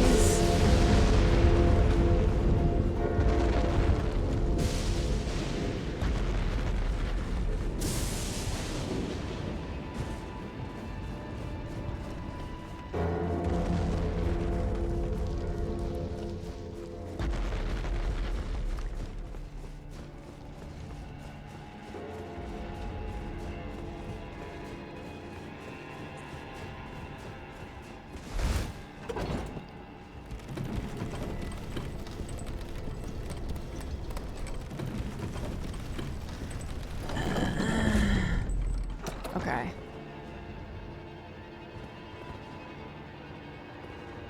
Oh, wait, I gotta do this thing. Yeah, just for when I die. Okay, let's start off by, we'll take this. And then we're gonna do this.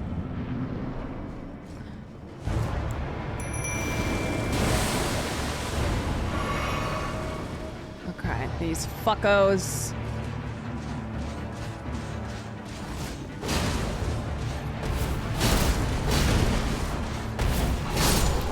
Okay.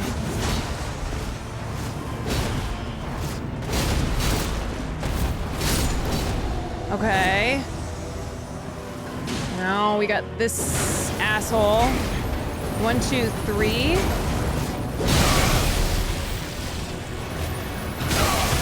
Frostbite. Oh boy, okay. Jesus, he's tough. Oh, I forgot the 4. Oh, he's hard. Okay, so he does 1, 2, 3, 4.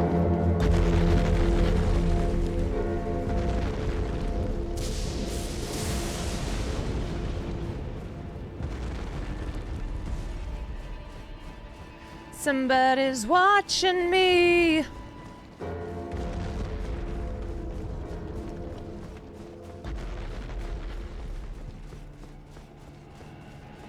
I am stronger though. I can 2-shot his summons, true. I wish there was a faster way to get to him. I hate when they don't have like a Stake of Marika. Stake of Marika option.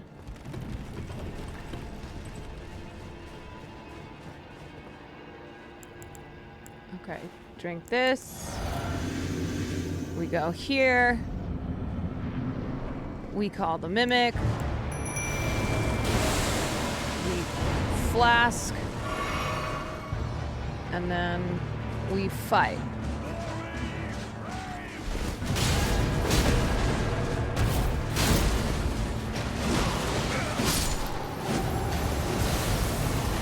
Ah, Mimic.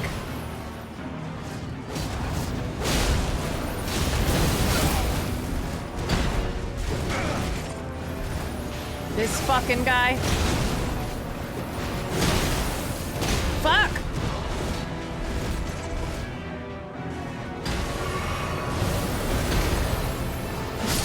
Okay. Come on, Mimic. Okay, he does. God, he's strong.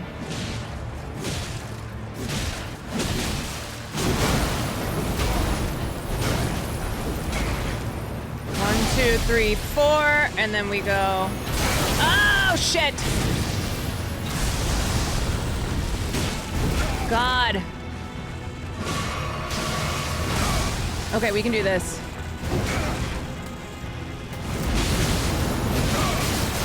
Frostbite, damn it. Okay, wait, we got this, we got this. Mimic is killing him. 1, 2, 3, 4. Okay, I keep taking a double hit like that. Come on. Come on. I just gotta get in here. 1, 2, 3, 4, and now hit. Hit! Hit! He's dead. He's dead. We got him. Okay. Mimic kicked his ass.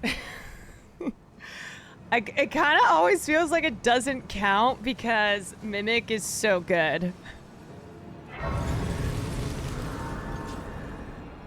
Mimic is a boss. All right, that was significantly better than when we tried it last time. I just killed a disabled veteran. No. All right, so what does that give me now? I got the medallion. I was thinking you should start playing without Mimic. Ain't no way. No way. No. No way. I know my skills as a gamer.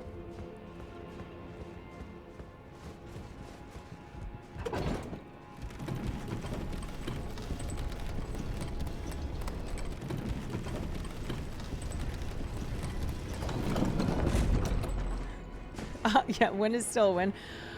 I'll take the win.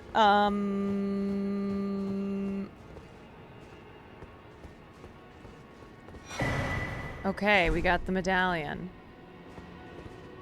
Do try at least once without it.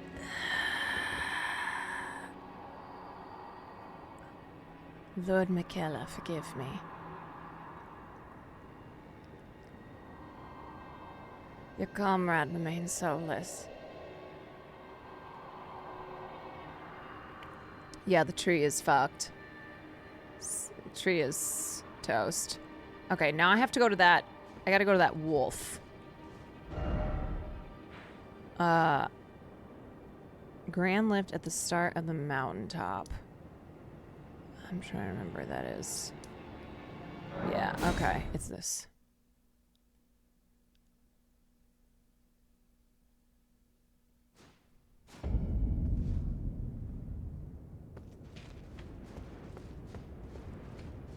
No? Wait, is this it? Who's... You. Please. I can read them. Oh, God. Your This is like how XQC sits. Your fingers. Show hands. Is this who I want? Turn back. Ahead lies the land of the giant's flame. And the way forth is forbidden. Hear me.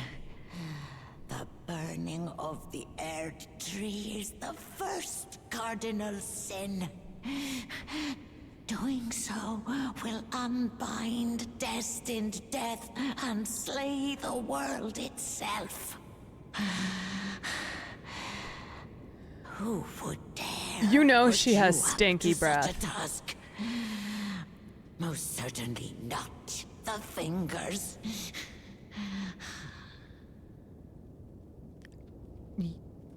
No.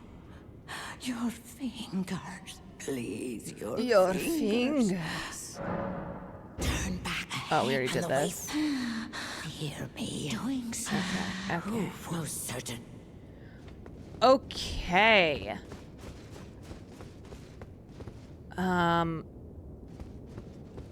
It's up here, correct? And then I show the medallions. Bro, that breath is breath that can kill. Hoist medallion.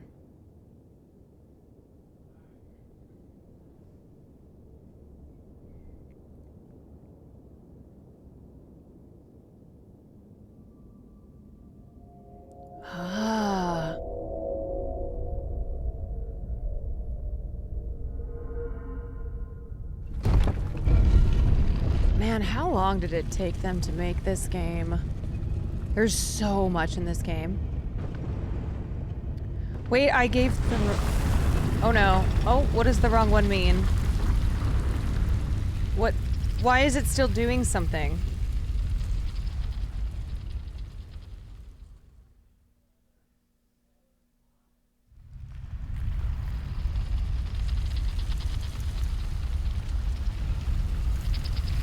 It's just doing what it did the first time?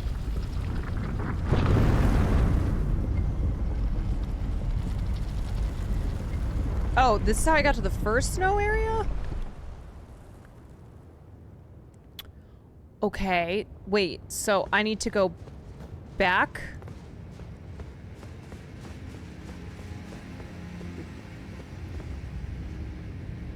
Okay, do I hoist the medallion here?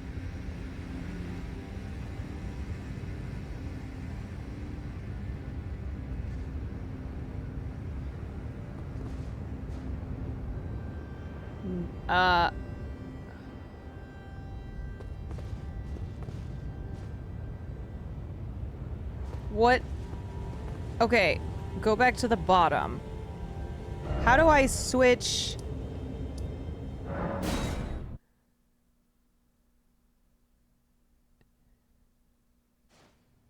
Okay, so when it gives you the option to hoist the medallion, use the D-pad.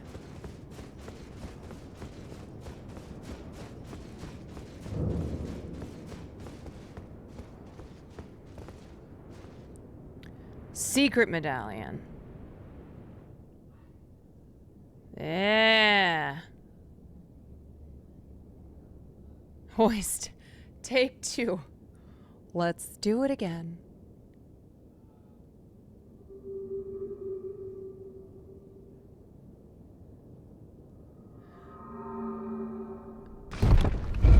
Ah.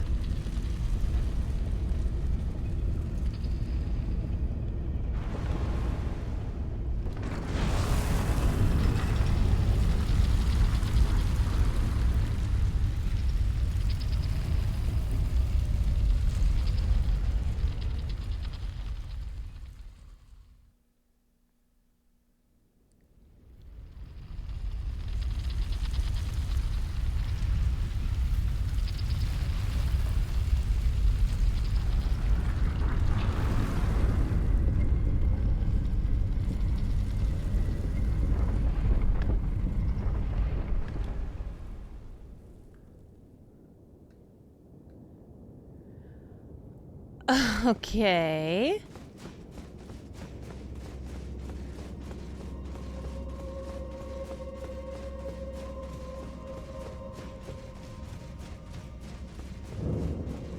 Hidden path to the Halleck tree.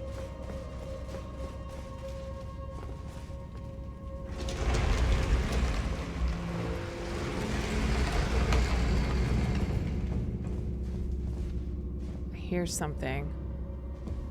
Here's some shit. Oh! Oh! Oh! I didn't even see that little guy!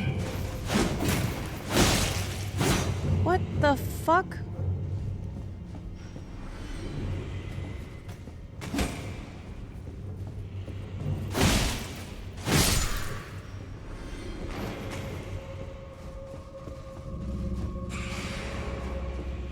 I knew I heard something. Oh! Oh, shit. Oh!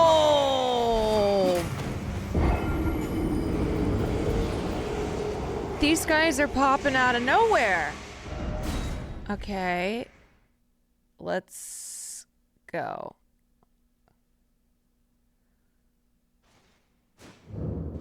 Okay. Gotta run past these weirdos.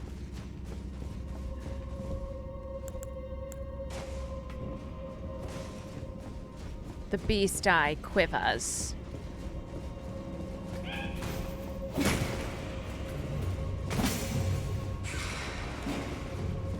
Okay, this guy drops. There's gotta be... I want to grab this.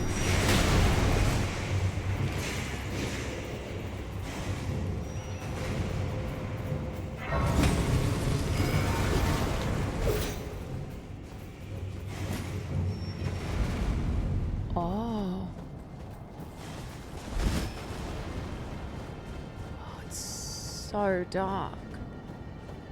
Do you hear me? It is I, Latenna. Yes. We have reached the land of Nicholas Halig Tree. where Nicholas Lobo and I began our Cage travels. Tree? It's entirely thanks to you that I'm so close to home. These great snow-laden lands stretch far to the north, and beyond the ancient bowers, in the liturgical town of Ordina. Can't see lies the shit. place to which I must return.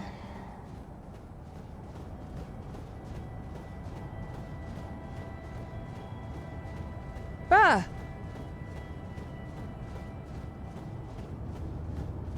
Oh, God. This is impossible.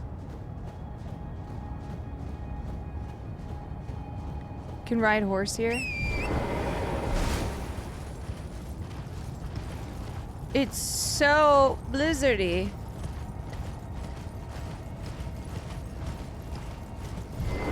Wait, I came this way. How did I already end up back here? Okay. Here's a light. Here's a light. Where's the next light? Here's a light. Oh boy. Oh boy. Ah, Jesus. Here's a grace.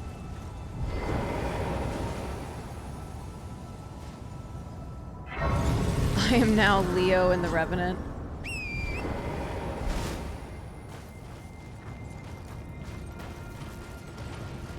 Here's a light.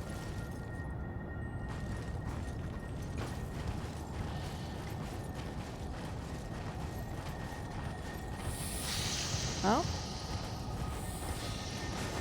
Oh, what's that?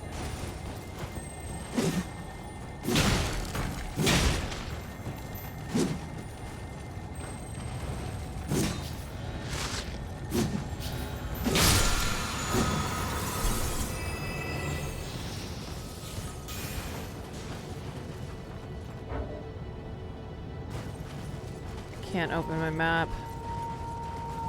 Shit, I lost the next light. Shit. Oh, okay, it's up here. I'll put a marker there.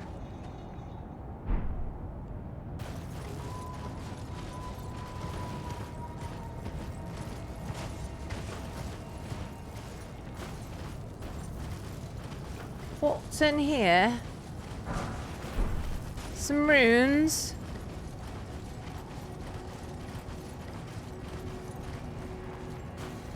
Ah!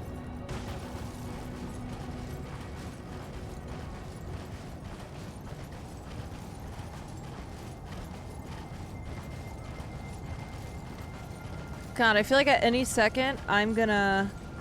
Wait, I missed a tree? Is that what that guy was crawling towards?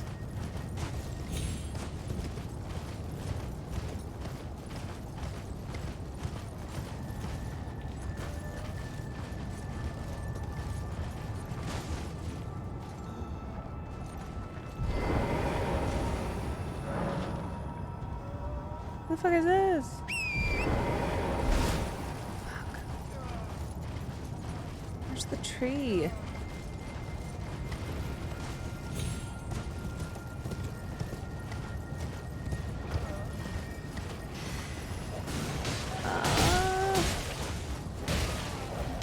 Who's getting killed? Oh my God.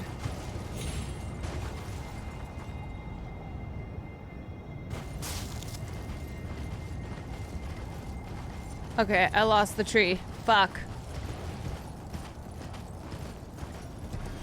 Ah!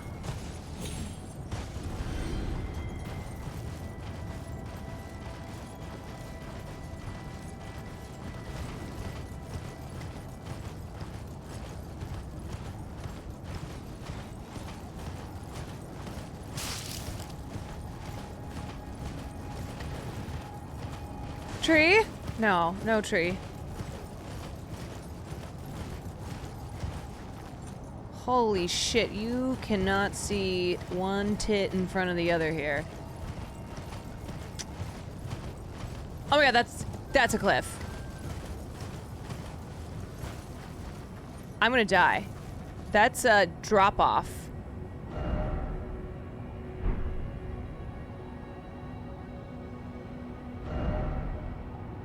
Fuck. Okay. There's gotta be the way this way. But how do I get across? Okay.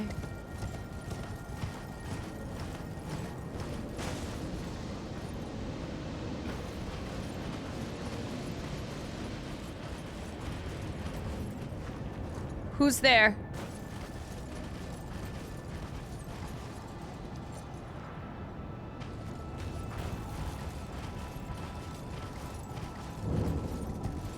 What is this? You must solve the puzzle to enter. God damn it.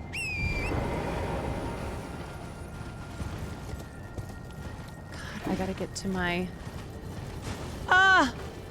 How do I get over there? Oh, this way. Right? No? Shit!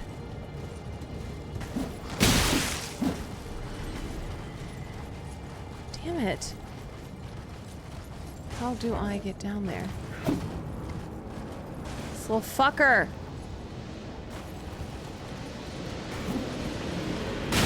Ah! Ah! Oh god! Oh Jesus! Oh god, I'm lost.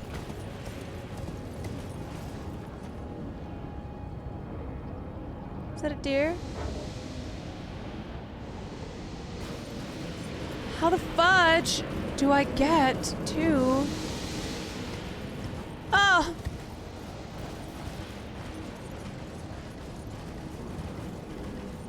I gotta figure out how to get to... Maybe went up that way. God. God, I'm so lost. Death. Death awaits.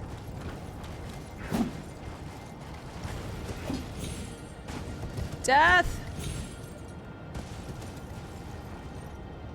Holy shit, this is impossible.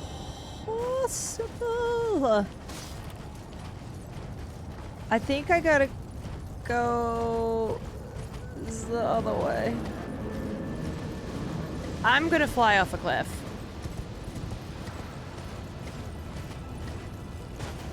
Ain't no way I have not already flown off. Ah!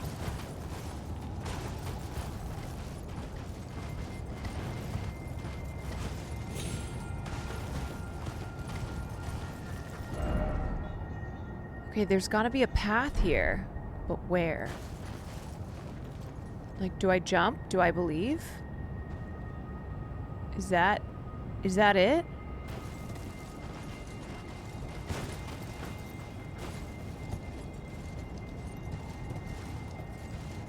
Ah!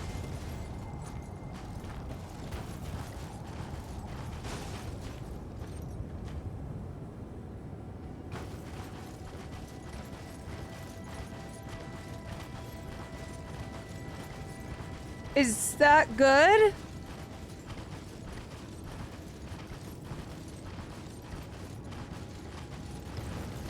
Whoa, it just cleared all of a sudden.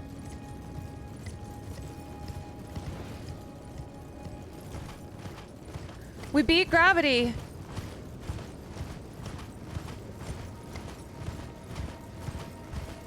Yeah, we did. The map. Okay, map found. Let's go. Consecrated snowfield. Excuse me. Gravity.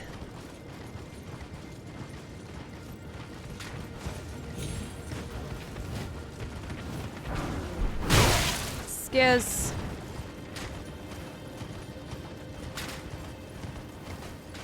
Ooh. This town looks cursed.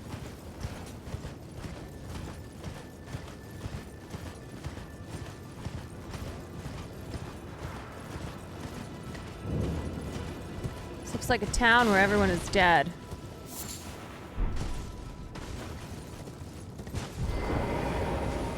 God damn it.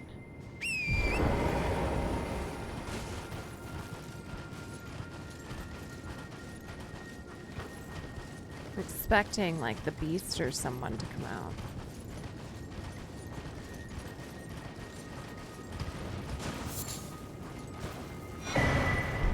Black knife. Oh, okay. Well, I already have sick armor, so.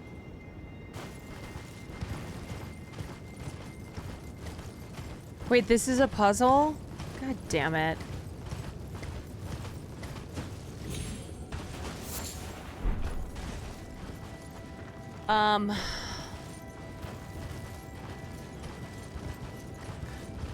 How is it a puzzle if I don't even know? This looks like something I need. No?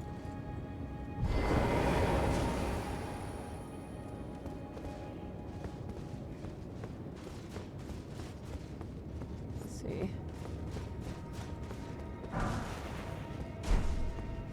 Okay, I'm gonna go up that ladder, but let me just check and see what else is in here. Nope.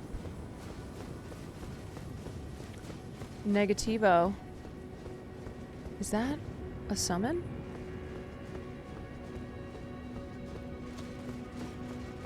What's up here? This looks like a thing. Who are these? Do I have to kill them? I feel like it's got something to do with these summons.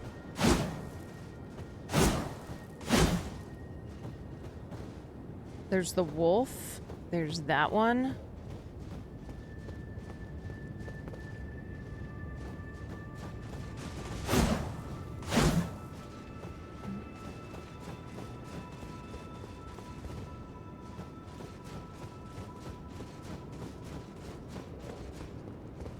And then there's this one. What do you people want?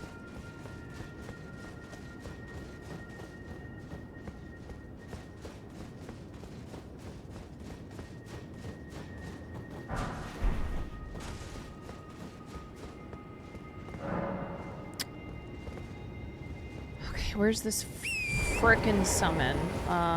Or Grace, I mean. Let's see. It's gotta be in here. What is this?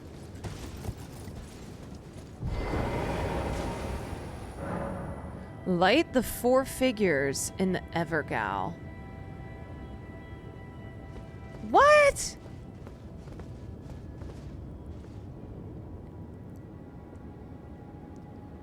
Light this, bitch. Okay, let me find the Grace. No, the question is, where is it? Is it down these stairs?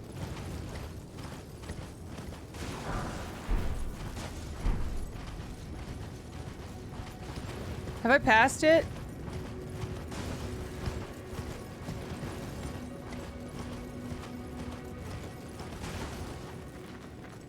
Pronounced jail?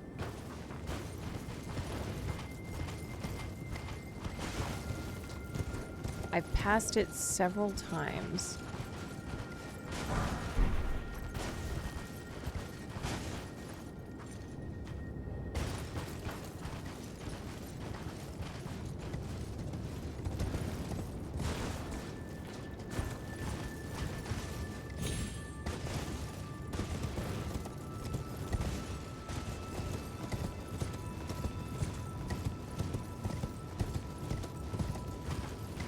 Oh, is that it? No, son of a bitch. The fuck?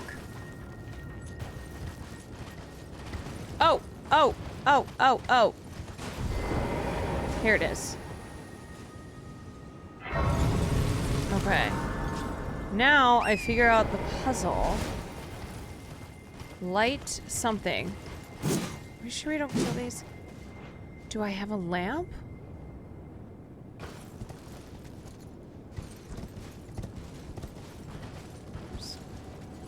gotta be something.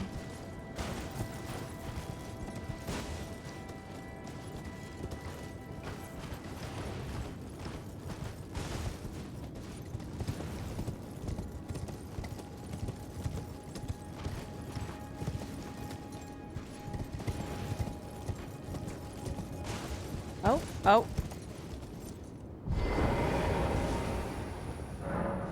Oh.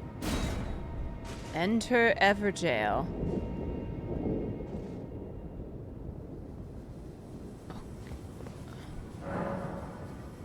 Okay.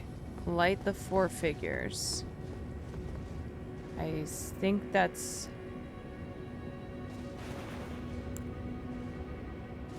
Okay, I can't take my horse. I gotta go on foot. Gotta go on foot. Something's... Oh! Oh! Oh my god! Who is that? Who? Who the fuck was that?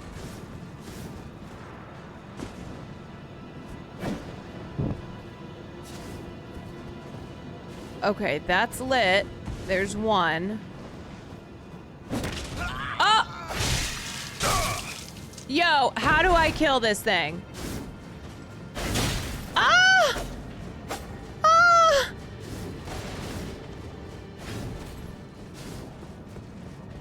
How do I know if it's about to come kill me?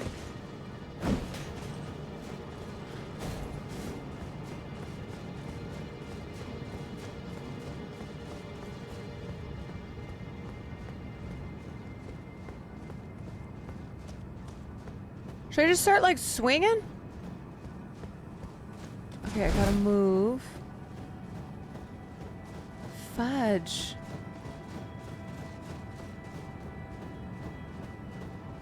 Now, where are all the 4 Everjails?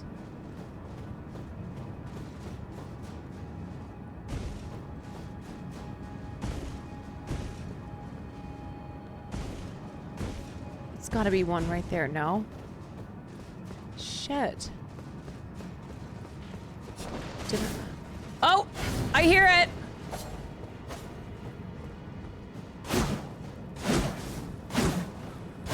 Come on! Come on, you bitch! Come out and fight me! Oh, shit! Fuck! Oh!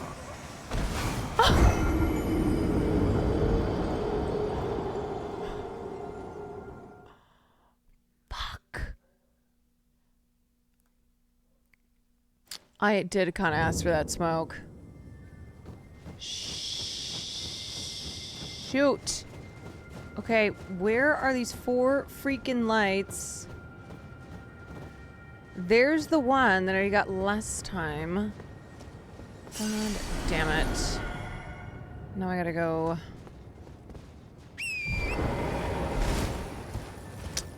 Okay, I gotta... where's the... town center? I think it's this way. Yeah, okay. This game is brutal. There's so many things about it that are incredibly difficult. Okay. I gotta move.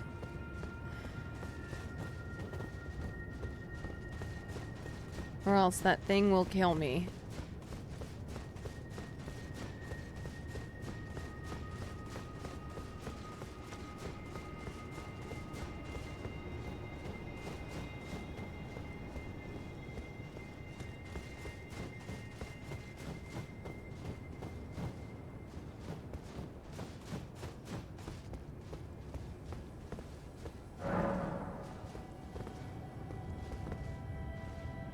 Thing coming after me.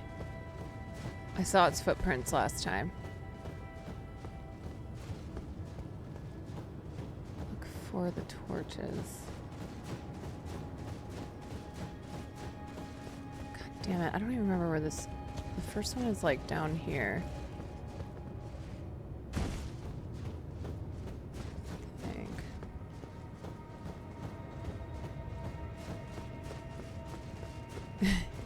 behind me, isn't he? Ah! Ah! Ah! Ah! I was... Shit! Can he get me in here? No, he can't, right? Oh, I already... Wait. I've got an idea. Ah! Shit! Ha! Ha! Ah, you suck! Yeah! But yeah, bitch! Oh, shit!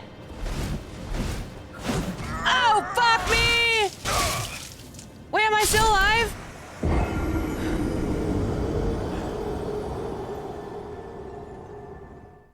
Okay.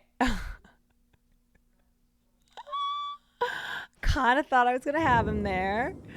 So the ones that I lit are already staying lit. Now I gotta look up high. Oh, excuse me. Okay, are there clues here? This is all to get to Melania? God damn it. Okay, wait, there's towers. 1, 2... How do I get to them? That's the question.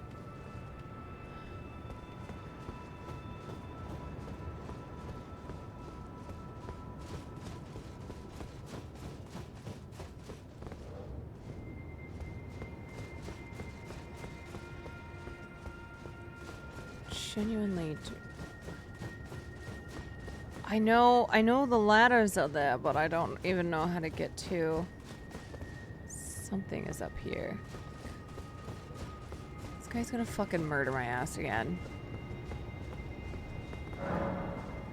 See, I see a ladder over there, but how do I even get to it? See? Can I, like... like this? No! Fuck, this fucker's gonna kill me again.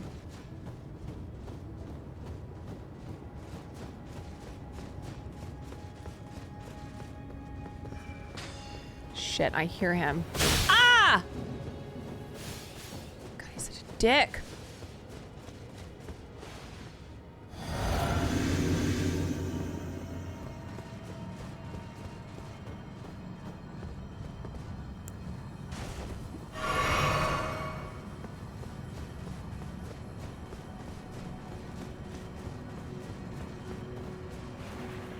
I can't call my horse in here.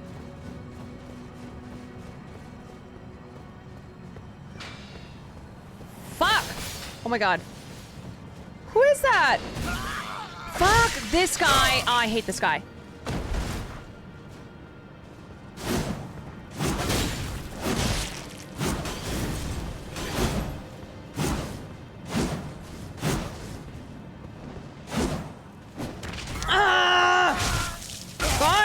Kill him! Fuck, he's so fast. Shit, I'm dead again! You guys, how do I find him? This is so hard! Is this the Melania fight? God, I can't get up on these fucking ladders. Ugh. I know it's not worth it to kill him, but I don't know. He keeps grabbing me and I can't get up these stupid ass ladders.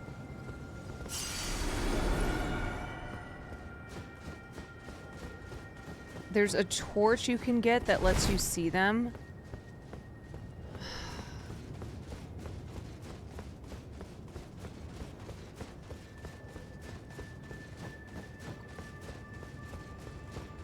Okay, let me just try this again. How do I get up to the ladders? That's the question.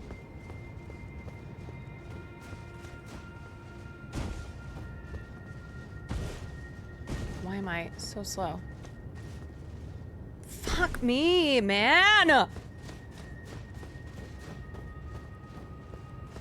Oh, this is so frustrating. Literally.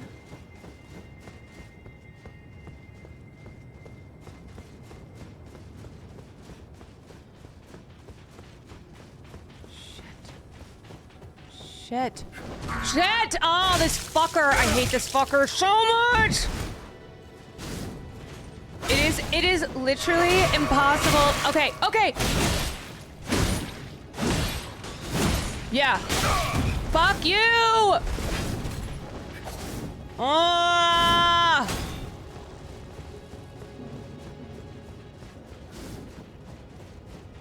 I don't even know how to get to these stupid letters!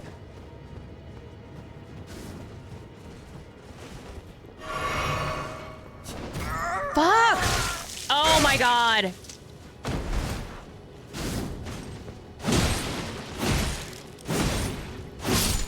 Okay, bye. See you. I hate you, bitch. Fuck you.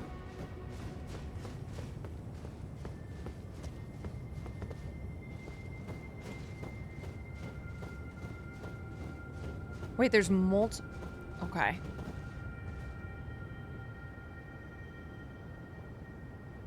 Oh, I see something up there. God damn it.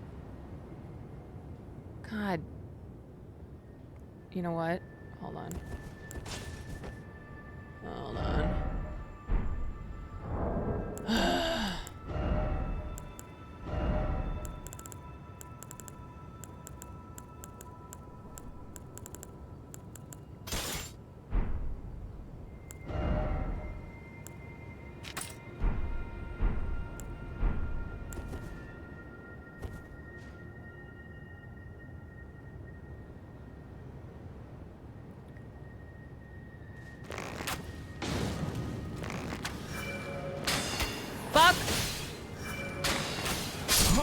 Oh shit. I'm so bad. I'm so bad at shooting. Oh, I can't I don't know how to get up the ladders. I don't know. I don't know how to get them up. This is impossible. God, you're doing the invisible bosses. I killed the invisible boss as I backed him in the corner, but I do not know how to get up a fucking ladder. You gotta go fast. What do you mean gotta go fast? No, I can't even get to the ladder. It's not a question of going fast. It's I don't even know how to get to the ladder.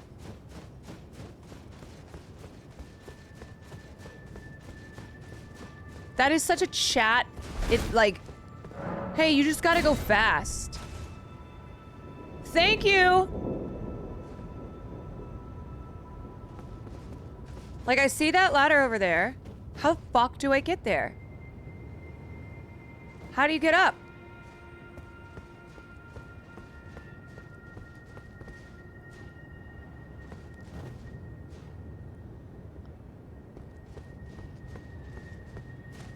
Just gotta go fast, I guess.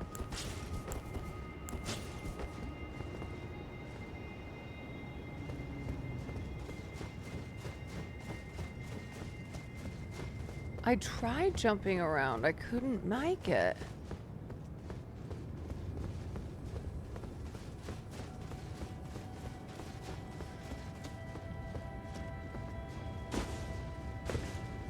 Like this? Ah!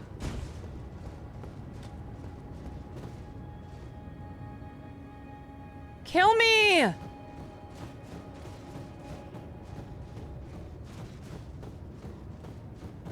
Fuck.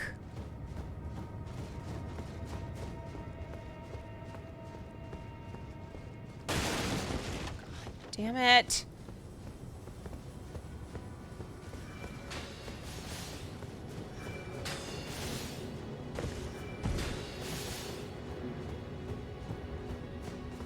I have not seen a single ground level or ladder.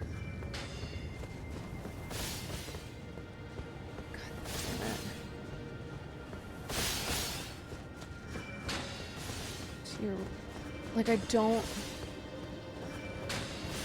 Here?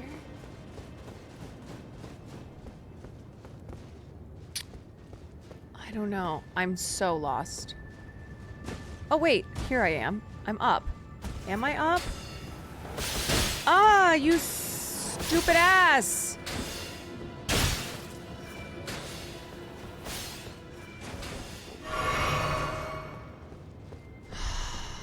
This is so annoying. I can't. Ah!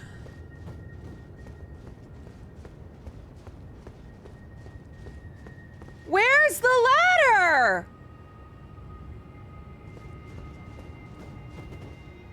What do you mean I keep passing one? On the ground?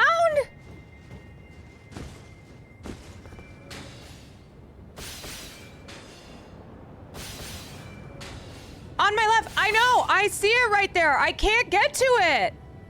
You guys, I fucking see that ladder. I've been trying to parkour to it. I'm gonna lose my mind.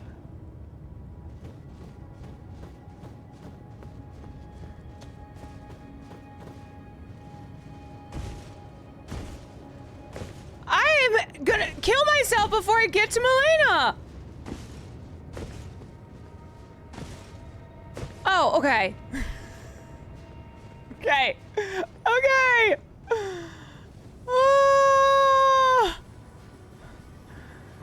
The different lag of chatters as Caroline turns her camera is hard to make. I know. They're like, it's right there. I'm like, I'm looking at it.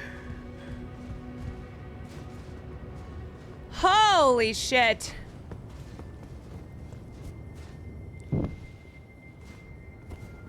God, I hate this level so much. Holy Jesus. No, you stupid fuck. God.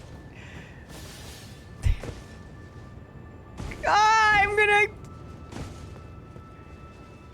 Okay.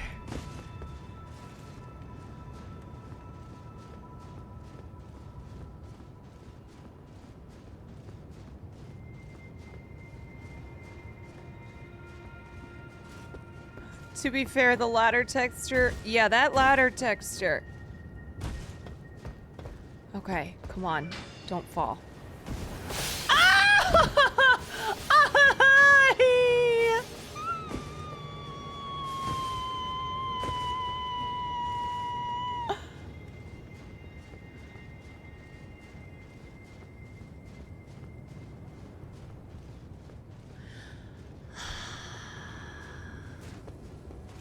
I'm gonna end it all. Please just let me cross this. Okay, next up. God, that guy is worse. Oh!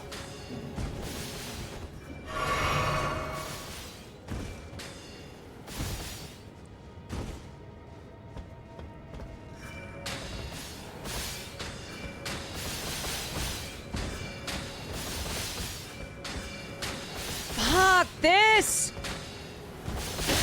Fuck me! Oh my god, these stupid arrows.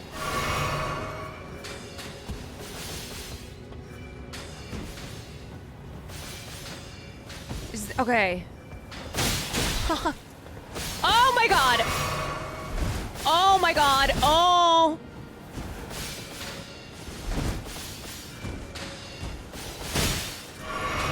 Oh, they're so annoying! How do I get... I have to get up on this roof. Oh, ah! Ah!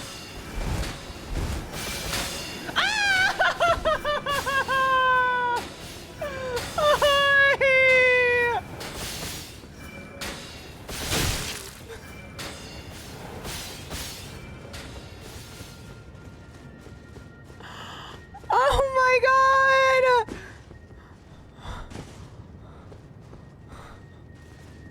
What is this? Oh!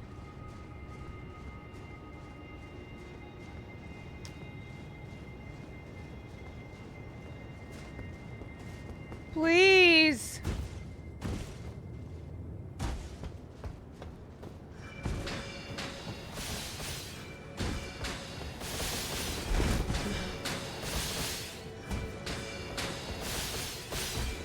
Okay, we gotta run on this.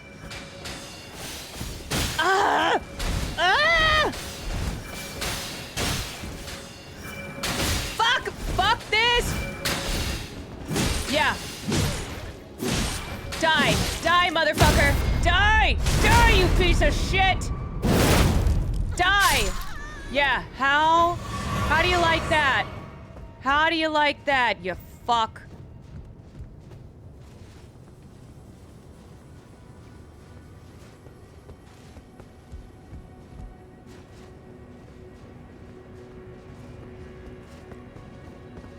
Okay, there's number 3.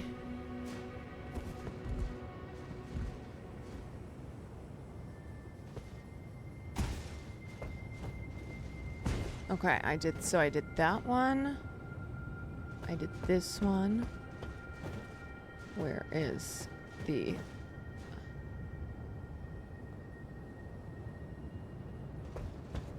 Let's see, it's gotta be around... Is it in that tower up there? It's gotta be in that tower. So the question is...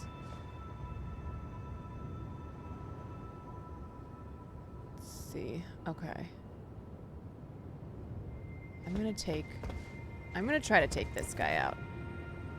Where is he? Yeah, and then I'm gonna hide here.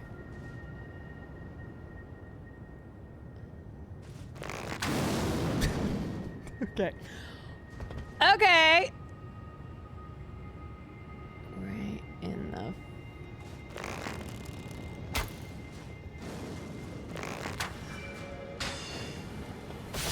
Haha! Up! Up!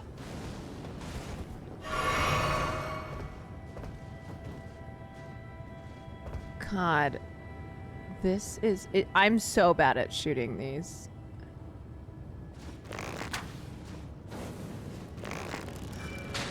Oh, that's not even doing, like, any fucking damage.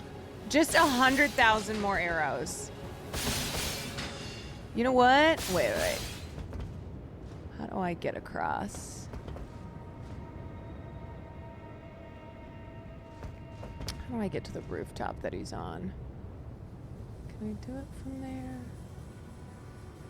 No, I have to go to this west side. That bow sucks. Dick. Oh, there's more.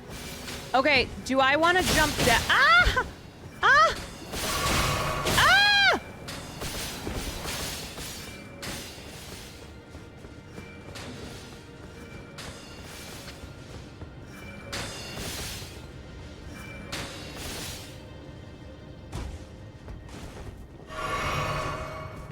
Now, there's gotta be a ladder.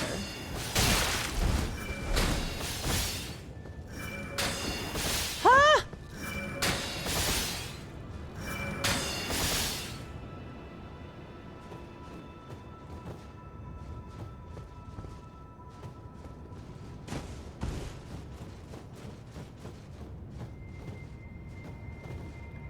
Where is this other...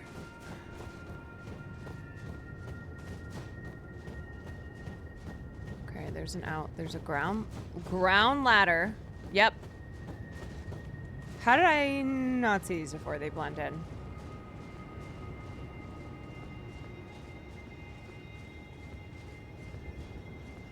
Holy shit.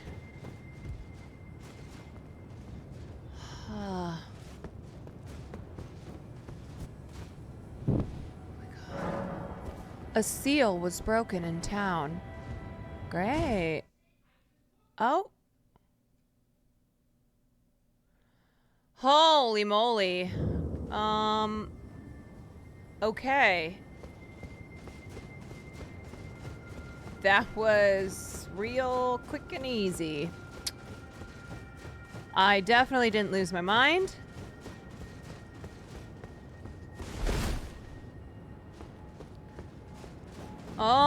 Boy.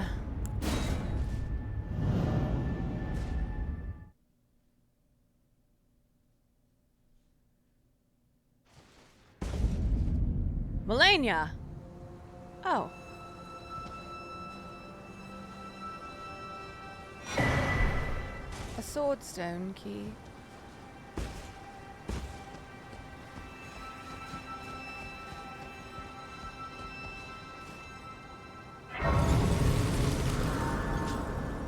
I'm gonna rest at this grace because I need to.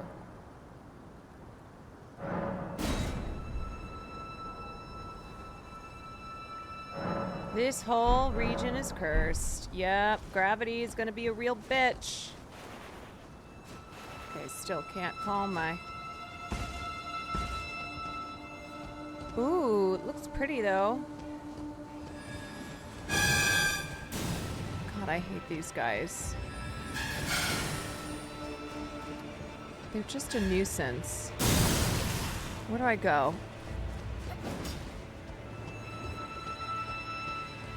Oh my god. Ah!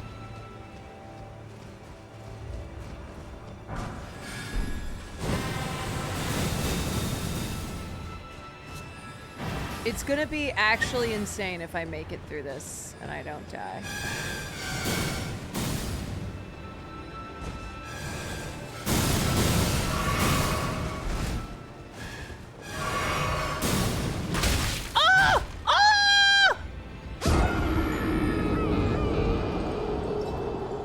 My fault.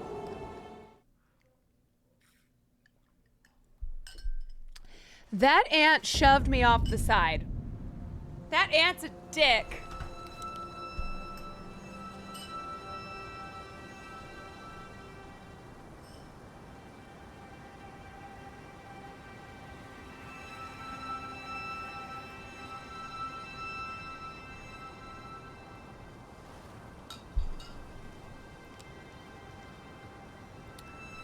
Okay, that doesn't count as me losing to gravity.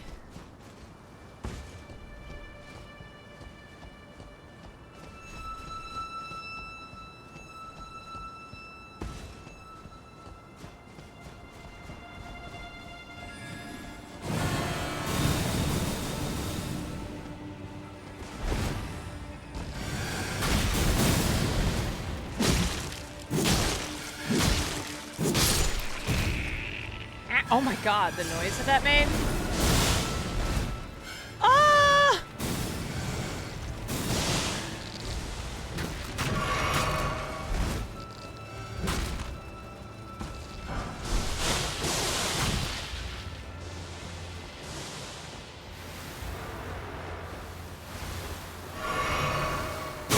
Ah! Oh, I've got the rot. Oh no! Oh my god, this is such a pain in the ass. Oh, the rot. Oh, fucking hell. Okay. Still haven't died to gravity, which is my goal. Ah! Ah!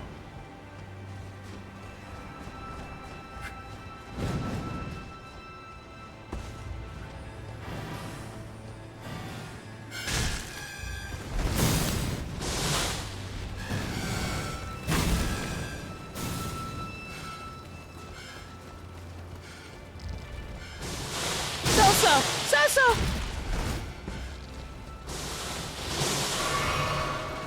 Oh, I gotta heal again.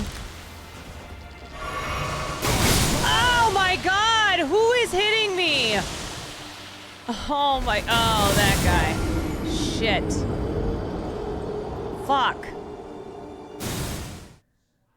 Oh, this is exhausting. Come on, man. It's the same goddamn guy.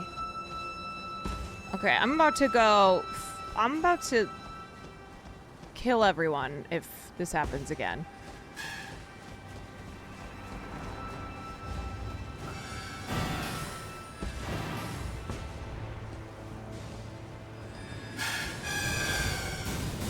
Let me try this path.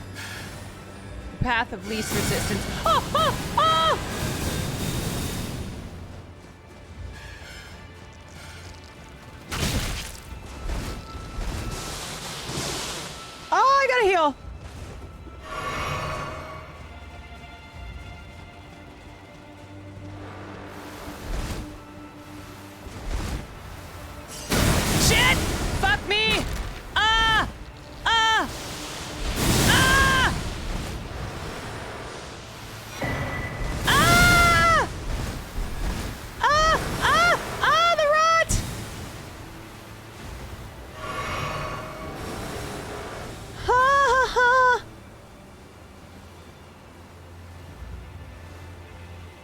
Descend, bitch!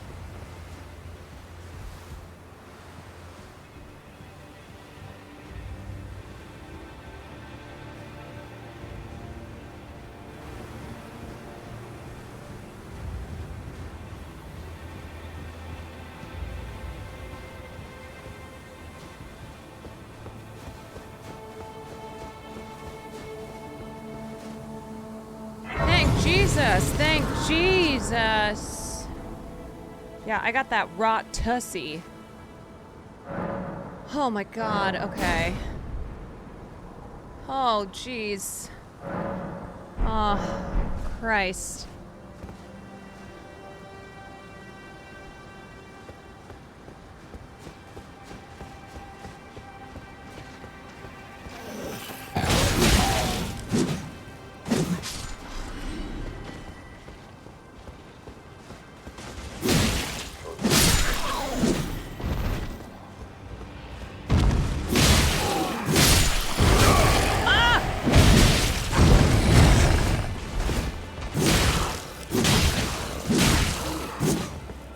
Die, bitch!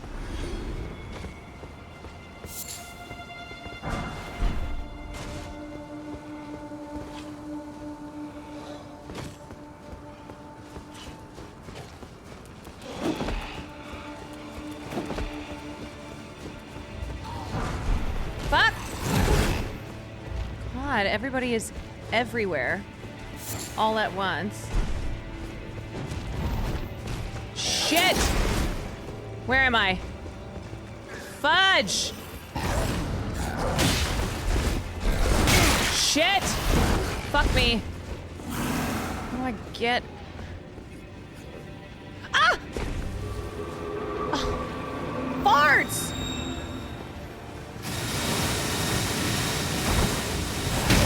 Fuck! Yeah, okay. You know what? Yeah, shit! Go up, go up. What are you doing? Ah! Ah!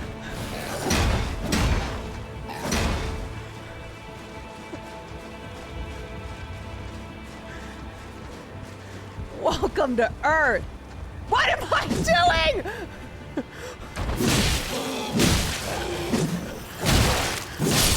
What is this?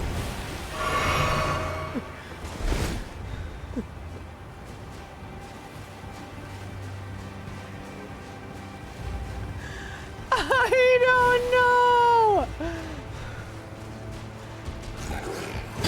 Where am I going?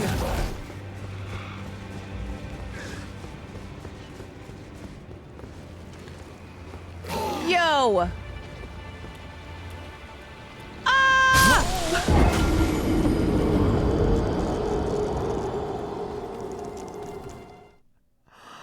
What the hell?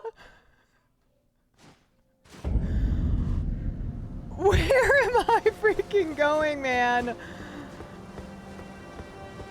What is this? Contraption does not move. Okay. So I gotta go up here? Did I come down here? I can't remember.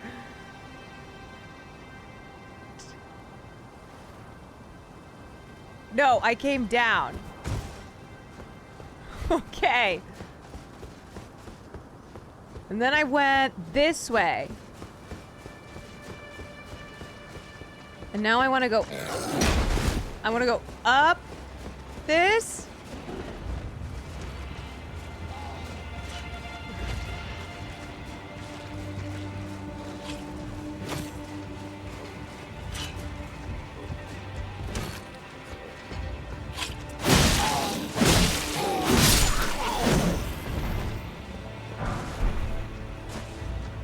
Fuck me.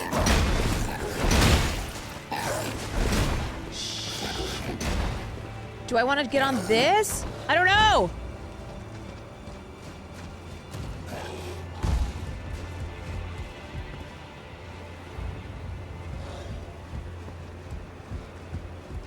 Go down wherever possible. Okay.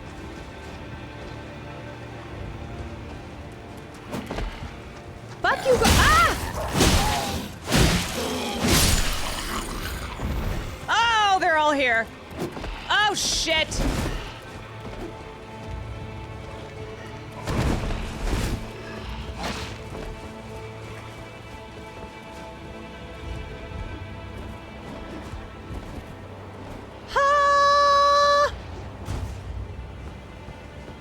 Okay, this must be the way.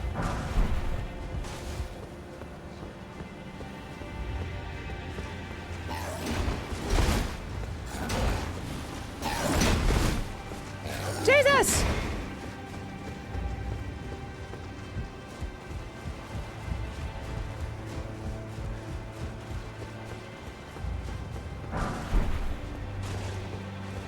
Okay, we got it. We got it.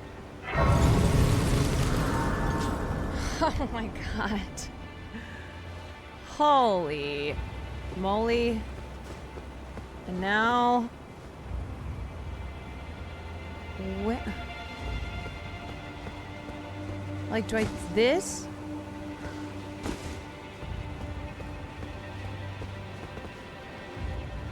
Tree? Down.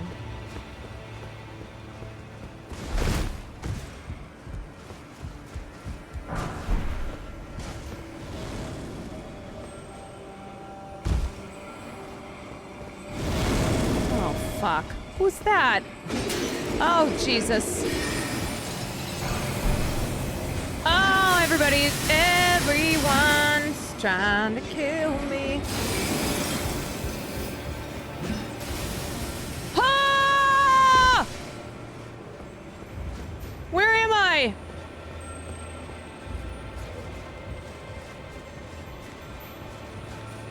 God, these fucking guys again?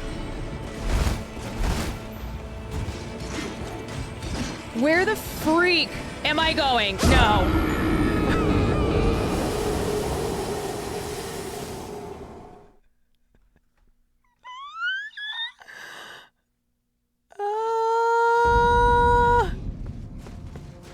Okay, so I want to go down here.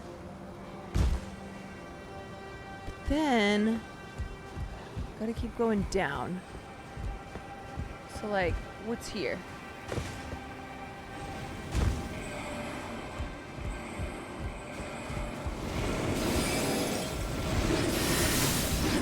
Nope. I did it again. So now I go up to go down. Right?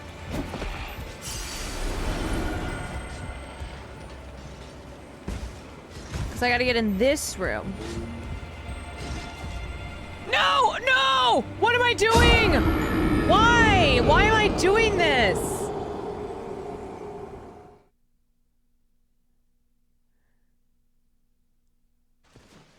No, okay. So this way... Follow the natural path. There's no fucking natural path.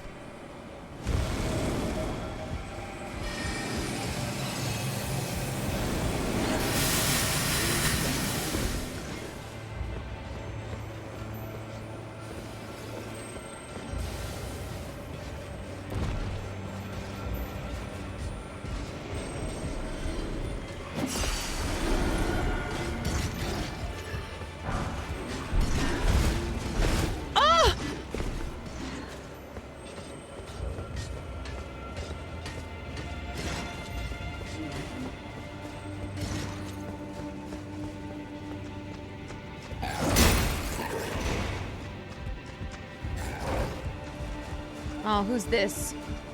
Who's this asshole? Whoa!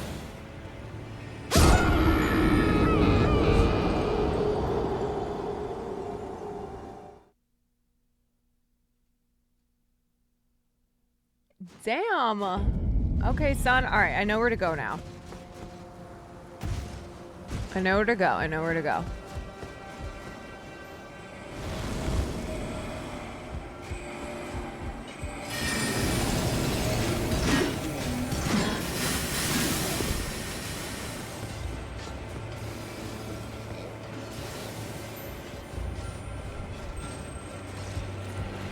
This way. Excuse me. You freaks!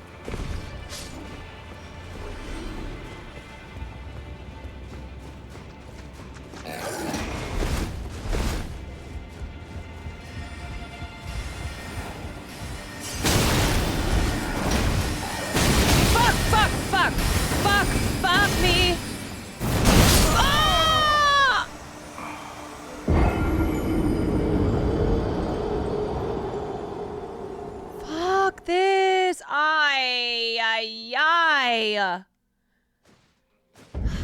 fucking hell.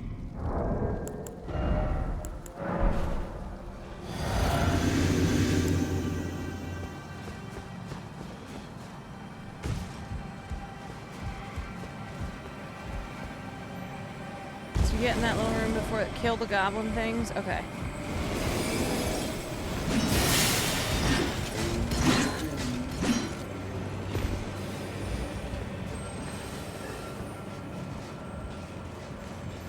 Gosh, this is such a journey.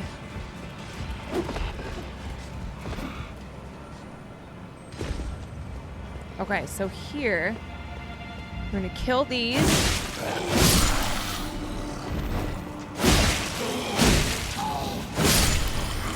Okay, okay. Now this piece of shit. Come on.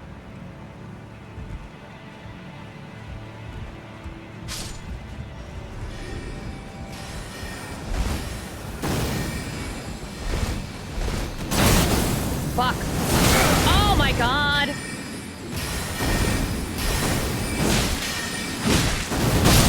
God damn it. Should I just keep going? Okay, I'm just gonna keep going. I'm not gonna fuck with these guys. Ay. God, Melina really wears you out before you can even get to her.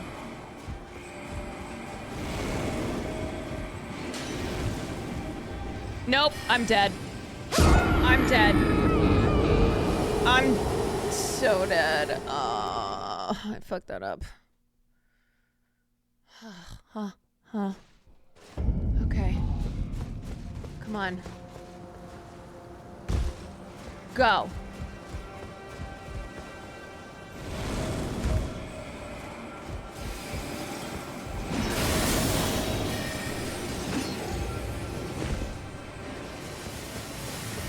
Go, go, go, go, go. Oh, you stupid ass.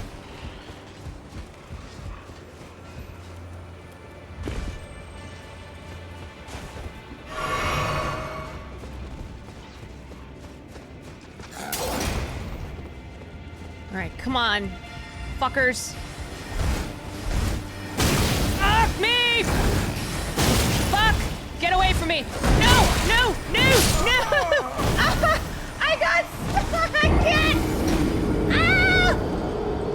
Oh my god! Oh my god! Why is this impossible? Jesus! Fuck you guys! Ah!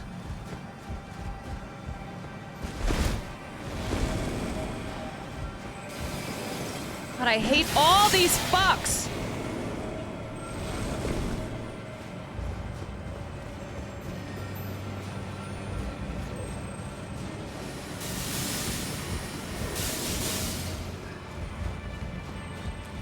Move it! Okay, I'm gonna kill these things again.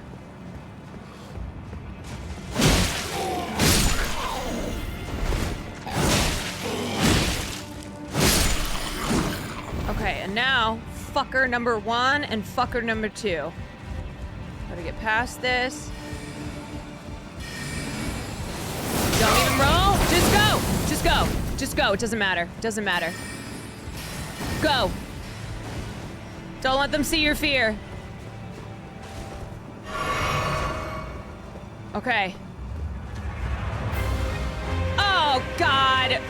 Who's this?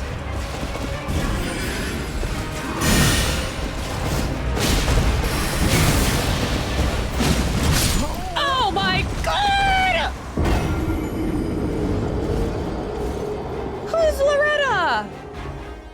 Who the fuck is Loretta? Do I have to start over? I'm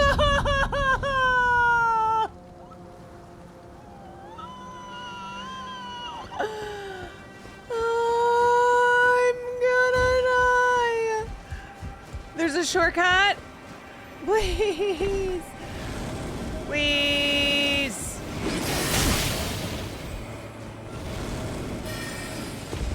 Okay, run on the bridge to the left.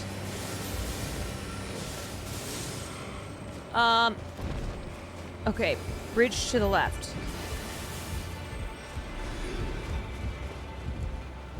Shit. Where's the bridge to the left? Anon, thank you for the gifted. McLovis, thank you for the community, for the gifted. Will, thank you for the raid. Just keep going.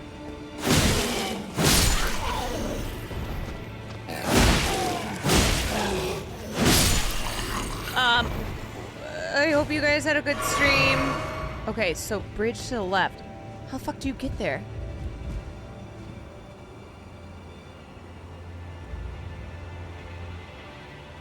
Where's the bridge?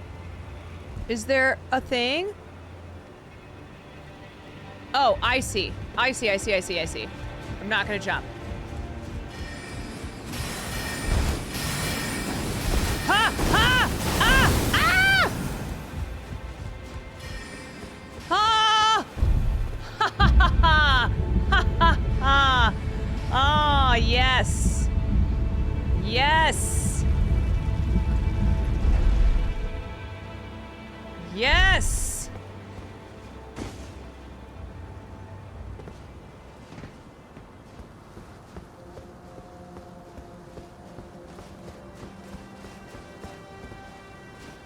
Oh my god. Okay. Okay. Alrighty. Woo, baby. Archmelons, I hope you guys are having a good night. Wait a sec.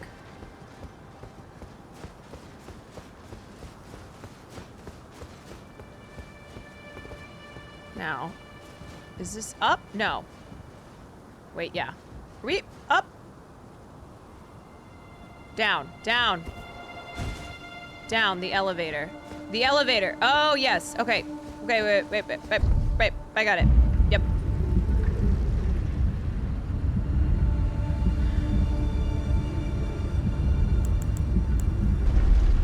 Okay.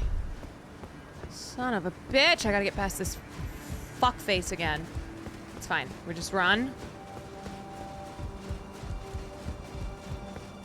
Oh, now there's a thing.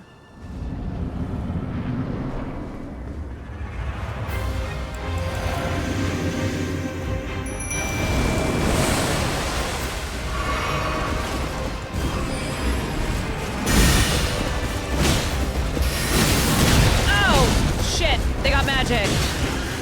Okay. Big magic bow. Okay.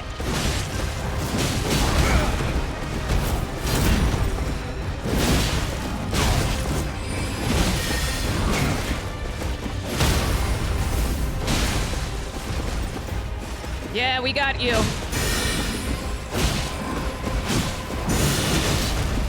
Ha! Oh no! Ah! Ah!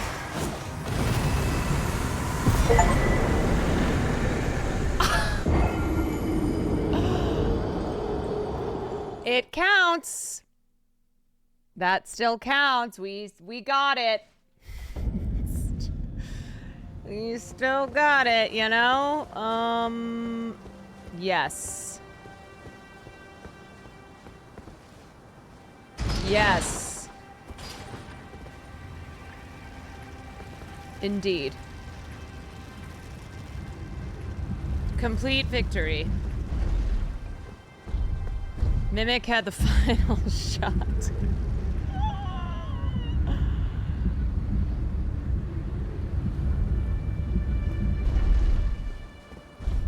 Use Mimic is not fun. Oh, it is for me.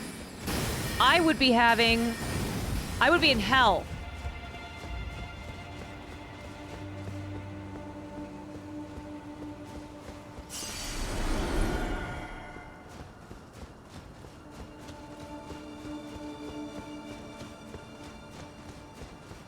$200,000 runes. Fuck yeah, dude.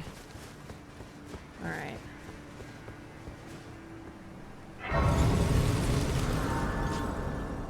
Okay, level. Okay, I'm gonna hit Dex again. I'm gonna hit some endurance, and I'm gonna eat some runes because I know I collected a shit ton.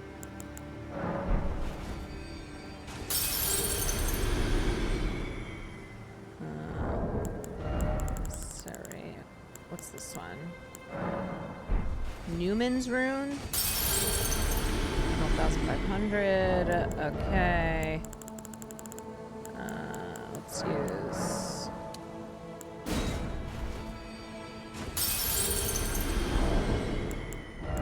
Let's just eat them all up. Let's go to town. Is that Nicolas Cage? Yes, it is.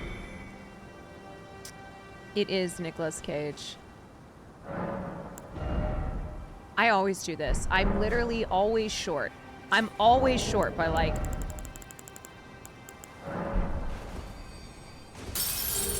Okay, that's enough. Classic. Truly. Okay. Let's go. Upgrade bow? Nah. I'm too slow with the bow because I have not practiced with it. I got my sword. Ooh, let's just take a sec and look at how beautiful.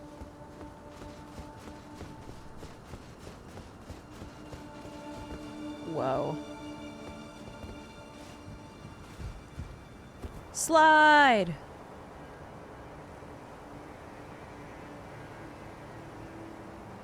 Oh. Yeah.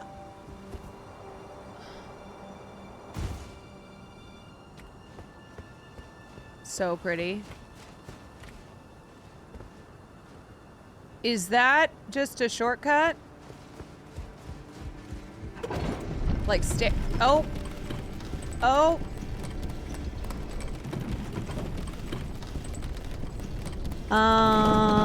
I thought it was like, do you want to take the stairs or do you not want to take the stairs?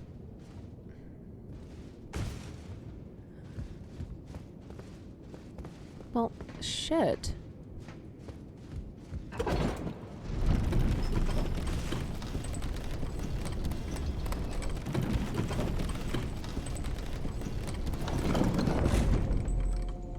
Okay, so I kind of was like looking at it as, do you want to be lazy or do you want to get exercise? And I said, I want to be lazy.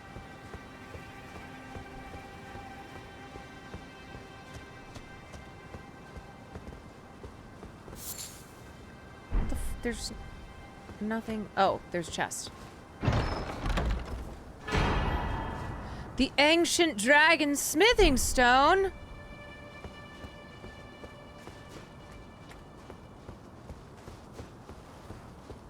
Every time y'all call me Miss Quan, I'm reminded of my teaching days. That's a pretty good thing, right? It's huge. Max out a weapon? I have 2 of those now. Wait, I already, yeah, because yeah. Yes.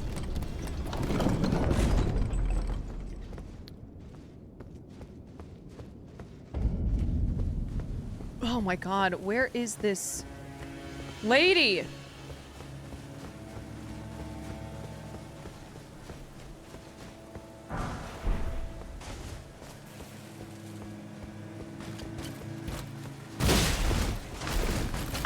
Wait, let me just get the grace. Let me get the grace. Stay away from me.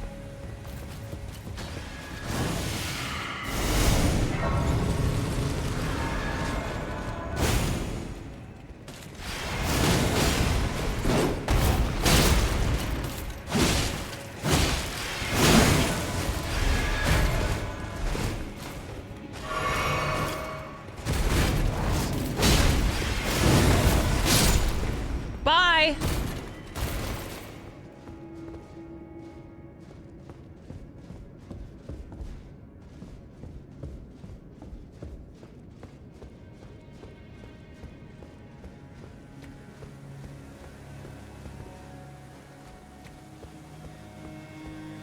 fuck. Oh.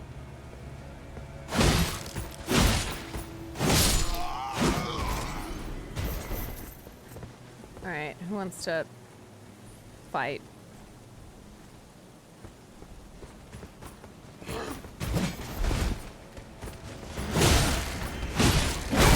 Oh my god! That guy exploded!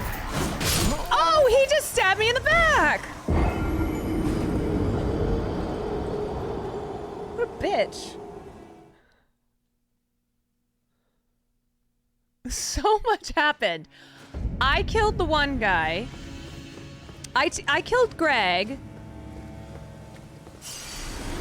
And then I killed Mike. And then Jeff killed me. Or actually, I think Mike might accidentally killed himself.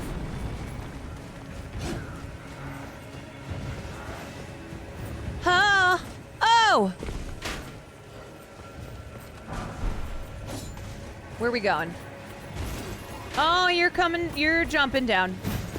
Okay.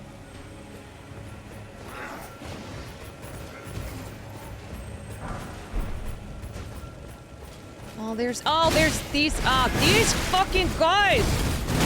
Oh my god, okay, all right. Yeah, I like when they just keep beating the shit out of me. I wanna run away.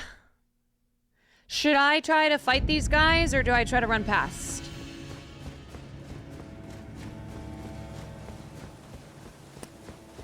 Anywhere at this place.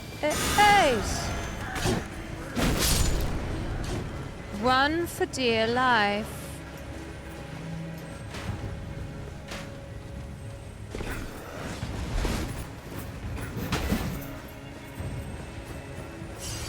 Run. Whoa! God, where am I running to? Where am I going?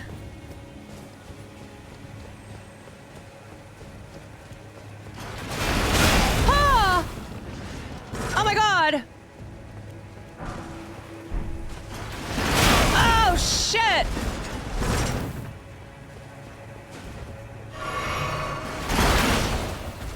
Oh my god! Jesus! Fuck, where do I go? Oh, here's the Grace. Damn it. Okay, it's fine. I end up in this room. Oh my god. She really has a lot of people around her.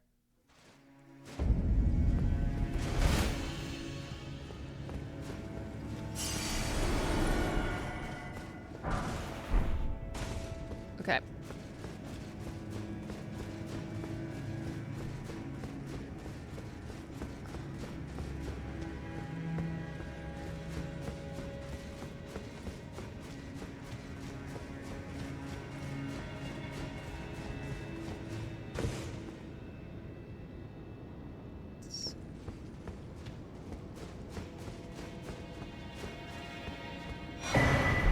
Hero's Rune.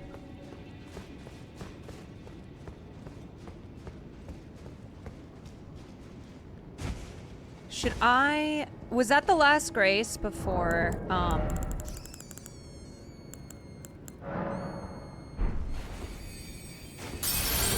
35,000? Let me see if I can get... No, there's one more. Okay. Try to level up again.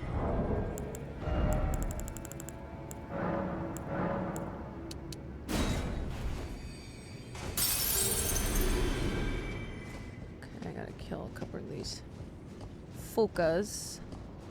Oh.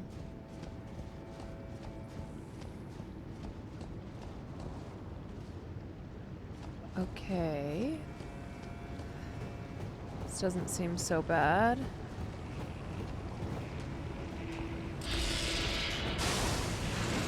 Oh, I hate this guy and this thing!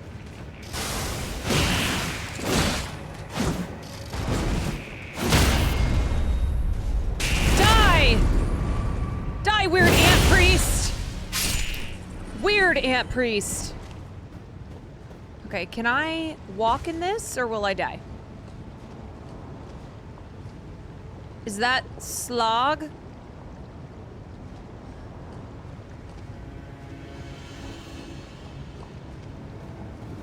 Okay, where am I going? I'm going to here.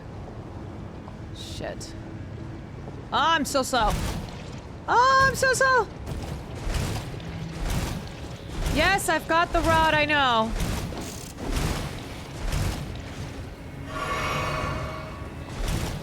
Is it up here?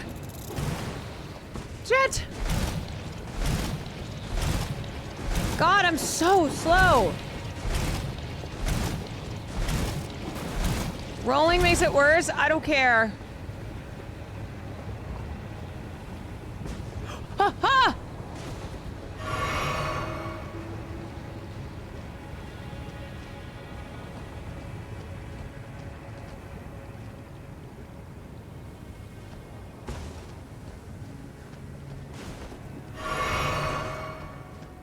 Got that raw tussy.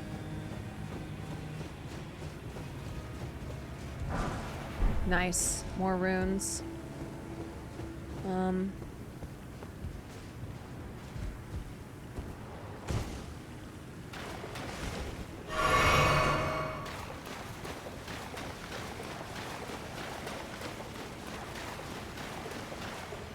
Okay. Viva Las Vegas.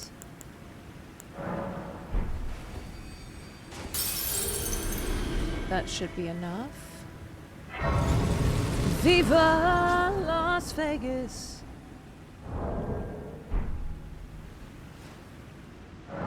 Okay. I think we're almost there. All right, guys. Should I pump one more dex? I'm gonna level up. Or you think health? Vigor or dex? I do have a dex weapon.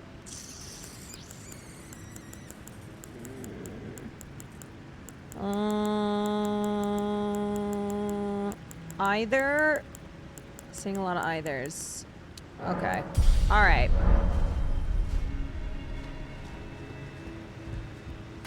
Is it time? The hell?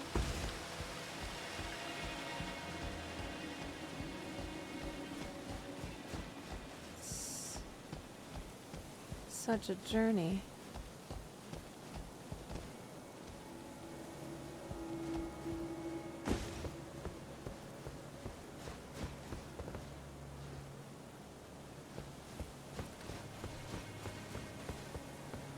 I didn't know it took 10 years to get to Melania.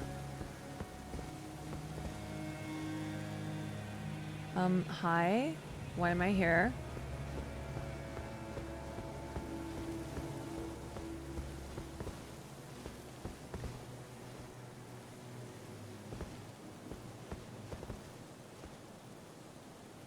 That seems kind of far. I feel like I probably shouldn't jump. Even though that's my inclination. Oh, let's try here.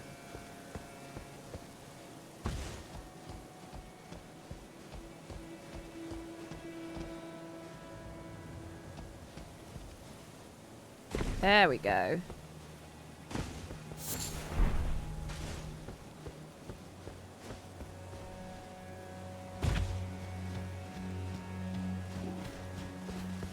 So proud of me for getting this far. Thank you. Pretty cray.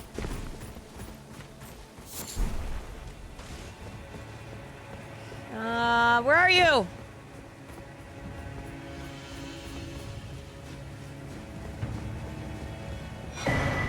Ooh, 5 hero runes?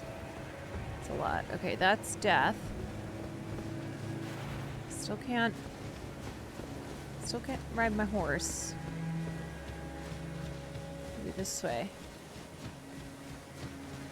This is the way. No. This is not the way. This is not the way. The way is back here.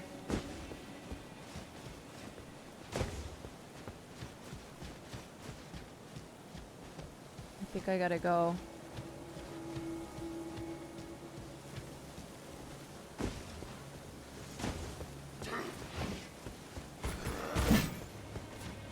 These guys are pissed. Guys, you don't make enough money. I am not your enemy.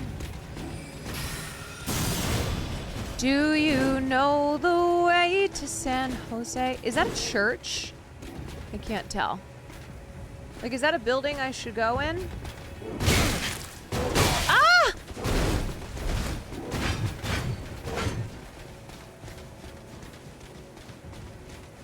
Oh.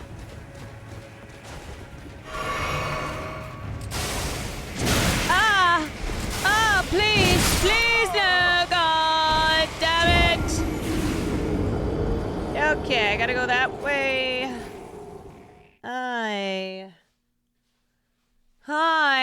Hi, it takes so long to get to Milena, man. But now I know the faster way.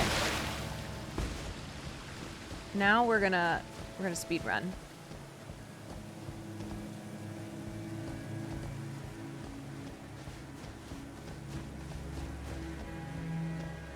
Speed run this.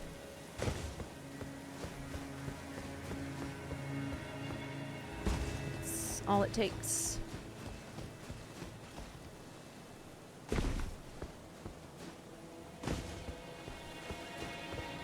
Oh!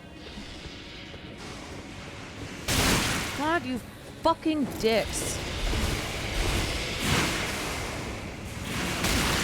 Oh, son of a bitch.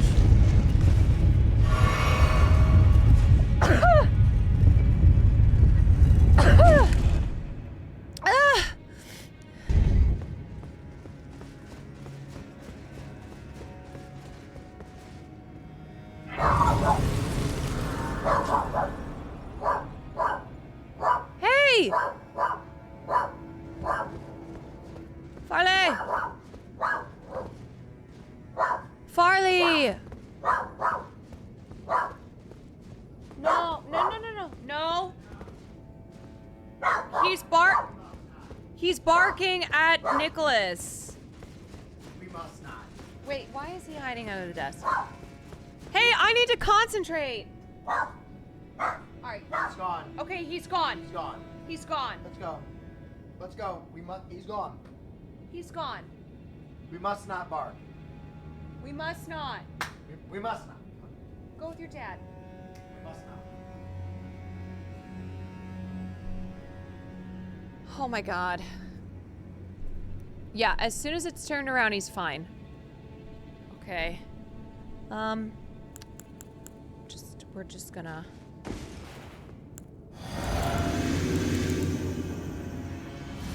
Here we go.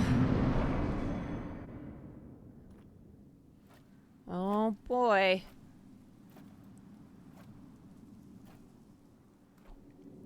I was here. Nothing's happened.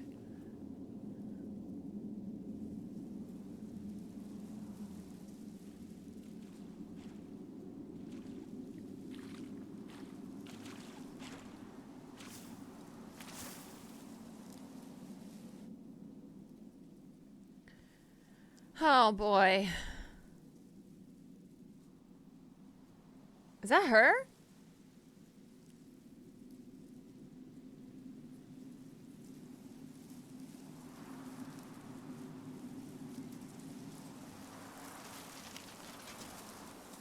Is her arm about to reattach?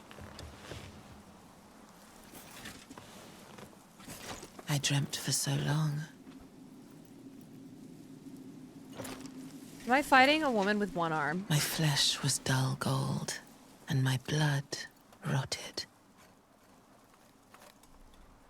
Corpse after corpse left in my wake. As I awaited his return. Shit. She's so tall. She's gonna fuck my ass up. Heed my words. I am Melania, Blade of Mikola. Fuck.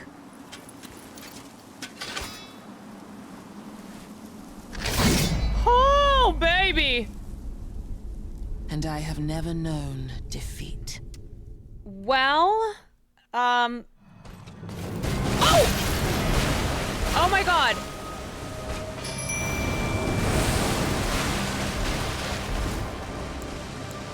Okay, bruh, I didn't even get a chance.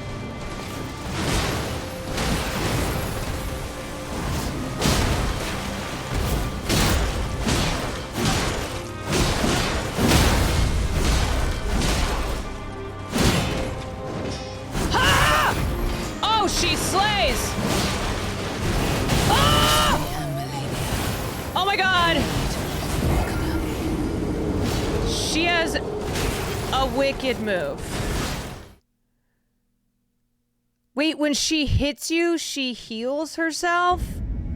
Fudge! Oh my god, that move is insane! How am I gonna... How do you defeat it? Don't tell me.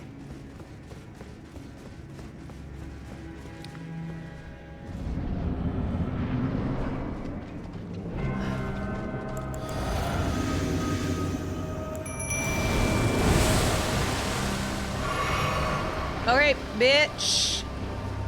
Come on, fuck around. Come on, Mimic. Let's fuck her ass up.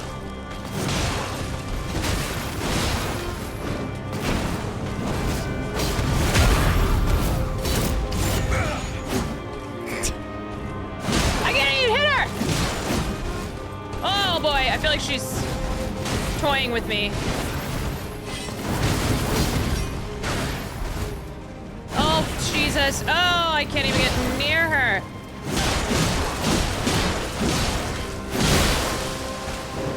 Shit! Oh, fuck! Oh my god, that move is... Shit, she's so fast. Why can't I hit her? Shit! Oh god! No! Jesus! No, please let me heal! Fuck. Oh, she's scary.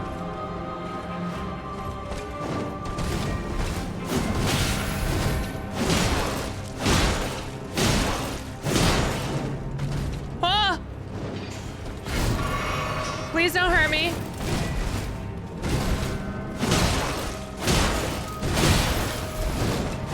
Fuck me.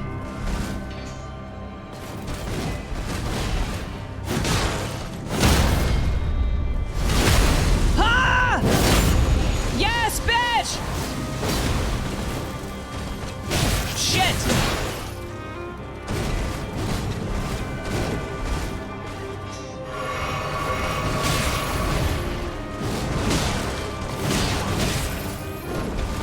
Shit! Oh god! She's... What is that? What is that?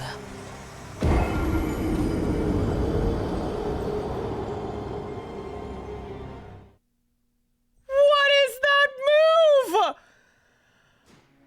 Okay. Alrighty. Okay. Holy moly, she is so quick.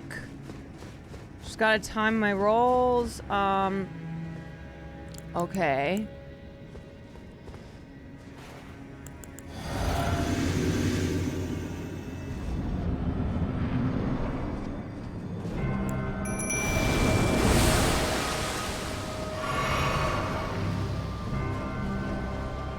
I just gotta keep hitting her ass.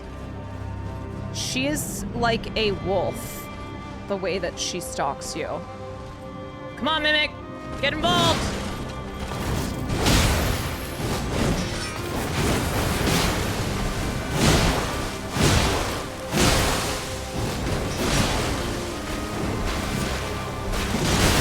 Oh, God.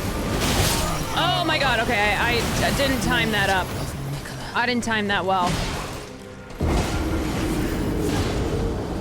God damn it. Her weakness is you can stagger her. Yeah, I thought she was staggered, but it turns out she was just doing her thing. Yeah? You're doing really good.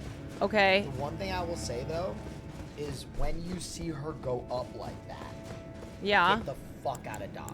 That's waterfowl, and it will. It will what? Fuck you up. Fuck me up. So if you see her levitate, she's about to carve. Just run. Okay.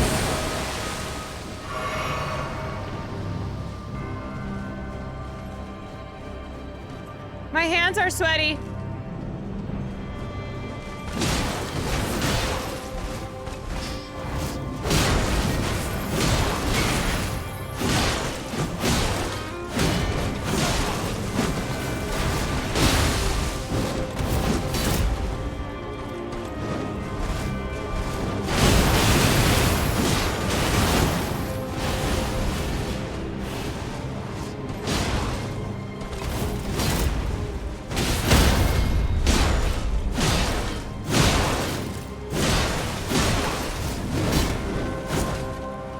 Heal.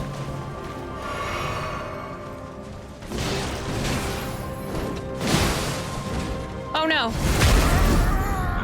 You can't hit her when she's doing that?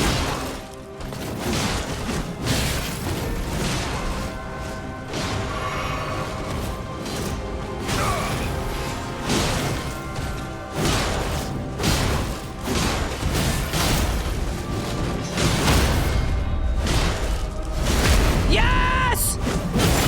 Yes! Ah! Ah! Ah! Ah! Ah! Ah! Ah! Wait, what's happening? It's not over? Wait a second. Wait. Wait, what is this? Wait. Oh no. Oh, something's happening. Oh, it's not good. She's gonna go crazy, isn't she? Wait. That was too easy. Fuck.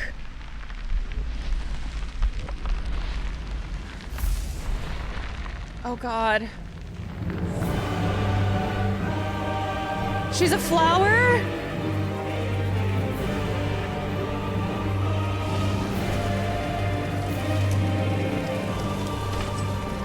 The scarlet bloom flowers once. Oh, that's gonna give me rot, isn't it?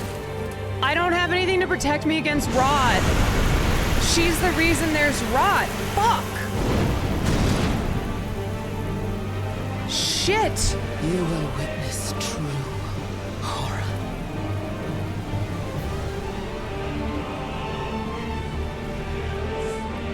Fuck! I'm scared! Now, rot. She a baddie, though. Okay, run. Ah! Ah! Ah! I was trying to run! By the scarlet rot. I was trying to run! I couldn't even run! I tried to run. Well, you drank a potion! No, did I? Did you? I thought I would have time to drink a potion then run. Everybody in the chat was telling you to run. Yeah, I thought I could potion and then run. I stopped for a little drink. It was like you were playing in traffic and everybody was telling you that there was a car coming and you drank a beer. Okay, well, I'm sorry. My bad.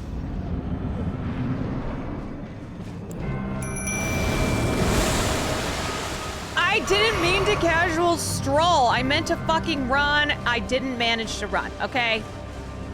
All right. Come on, Mimic.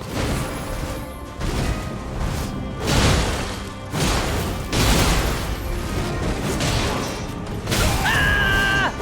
Ah!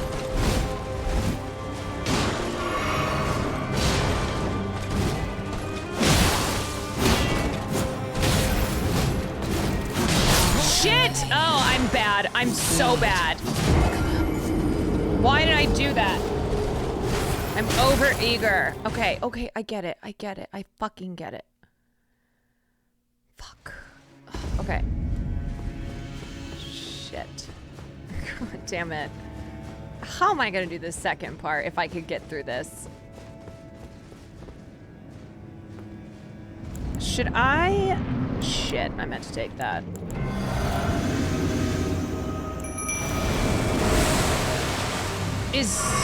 Is it like maybe a move not to, okay, come on, hit me.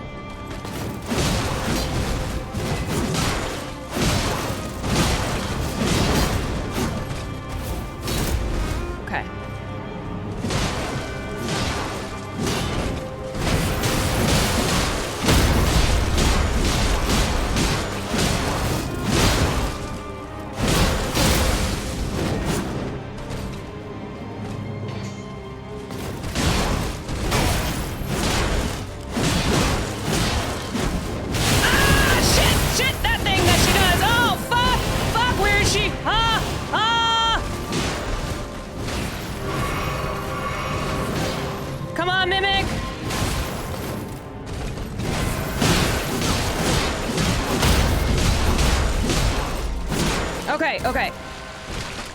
Fuck. Okay. Here we go. Here we go. Here we go. Here we go. Ha ha ha ha. Okay. So, run! Where am I running to? Where am I running? I'm stuck! I'm stuck! Oh my god, I can't run! Where do I go? Where do I go? Will, I ran that time.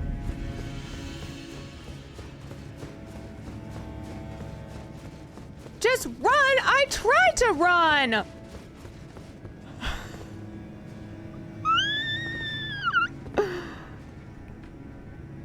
I tried to run this time. You ran in a circle. Just pick a direction and go. You literally did this. I watched you. Yeah, what? Yeah, okay, fine. Yeah, I did. Augers. Yeah. Augers. Well, you know what? I got a lot going on here. I'm scared.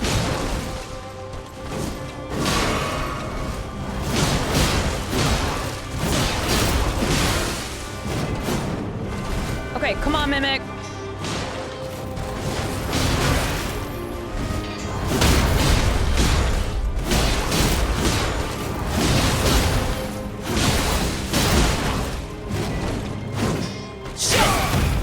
Shit!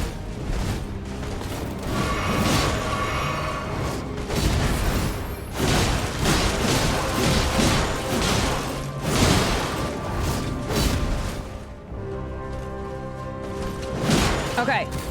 All right, now I'm gonna run again. Okay, here we go. Time to run. Don't lock on. Go.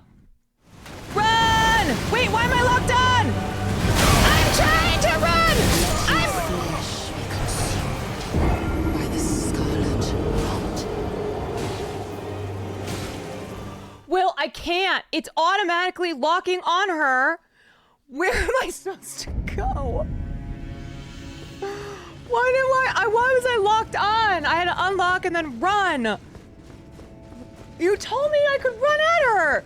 Have you been hanging out with Mizkif? Are you throwing for content? What is happening? No, I'm not. I've never seen anything like this. I'm not throwing for content. Jesus Christ. I don't know what I'm supposed to do. I don't know, Will.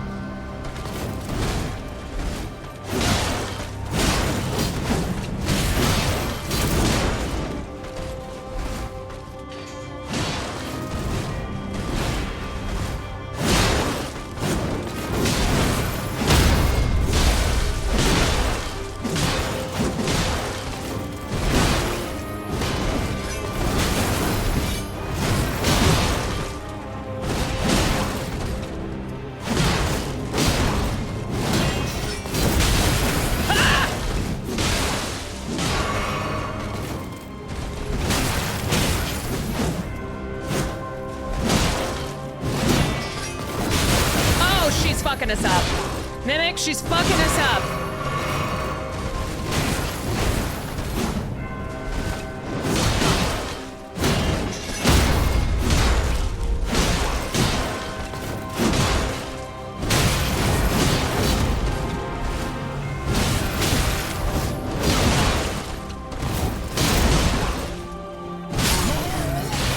Okay. Okay.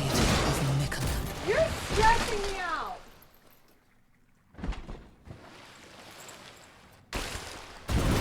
Did not just take the last bite of my fucking croissant. Yeah. You're stressing me out. I was quietly enjoying a croissant.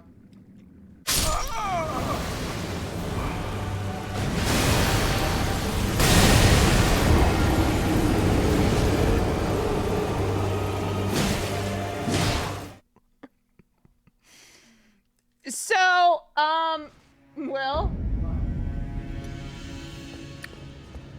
I think I need a little coaching on the second phase. I think I need a little something, something. Got you ready? Wait. Let me do the first phase. Hold on. Okay, first phase.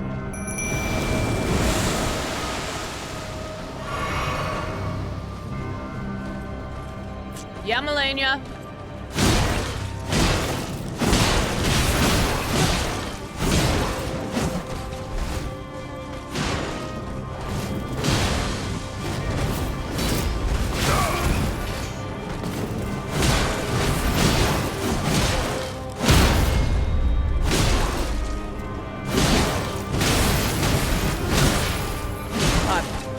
Sometimes she fucks.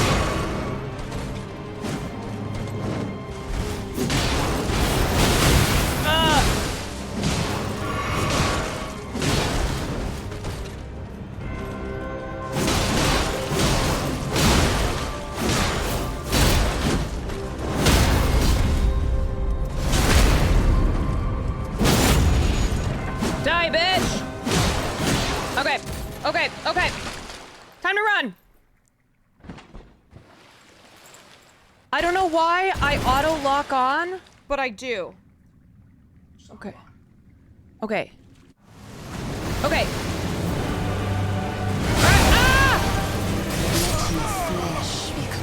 I don't understand. I'm not running towards her. I ran in the circle. I'm running in every direction. I'm running in every direction. That was strange. You were running that time.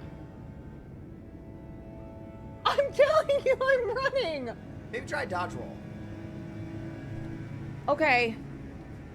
But I don't know if you're auto locking. That was weird. Fucking hell.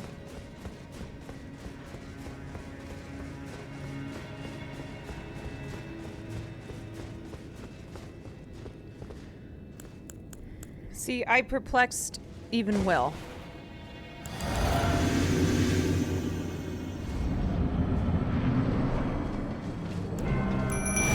Is this running part, like, supposed to be the hardest thing?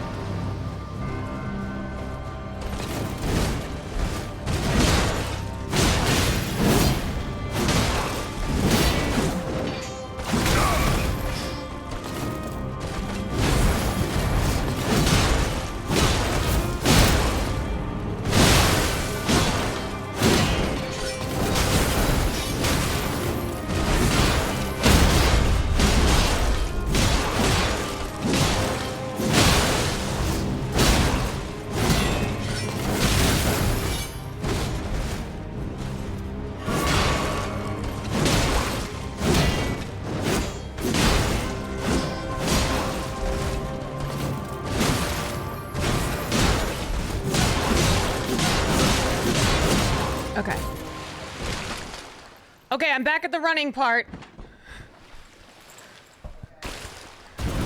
Okay. So, I'm gonna run right under her. Wait, run under her or run away? Run the way where? What do you mean wherever she's not? I know that. Okay. Fine.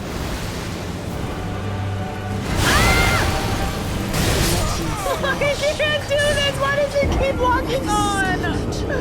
I haven't even had a chance to try to fight her. I can't do it. I fucking can't. I can't run. I literally. Are you holding circle? Yes. Are you? What do you mean? Am I? That is the most. Are you fucking kidding me? Am I holding circle?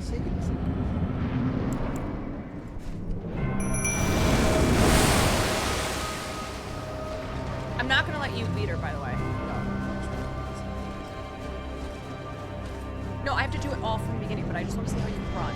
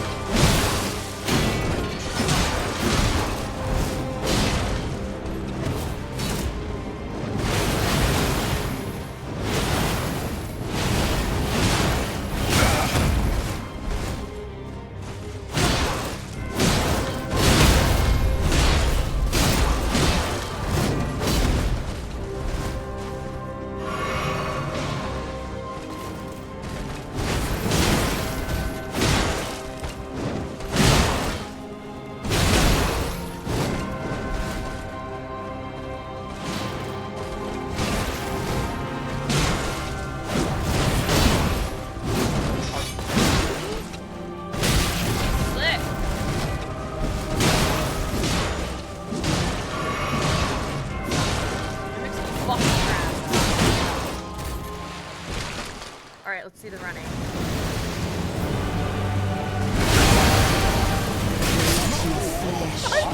I told you! By the scarlet rot.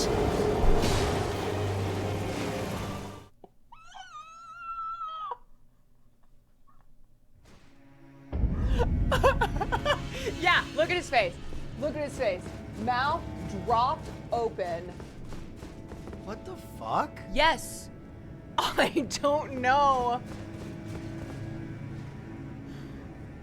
Are you holding circle? You physically wouldn't run. Like the character model wouldn't run. That was so weird. He like walked. Hey, you just have to run. Was not where chat? she Was is. I out of stamina? I don't. Is she fat rolling?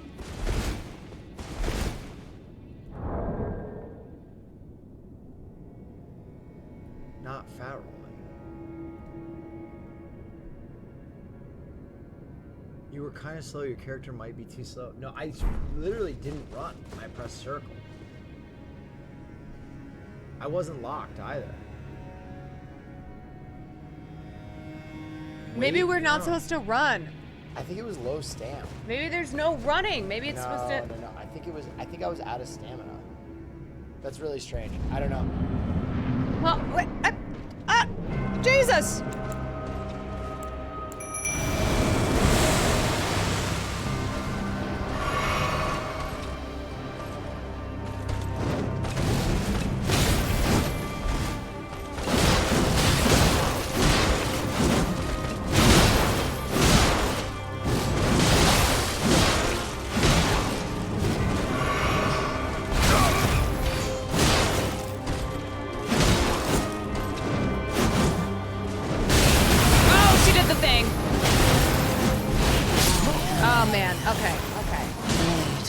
Okay. I need to have all my things. Will just threw me in this. Okay. Oh, okay. All right.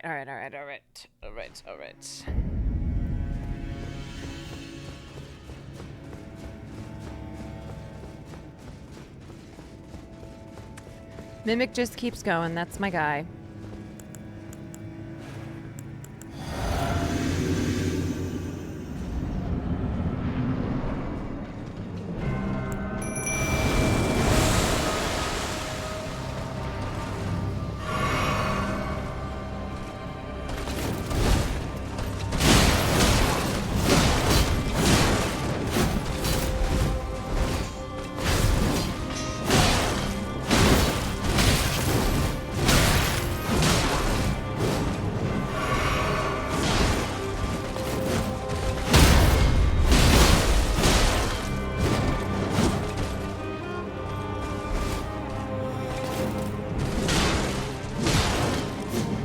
Shit! Back up, back up, back up!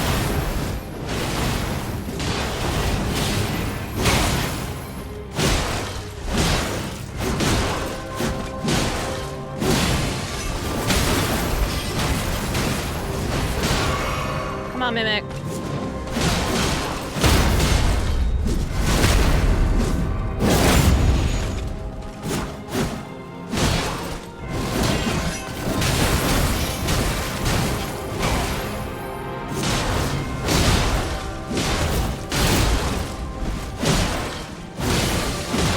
Okay. Okay, it's time to run. Or maybe not run. Or maybe... I have 0 stamina again. Sick. We're gonna try this. We're gonna try something else.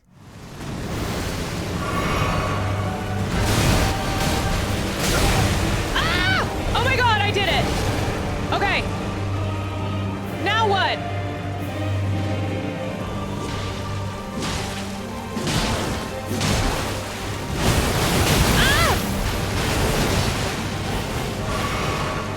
Got moves!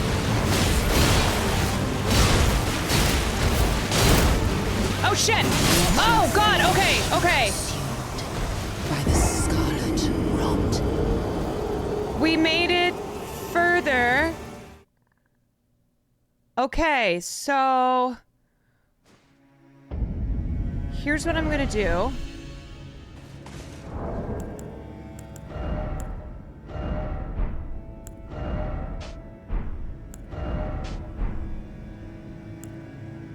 Lightning.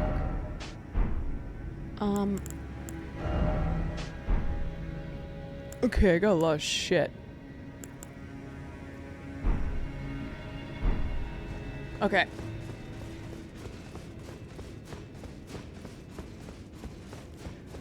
I at least got past the...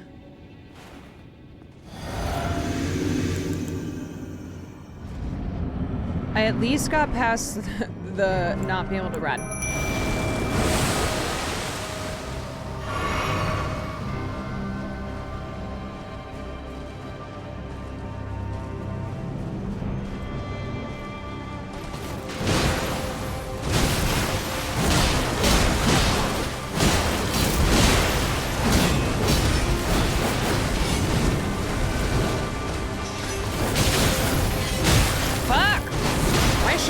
My ass up. Shit. Ah. Oh boy. Oh boy. I ran out of stamina. Yes. What talismans do I have? I have the Crimson. The Flame Drake. Oh, I guess I don't need this because she doesn't have fire.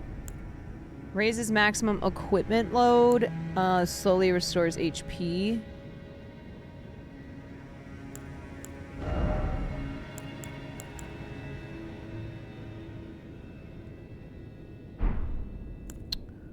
Probably don't need... Yeah, I don't really need that one. Vastly raises max. Wait.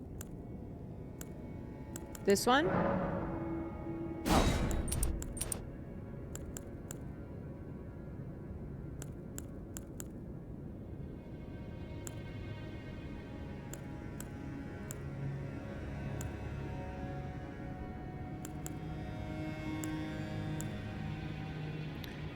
Critical hits restore HP? I don't know what any of this is.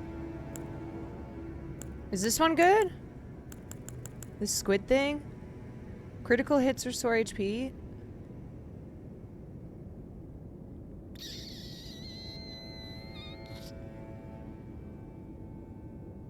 I don't really have, yeah,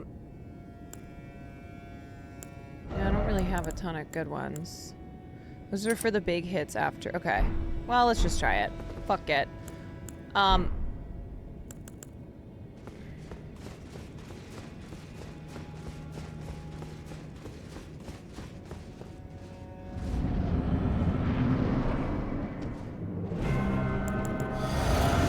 I do like that she gives you time before she comes and kicks your ass.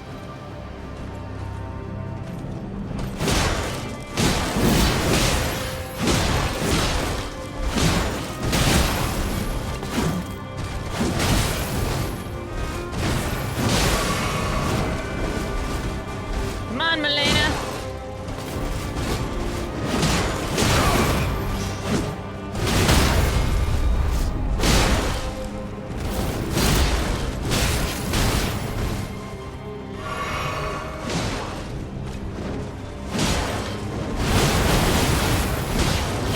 God, that is...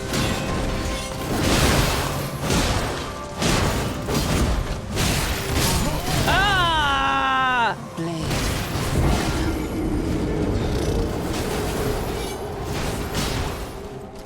Taco Dam, thank you for the 3 months. All right, guys. I said tonight that I wanted to meet Milena. I met Milena. I think I'm gonna finish this tomorrow. Because I think this is gonna be a serious battle, and I already feel tie-tie. And I want something exciting for tomorrow, if that's fair. Yeah. I can feel myself feeling tie-tie, and I feel like I got some good licks in. Got a bit of a better idea. So we shall pick this back up.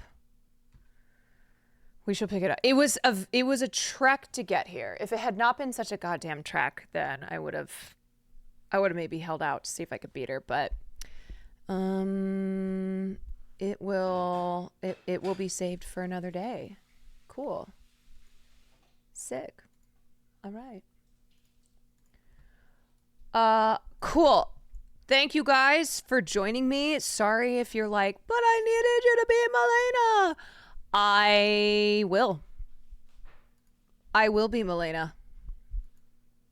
Even though she says she's never been defeated. I will beat her. Okay. I'm gonna send you guys over to... Kai Cenat has 463,000 live viewers.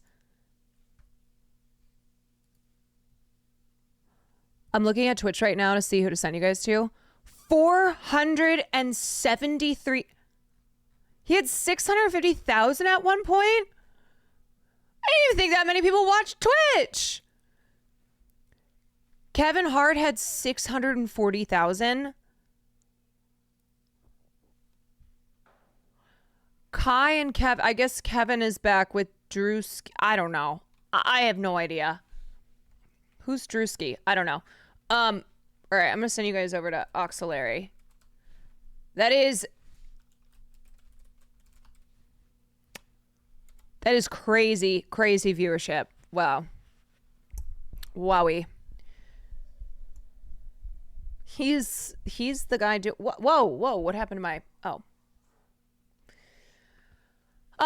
okay. Well,